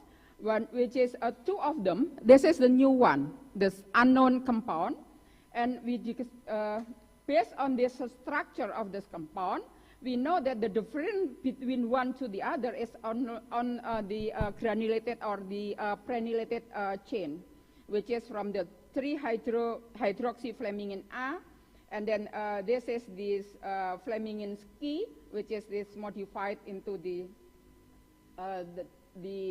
OH, the position of the hydroxy, and then here the deoxyhomoflamingin. See the differentiation from the one compound to the other compound is on the prenylated chain as well as the position of the hydroxy. And based on this study for this structure, we know that this chalcone and flavone actually consists of the beta unsaturated ketone linkage to the aromatic units in ring A and B, and the granulated chalcone compounds are actually a precursor for forming the chalcone compounds would the granulated chains undergo the chemical modification from the Piran rings. So the Pirano rings here, the Pirano rings here, actually, is the originate from the intramolecular cyclization from the hydroxy group at C4, here in hydroxy group at C4, to the geranyl double bond at C3 accent. So actually, once they have like the granular compound or prenylated compound, prenylated chain or alkyl here, and then it undergoes the cyclization to form the piran. And the cyclization actually make the differentiation of the activity of the compound to the cancer cell.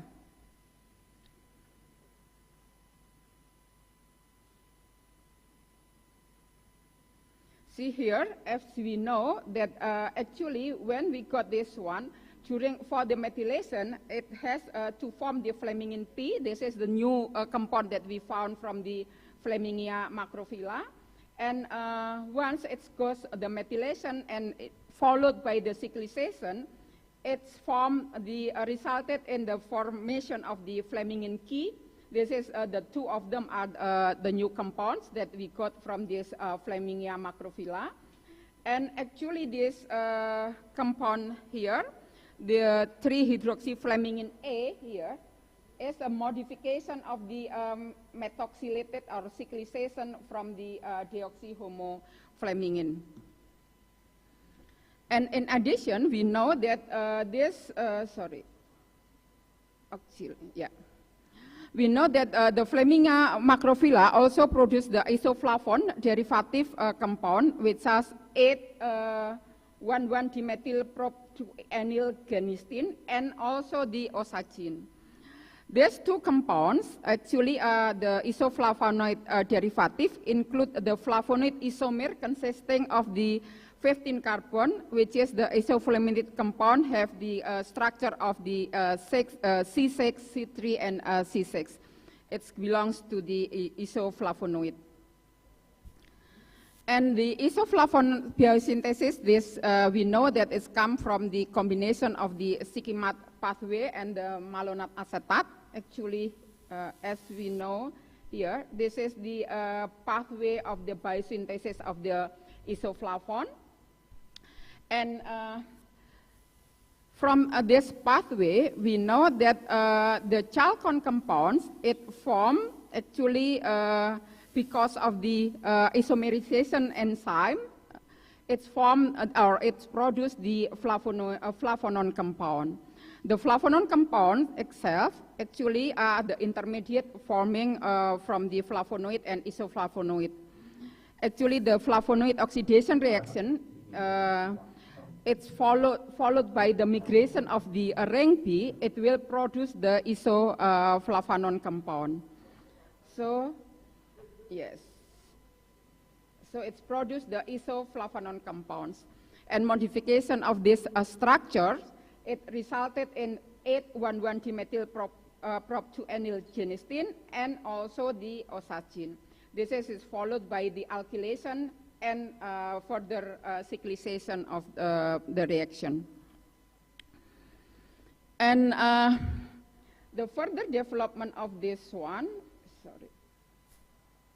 we examine this activity or bioactivity of this two compound. Actually, this is from the macrophylla. This is the chalcone compound. And we examine all of these tested using the cancer cell, which is the 40I and then T47D. This is for the breast cancer. And then also we examine from the HeLa cell cancer. This flamingin key show the very active to this cell, I mean to the cancer cell.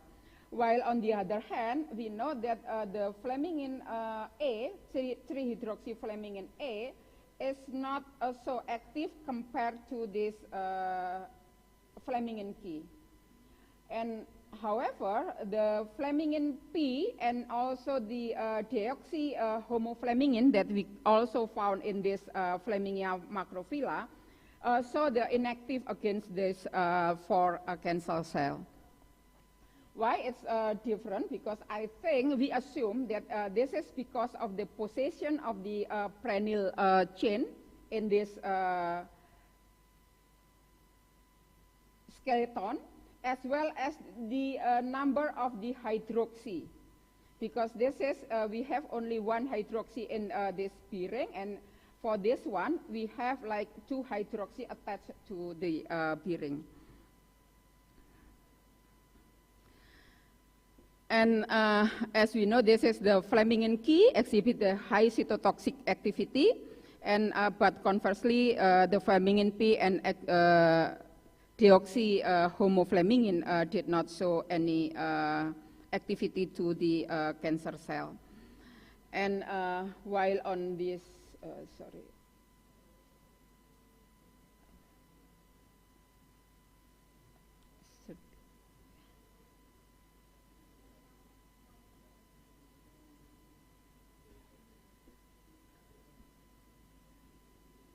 What's wrong? Oh. Yeah. And on the other hand, we also got, as we know, this is the isoflavone from the Flemmingia macrophylla. And it has very active toward the cervical cancer cell and then breast cancer also. This is the cervical, sorry, it should be breast cancer, sorry. This is not cervical, this is breast cancer, and it's very active, even compared to the positive control. And while we know that the flavone from the Flemmingia lineata here, we have, because we call it probably in Bali, it's also called the oto-oto. But in Java, we call it the oto-oto. We found 3 compounds from the Flemmingia lineata. And this compound, which is this Flemminlineatins B, because we give the new name for this one, because this is the new one.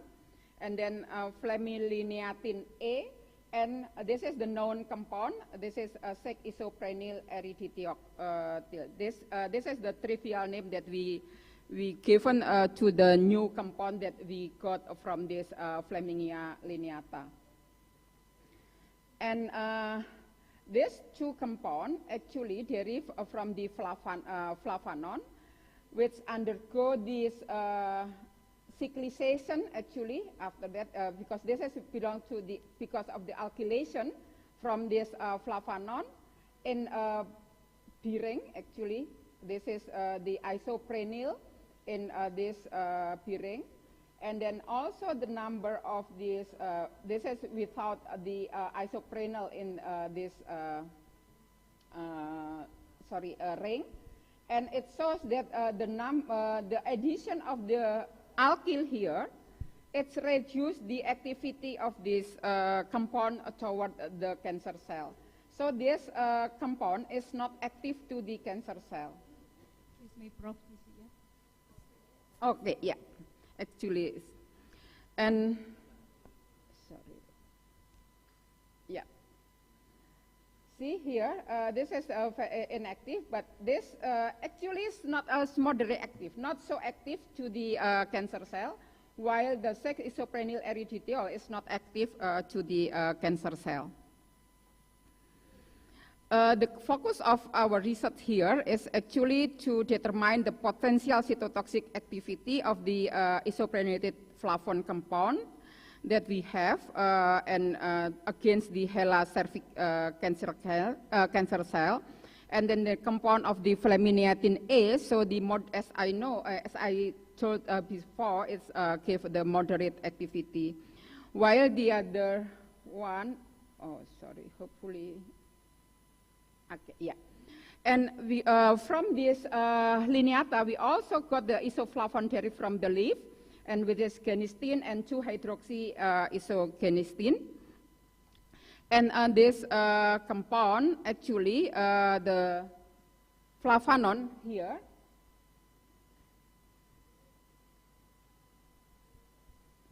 so it's not active to the antioxidant. We have tried. This is the preliminary test to know before we go to the examination of the cancer cell, and these two are relatively is not so active to antioxidant. And then this is the method that we use to obtain this. Actually, we use like the ordinary, not very sophisticated method, but we also find actually the tips and trick of this method. If we use the several phase for this one, instead of the silica gel, we also use the what do you call polyamide? Yes, we use the polyamide and so to like separate all of the mass that interfere the compound that we want. From this, oh sorry. Okay. Actually, this is the thing that I want to share with all of the audience here. And I would like to thank to our research group. This is our research group. We include like the student from the undergraduate up to the postgraduate to a doctoral program in one lab. And we can survive through the lab from the, actually to make the academic atmosphere as Prof. Stephen, so that there is no difference between the student from the undergraduate up to their doctoral program. So all of them we are, and usually we have like about 13 up to 15 students in our lab, and then we work all together. And as you know, we have to build our research collaboration with the other institution as well. So we collaborate with the ITB as well as the UNPAD and Universitas Gadjah Mada. Thank you very much. Thank you so much. Let's give a big applause for Prof. Gigi. What a comprehensive research work. Thank you so much. We will have you around for questions later. Okay. We will proceed to the second speaker, which is Dr. Maria Economopoulos. Sorry if I mistakenly pronounced it. Are you present online with us, Dr. Maria? Hello? Yes, can you hear me? Yeah. Can you hear me? Can you yes, I see can me hear as you well? Can you hear my voice clearly? Right. Yes, yes, thank Awesome. you. Awesome. I will first Perfect. introduce briefly about your work. Okay, Dr. Maria Economopoulos is a researcher based on Madrid Institute for Advanced Studies in Food, Madrid, Spain. She is currently a researcher and principal investigator, and her research focus is on biodiscovery, pharmacological characterization, and optimization of animal venom compounds as tools or agent candidates for anti-cancer, melanoma, or anti-aging. So this is very relevant with what Prof. Gigi just delivered, but this time is from venom, you know, the toxic compound that produced by snakes, spiders, and everything. Very interesting that it turns out that Dr. Maria's group figured out that it has a lot of abundance of function, and it's going to be a very interesting presentation. Her research aim is to discover new and safe venom-based anti-aging therapies. Regarding to that research topic, she involves in many organizations that relevant to that topic. The first one is she is the head of the Translational Venomics Group at IMDEA Food Institute in Spain. She is also in the core management committee of European Venom Network as a coordinator of the Stakeholder Engagement Committee. Okay, I think I'm going to give the time to you, Dr. Maria. Please go ahead and give your talk. Thank you. Great, thank you. It's a pleasure to be there, even virtually. Thank you for the very nice introduction. I'm really happy to see my friend Uni, which I haven't seen for a very long time, so it's really good. I will just share now my screen. Let's see if you can all see it. Can you all see it? Not yet. Let's try one more time.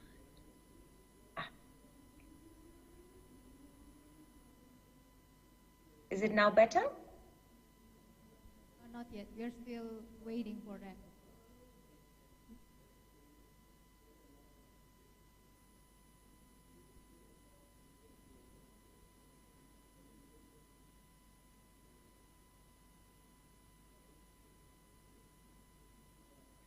I don't know if I have access, if I'm allowed to share my screen.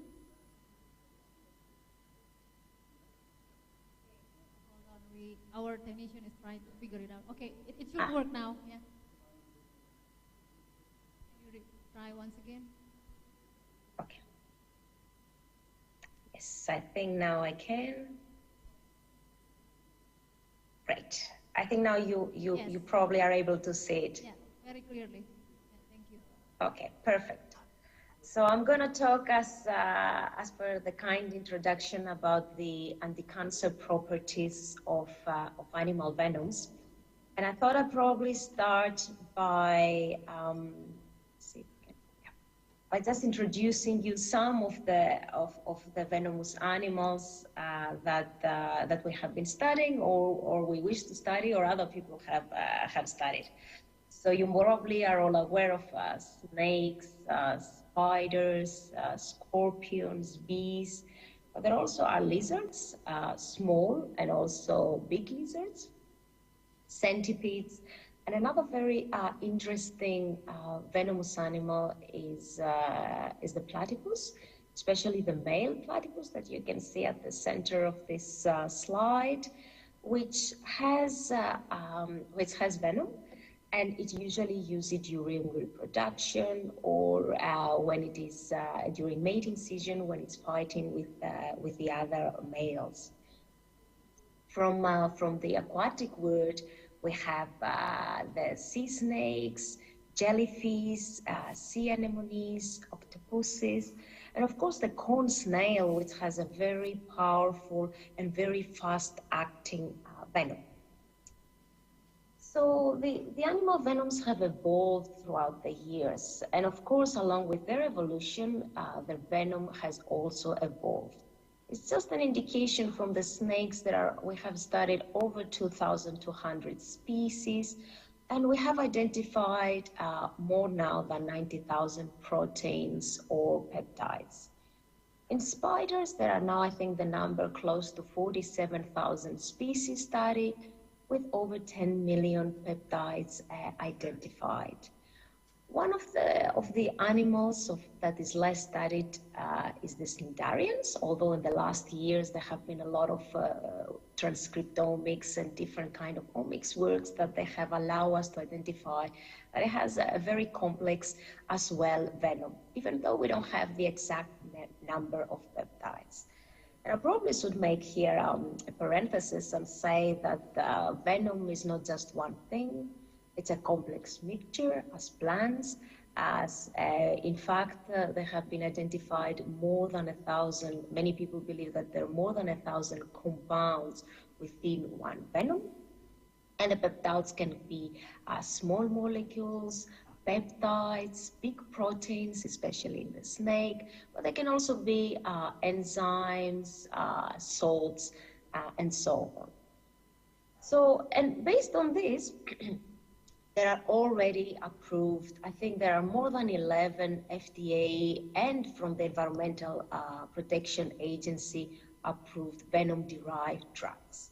As you can see from this table, most of them are coming from the snakes, and we can see that they are used for treating hypertension, acute coronary syndromes, coagulation during the surgery, chronic pain, and of course type 2 diabetes, and sometimes type 1 diabetes as well with the Bayera, which is from the Gila monster derived drug.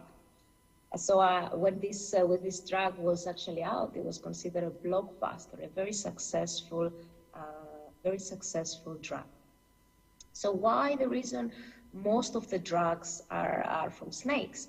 Because as you can see, they were approved really long time ago when we didn't have so many technologies as now, like omics, which allows us, you know, to characterize, to identify, and then produce and characterize even venoms from animals, very small amounts of venoms from animals like centipedes now, or spiders.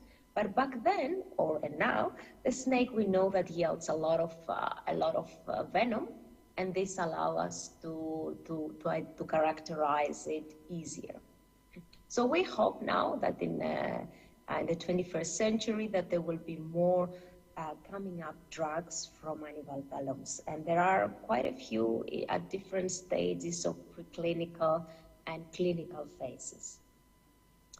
So why venoms are good candidates for drugs? So many of them are have small peptides. That means that they are below 40 residues long, below 40 amino acids. They're easy to produce. You can do that in bacteria, E. coli, or in yeast. And you can chemically synthesize them. And of course, if you chemically synthesize them, you can modify them and make better, more enhanced and more safe analogs.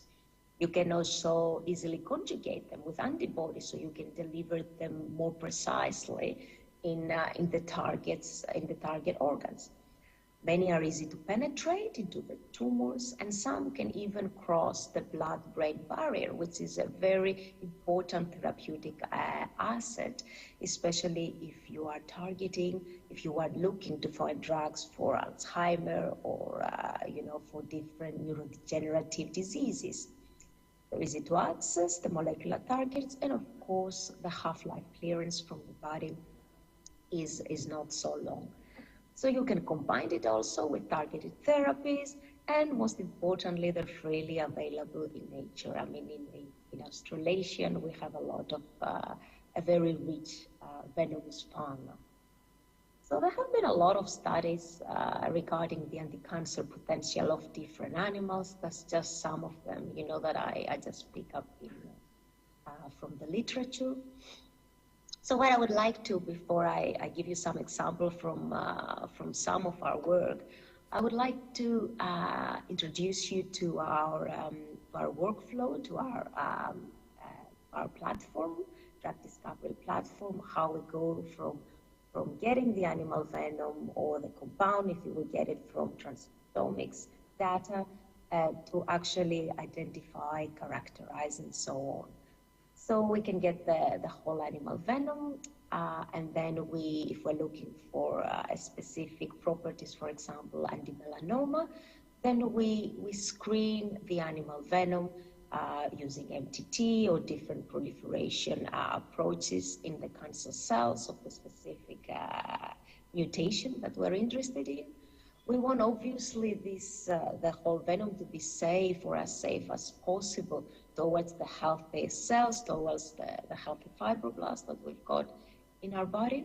So when we identify such a venom, then we convolute it, meaning, as you can see, we can find out, we can fractionate it using reverse phase, usually HPLC, especially if we're looking for peptides. And then we can collect all the different fractions that most of them are not pure. They can also be the result of more than 2 or 3 peptides within its fraction. And then when we test back all the fractions in a high throughput assays, and we want to find out, we want to identify the fractions that they will be reflecting the anti-cancer profile of the whole animal venom. So we test back our fractions in our assays, and then hopefully we will find 1 fraction or 2 that they're. And then what we do is there is a process for that. Then we send them usually for Edman degradation, and that will allow us to identify the unique peptide that we can afterwards either recombinantly produce it or chemically synthesize it at a large scale. And we do need it to be able to produce it at a large scale, because then we can characterize it in detail for its anti-cancer profile. For example, we're looking for its apoptotic effect, if it causes reactive oxygen species, or the effect at which stage of the cell cycle, if it's caspase or dependent or caspase dependent, for example. And then we want to get an idea of its mechanism of action. So for that, we can use either proteomics analysis or RNA-seq, and of course lipidomics, because many of the peptides interact with the lipids in the cancer that there are in the cancer membranes to enter the cells and exert later on their biological action. And another important aspect in our group is also to study the metabolism, how these peptides alter the metabolic capacity of the cancer cells in order to. And for that, we use the seahorse technology, which allows us to specifically determine either the glycolytic parameters or the mitochondrial respiration parameters that they play a key role. And after that, we want, if we don't have to identify the structure usually by NMR, and to create performance structure activity relationships to get better and safer analogs. And of course, the final test is in the animal models in order to verify their efficacy. So I'm going to talk a little bit about one of our key spider-derived peptides for the gomesins.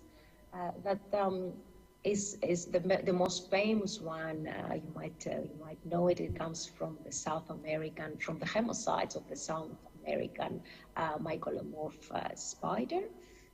As you see from the maquette below, the agom that we name it is got 18 amino acids. Is 18 amino acids long.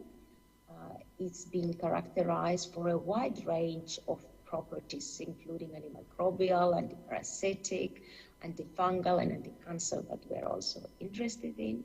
And the mechanism of action is being studied that is a pore-forming peptide. It forms pores in order to enter into the cells. So recently, a few years ago, we identified a very similar peptide to that from an Australian funnel web spider, not from the hemocytes, but from the transcriptomics analysis of its venom gland. It's very similar, as you can see, Hygom from the maquette below, in comparison to the agom. It only has 2 amino acids difference, and we studied it for its antimicrobial and anti-cancer properties. And what we wanted, and our main focus of our lab is melanoma.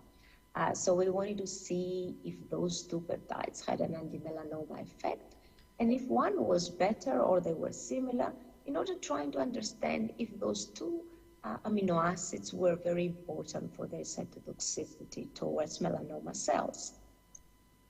So based on understanding, the significance of these 2 amino acids, we actually generated a panel of other gomesins peptides. The 6 from the top, as you can see, are mainly with differences in the key region, as we determined before, between the Australian and the Brazilian spider. The third one from the top, it has more substitutions, more changes to different amino acids. That's because it was also found in the transcriptomic line from another spider, from another Australian spider, and we wanted to see if that was also equally potent. The last 3 amino acids, you can see, it has only an alanine substitution at key positions of the regions, and that was based to see if we change the hydrophobicity of these peptides can also have any effect on its biological properties. So based on the hypothesis we had and the questions we had, we tested back our peptides, the peptides that we had synthesized in a melanoma cell line, the MM96, That is a BRAF mutation, which is the main mutation in melanoma patients. More than 50% of melanoma patients have this mutation. And also we tested them in NFF, which is a neonatal forensic fibroblast, which is a healthy fibroblast, human fibroblast cell line. As you can see at really high doses, most of the panels, most of the peptides that they were that we had created, they actually totally abolished the cytotoxicity of the melanoma cells, except from the last three that we made them less hydrophobic, and we saw how important is the hydrophobicity, at least in this case, linked to the cytotoxicity of these peptides, because the last three peptides, they're actually not cytotoxic at all. And also shows that one amino acid's difference can make a difference in this case. We also saw that there was minimum effect to none on the healthy fibroblasts, which is a very important therapeutic asset. They give us a good therapeutic window to further characterize these peptides. So what we did, we focused more on the two peptides, the gomesins, the AGOM and the HIGOM that I mentioned earlier, and we tried to understand what is the affected cell signaling pathway, the process that helps them to exert their biological activity. I'm not going to go into detail. I'm just going to show that we identified some key signaling pathways. For example, we observed that the HIPPO pathway and the MAP kinase was important, but we also observed that there was an activation in the AKT mTOR pathways, which they are linked usually with the proliferation of the cells. And even though at the beginning we thought that this looks a little bit contradictory, what we think is happening, the cells in the melanoma cells, they're trying to avoid the cell death, but we know that it's coming after 48 hours, and thus they try to activate some proliferation pathways in order to avoid the cell death. Excuse me. So it's a very complex mechanism of action. Hello? And then we verified, obviously, these results in two different, two independent animal models, melanoma animal models. The first one is the panel A that you see is the xenograft nude mice. So basically, we injected the melanoma cells in the flanks, in both flanks of the nude mice. And when the tumors started to be in palpable stages, they were palpable, then we started the administration of our peptide. We tested the HIGOM in this case, and we tested it, we injected them by IP every 2 days. And then at the end of the approximately 2 weeks, we measure, well, during the time we were measuring obviously the tumor volume, and we were able to observe that the treated with a gomesin peptide had less tumor progression in regards to the other ones. Hello, Dr. Maria. In regards to the vehicle treated. Hello. And similar results we were also we got with the zebrafish xenograft zebrafish model, that we were able to see that obviously the proliferation was much less. Excuse me, Dr. Maria, So, you have 2 minutes left. Excuse me, you have 2 minutes. So left. then we did a similar results with an octopus peptide, and I'm just going to go really forward to that one to say that we characterize it similarly for its properties, and we were able to find out which was the active part of the peptide, and which is the part which is was responsible for its selectivity. And that just highlights, how we use like different approaches, to be able to characterize and to be able to show to identify the antitumoral profile of this peptide.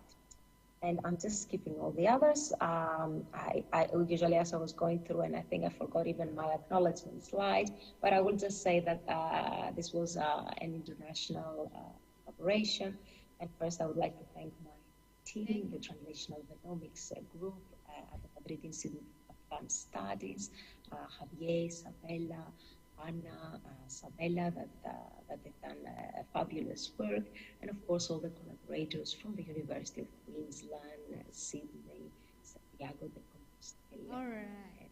Thank you very much. Thank you very much. Please give a big applause for Dr. Maria. Just in time, 20 minutes. Thank you. Thank you. I'm sorry, I'm interrupting your talk several times just to make sure that everything is in time. Okay.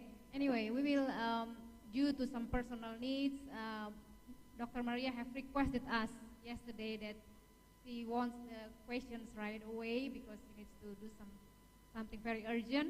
So we take question for her now. If you please, if you have any queries, questions, feel free to raise your hand. Yeah. From the left side, right side? Or from the Zoom, yes. Actually, there is one question in the chat box. Okay, I will start with the online question first. From Dr. Eswaryanti here. I think your college, right? From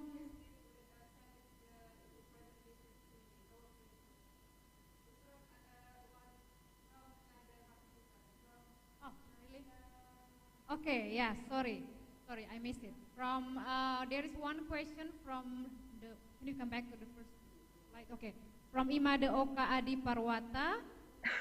From. Okay, I can see the question. So, yes, please, what methods used to test the anti-cancer properties? So, first we used a proliferation, an MTT assay. And then we checked the apoptosis.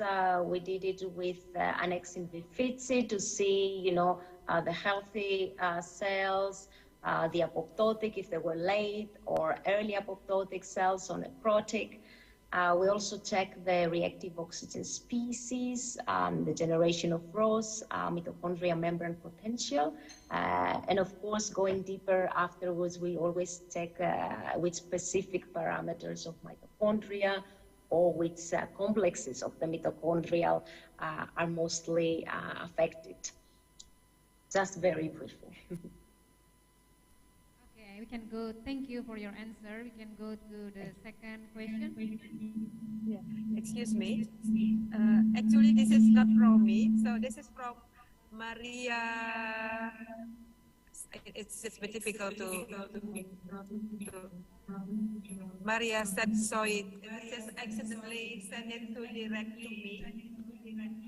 So that's why I just type it. So she asks, there is one species of bird in Papua called Pitohui necros, which is poison. Do you know about this bird? Probably asks about the potential of. No, I don't know, but if we can get some venom, that would be great because this is the first time I hear it. Yeah, thank you, Maria. It's so nice to meet you after the 20 years. I'm very emotional about it. Yeah. Nice reunion. Yeah. Awesome. Thank you. We still have about 7 minutes. Any questions from the audience on site, maybe? Oh, ada. Okay. Which one? This is actually for Professor Cici. Oh, for Dr. Professor. Okay. Now we will go to, we're going to answer a question from Pak Imade Oka Adi Parwata for Professor Cici. What method is used to test for anti-cancer and what parameters are measured in the case?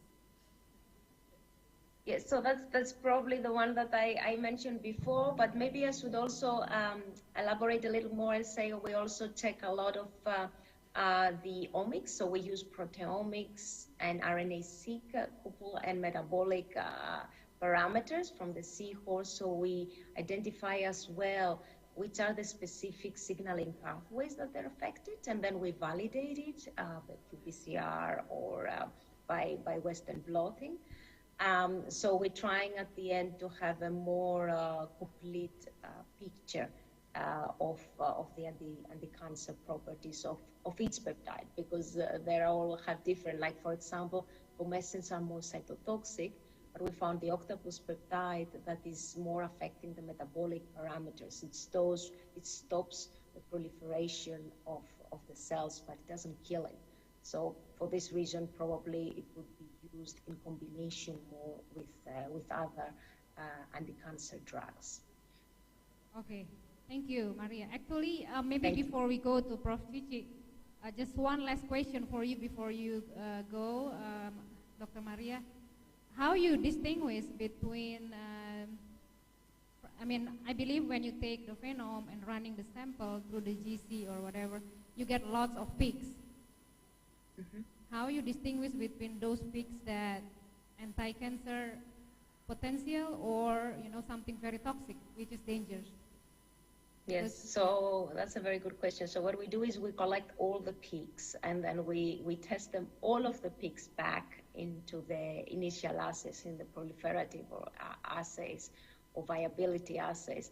And then we usually focusing on the peaks that they shows that these were the ones that they are more cytotoxic, or they stop the viability of the cancer cells, but they're still safe into the healthy cells. Sometimes it's not so obvious. Sometimes it can also be a combination of different fractions, but in a lot of cases it can only be 2 or 3 fractions that they are responsible. And again, we are focusing on the ones that at the same time they are not killing the healthy fibroblasts. Okay, thank you very much. Let's give applause for Maria. Thank you so much. Thank you Nice all. To have your talk. Thank you so much. I'm going to go to question and answer for Professor Cici before we go to the third speaker. Please, time is yours. Thank you, Prof. Oke. How are you? He is my colleague when we are in the undergraduate, and he is one of the staff in the Faculty of Mathematics. Here in staff in UNUT, is it? Yeah. Actually, the method that we use for the this is what the method is. Yeah, for test the anti-cancer, we use the MTT assay, which is we have the collaboration. We are collaborating with the laboratory in the Faculty of Medicine in Universitas Gadjah Mada. And the variable is we use the several cancer cell with this grown and developed in the lab. And we have like several strain of the cell cancer, Prof. Oke. So the variation is usually we use actually the MTT method, and we define the IC50 of this activity of the cancer cell. Thank you, Prof. Cici.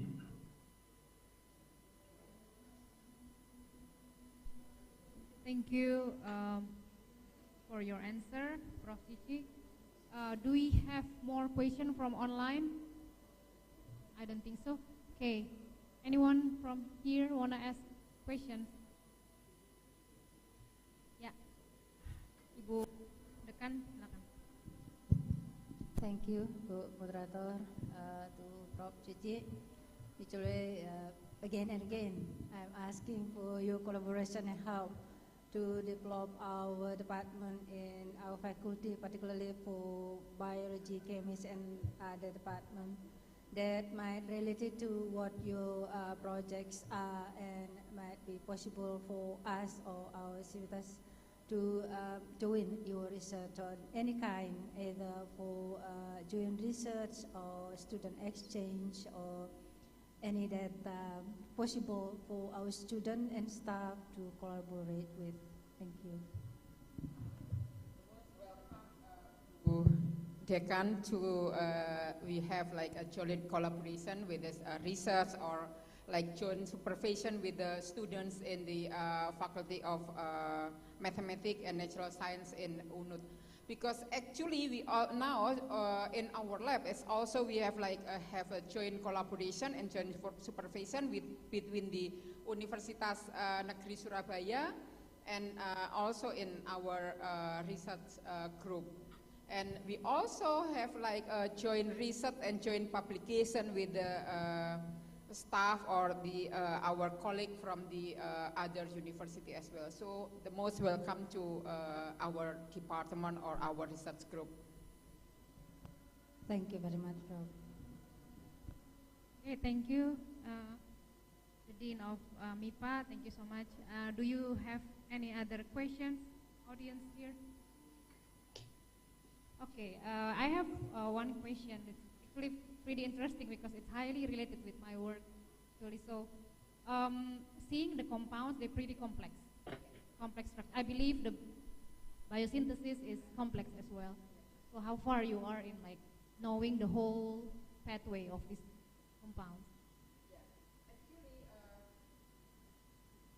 Fortunately, in Universitas Erlangga, we have like the instrument which is help us to determine all of the structure of the compounds.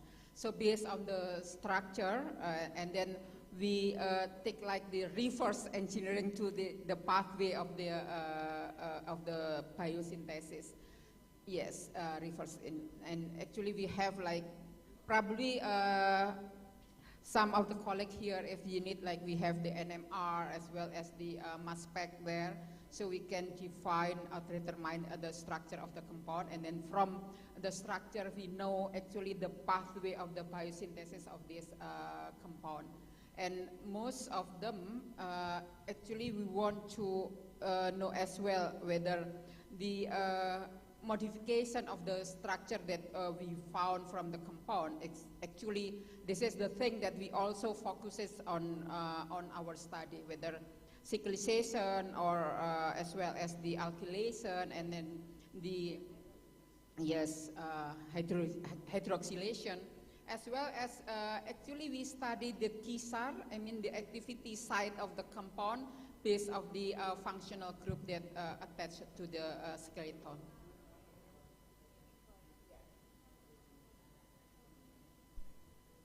All right. Do we have other questions? Maybe from students? Any interest in studying anti-tumor, anti-cancer compound from plants or phenome, maybe? April? Okay. Okay, if you don't have any other question, let's give a big applause for Prof. Chichik and also for Dr. Maria. But last but not least, we still have one more very special keynote speaker of today. I would like to gladly invite Professor Komang Darmawan. Please come join us in stage.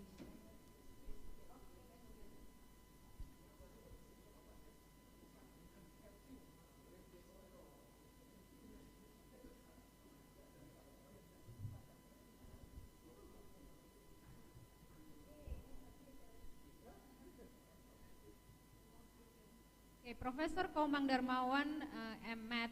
PhD, was born in Klungkung, Bali in 1962. He did a bachelor degree in Mathematics Institut Teknologi Bandung, West Java, and master degree and doctoral degree in School of Mathematics, University of New South Wales, Australia. He is currently a professor in mathematics in Udayana. His research area is mathematical modeling, financial math, and theories of financial risk. And I want to highlight one of his recent publication last year titled Dynamic Optimization Model for Sustainable Tourism. Now, his topic this afternoon is how do we do a model to predict the body weight of Bali cow. Bali cow, eh? Yeah, Bali cow cattle, and he's gonna show us what his research work to help us to predict well about the body weight of the cattle. Yeah, time is yours, Professor.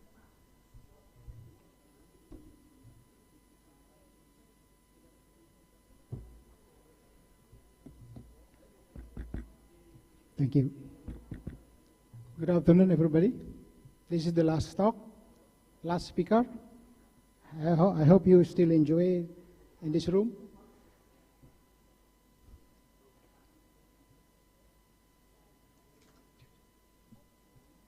Okay.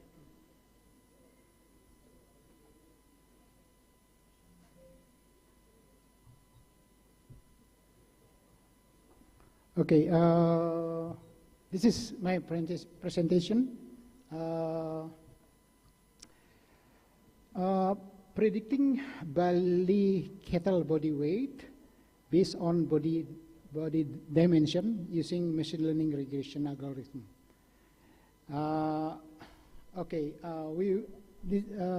I'm working with Niputu Sarini from Department of Animal Husbandry, Udayana University. And this research is funded by LPPM Universitas Udayana under Unggulan Udayana Research Scheme. Okay. A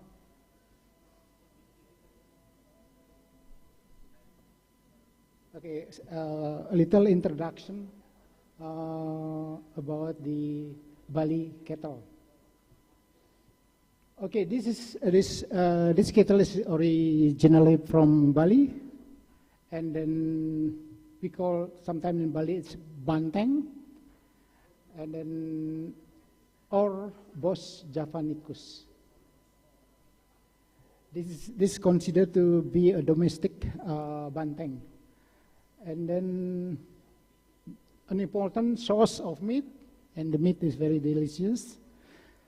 And also in Bali it is used before for plowing, yes, for the farmer. And they originated also from Bali. Okay, why we use machine learning to predict? As we know, machine learning is considered as the most powerful technique to exploit pattern, especially for any pattern and arise in animal such as banteng.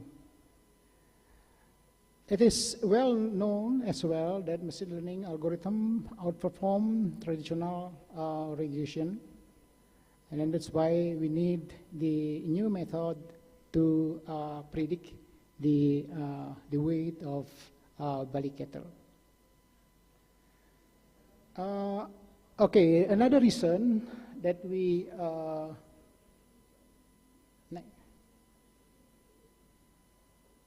another reason that we use this method, because there is no research yet predicting the weight of Bali cattle, and then the most research currently concerned with the prediction of cattle is only for the European and US cattle. This is the object of our research. Okay, before we go further, and then we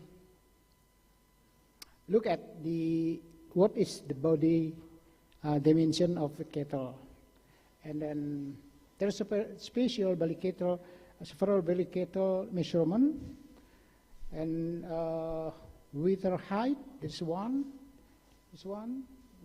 there, and then 2 this ram height, and then 3 the weight, and ram weight, heart girth circumference, and body length.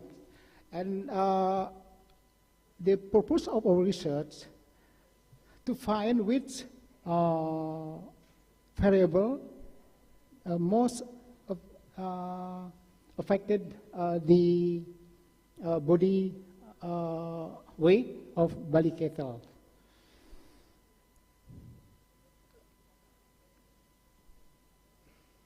Okay, what's the aim of our research? This is applying a new paradigm of solving problem. That is we applying machine learning algorithm for predicting Bali cattle body weight. And then finding the best model for prediction. And then this is the initial step toward prediction of Bali cattle using digital image. Jadi, we have references, and then up-to-date research for prediction we're using image. It's not anymore measure, it's too dangerous. And then we just take a picture from side or from the top, and then we estimate how wide is the cattle. This is the example of the image of the cattle. Okay, this is machine learning regression. It's a technique that apply supervised machine learning algorithm for predicting model. And then this is only a linear and then 2 dimension.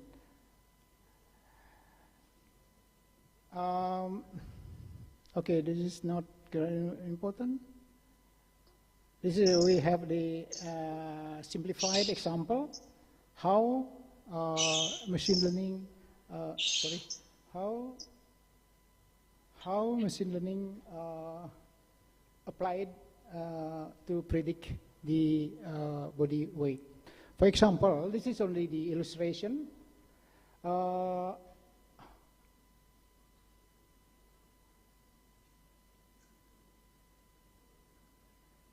Okay.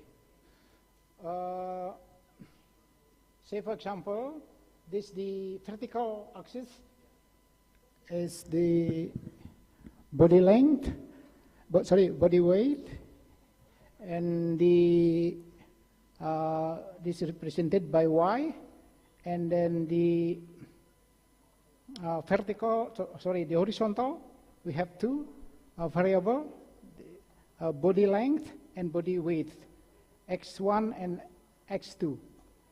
So the model we use here is yi equal to b0 plus b1 x1 yi and plus b x2 plus the residual is the error. And then the objective of this function is how to find the, if you look at there's a plane, a square, maybe a rectangle, and then how we find the most fitted rectangle that represent the variable x1 and x2. That means that we minimize the error, and then this is y hat here, this y hat, and then this is, and then we find the minimum error. This is the equality error or the minimum square error of y minus y hat with respect to b0, b1, and b2. This is for only 2 variable independent variable and 1 dependent variable. Okay. Next, this is the illustration only, and then actually we use 6, and we measure 6 in the independent variable. Okay, this is the we have body weight, body length, chest. This was circumference, ram weight, and then chest weight, ram height, and wether height. And then this all measured by our team in Sobangan, Desa Sobangan Village, Bali. It's about north of Badung, Bali. And for data processing, we divided the data into two data sets. 80% of the data we use as a training data set, and 20% of data we use a testing data set. Okay, this is done randomly, and then when choose which one belong to the 80%, which one below 20%, we randomize the data. And then we always do that every iteration. Okay, we have about 5,000 raw data, and then 7 column data.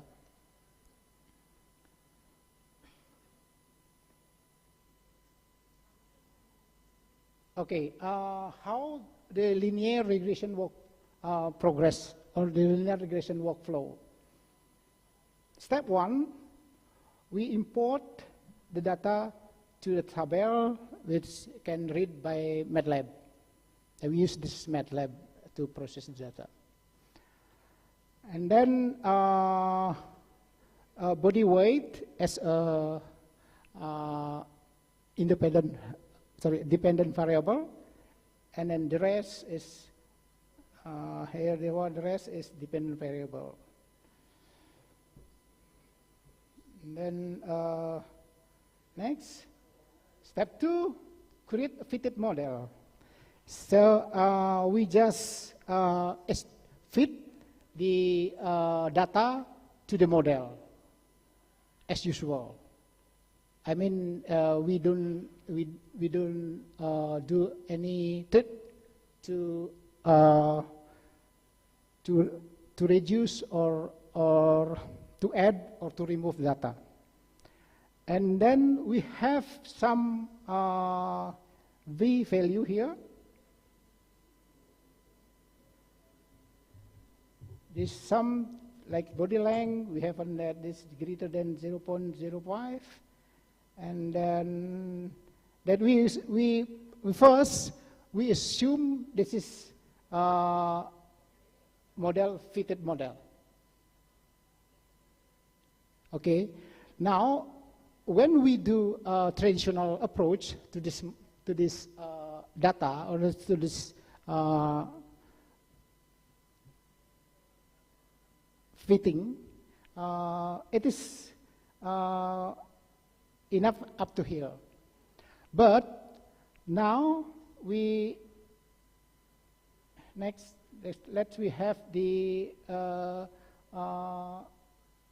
next step. And then after we do fitting, and then we have this residual. And then we remove this. We assume this data is like an outlier, and it is also like an outlier.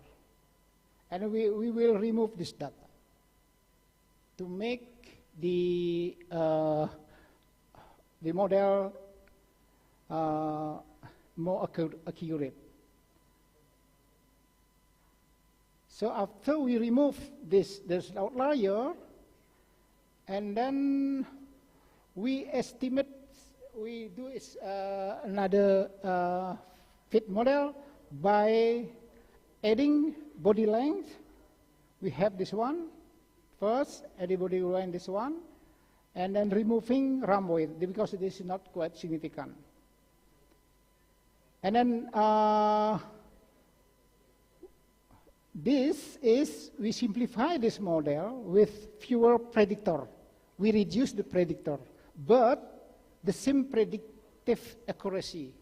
That means even though we reduce the variables, and then we still have the accuracy, predictive accuracy. So step to look for a better model by adding and removing a term like this one. We remove ram weight. So what we have now for the linear regression is chest circumference, body length, and chest weight. Actually, we need only these three variables. This is the result of our experiment. The next step, after we doing this one, so we see the simplified model for the residual, and then the test. We test the data. We test the model. So we test this model. We apply to the 20% of the data. And then what we have, here the residual. We haven't removed this one, the data, this one. This is just for experiment only. And then we remove the outlier on the right. Here we remove the above 70, we remove the data. And okay, this plot, this is residual. This is the residual. The rest, this means that the histogram residual minus the data. Okay. The last one is predict the response to the new data. So if we believe that the model is correct, and then now we try to predict how the prediction will be on this model. Okay, that's because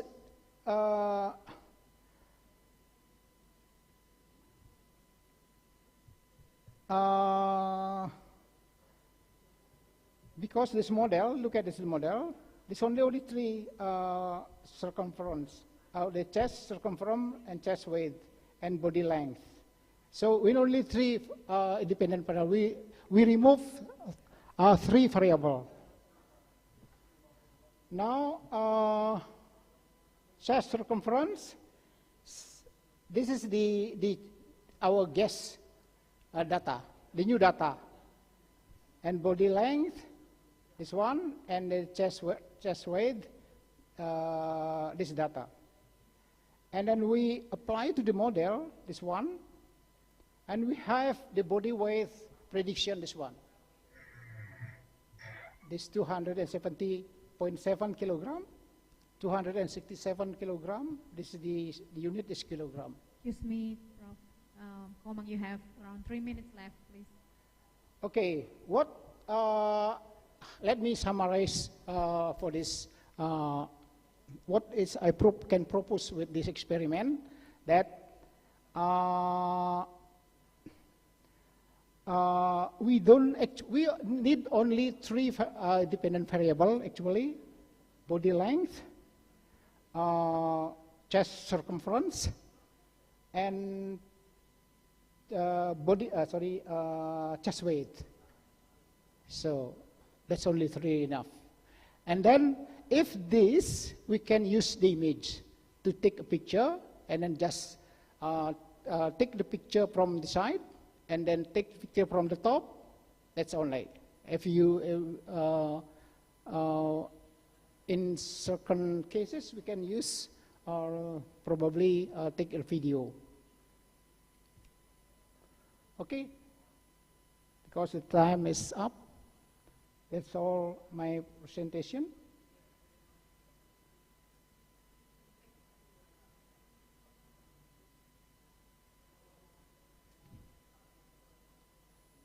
Okay, that's all.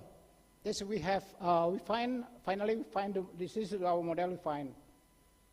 This is our model. The best model we find. This 145. This is the constant. This is the coefficient for body length. This is the coefficient for chest circumference. This is the coefficient for chest weight times body weight.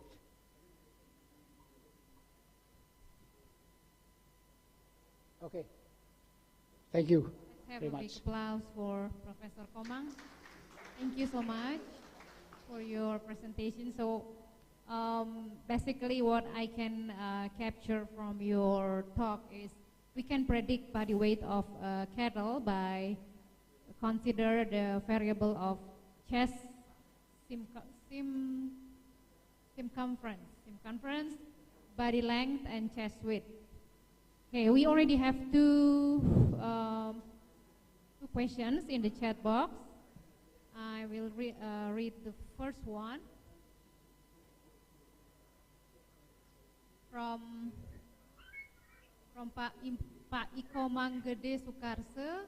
Why you said MLRA is more powerful than classic regression on this case?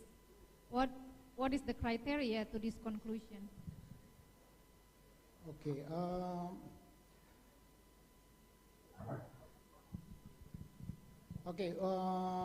Why we say this model is more powerful than the traditional model? Because for this data we have 500 row of data, and then we split, and then we always train the model. We always train the model, and then after train, and then we test, and then we do repeatedly. Yeah, and then the data, 80% data in the test data and 20% of the testing data, we swap randomly. That's why they believe that this machine learning regression is more powerful. Thank you so much. We hope that answered your question. We're going to move to the second question from Pak Iwayan Sumarjaya. We know that the growth of animal usually follows some non-linear curves, such as logistic, comforts, or possibly some other non-linear curves. While linear assumptions do simplify your work very much, they can also lead you to the wrong conclusion. What is your opinion about this? This is the same age. We use the same age, when we grow, the animal growth is not linear. It's sometimes like sigmoid, and then because this is the same age, they're according to my friend, they are all the same, and the female cow and the same age. So we don't need the nonlinear model.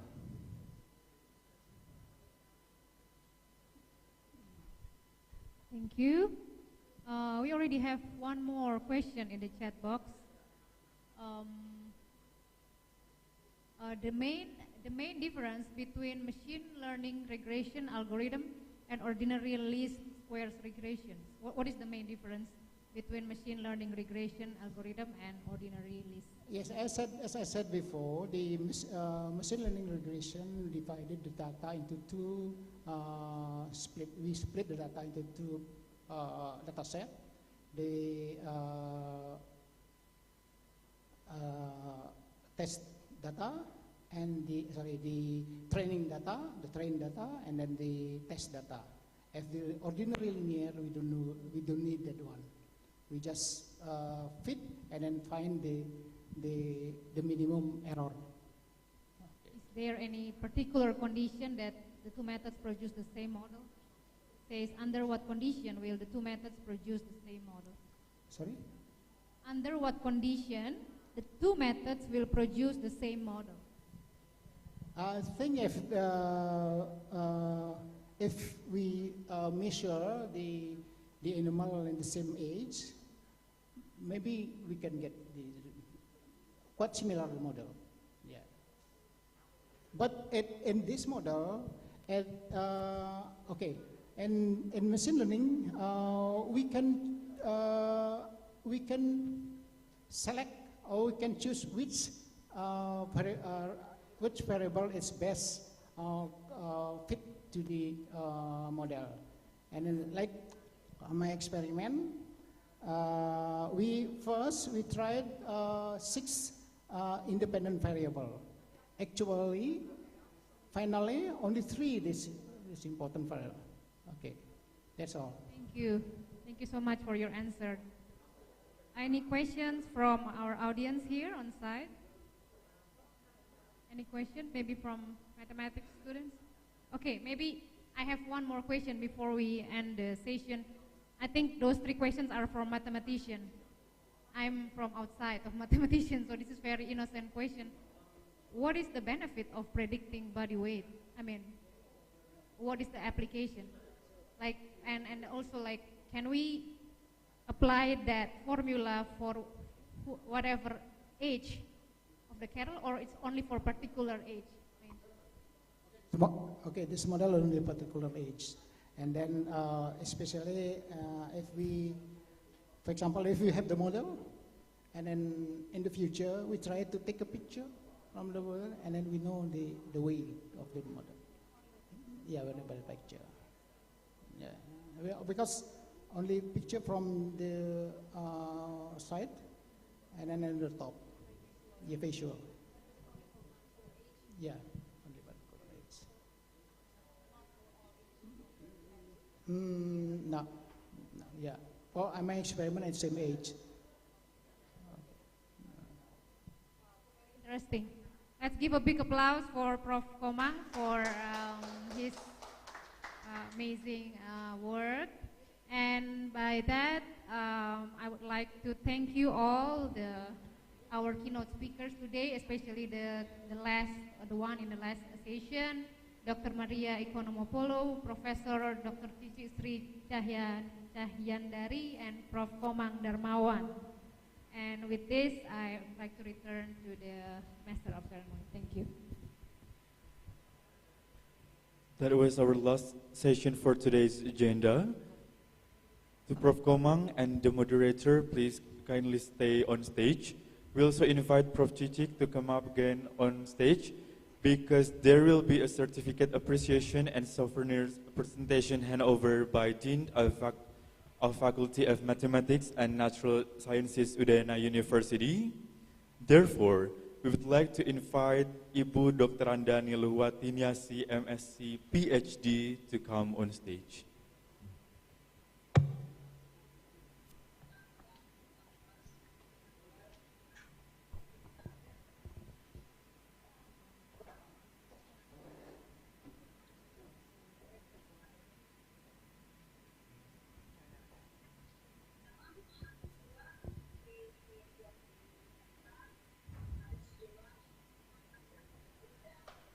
Certificate and offer to Professor Cicik Sri Cahyandari. Thank you very much.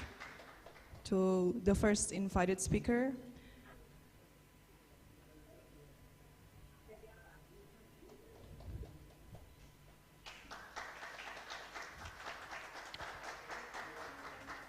Thank you very much, Professor Cicik, for fulfilling the 4th and the last plenary session.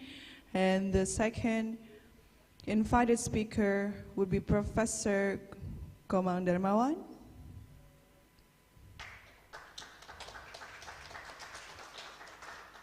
Thank you very much, Bapak, for fulfilling the 4th sessions today.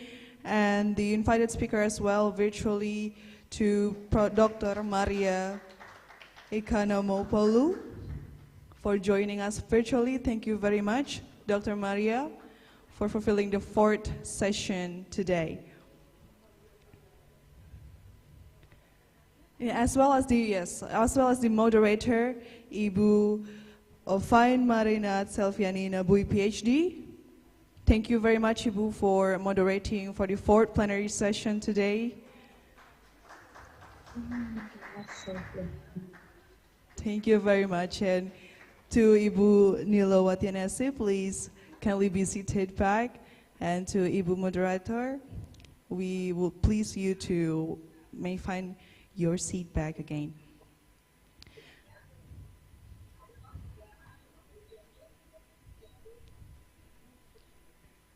And can we have a round of applause again for the 4th plenary sessions? We have arrived at the 4th plenary sessions of today's agenda. Finally, we get to the closing agenda for today's. And thank you very much. Again, we would like to thank to the speakers and moderators. We really appreciate your availability today, as well as sharing your knowledge and information on so many important points, and also, of course, for all of the participants virtually and on-site at the Nusantara room for the questions and for your active contributions in this case. For tomorrow's agenda, there will be a parallel session as well as Consortium Biologi Indonesia (COBI) National Congress held at the same time in the same building as well. We will start with registration at 7:30 in the morning. Yes, so tomorrow we would like to start at 8 a.m. and we expect you to come 15 minutes maximum before the conference begins. And wishing you a wonderful day ahead.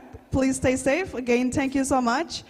Om Santi Santi Santi Om. Assalamualaikum warahmatullahi wabarakatuh. Selamat sore, sampai jumpa, and enjoy the rest of your day. Thank you very much.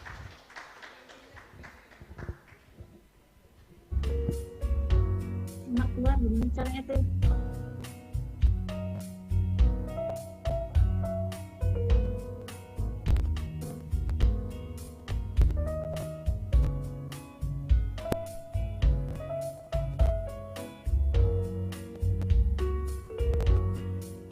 Ini nak mau keluar tuh dari sini.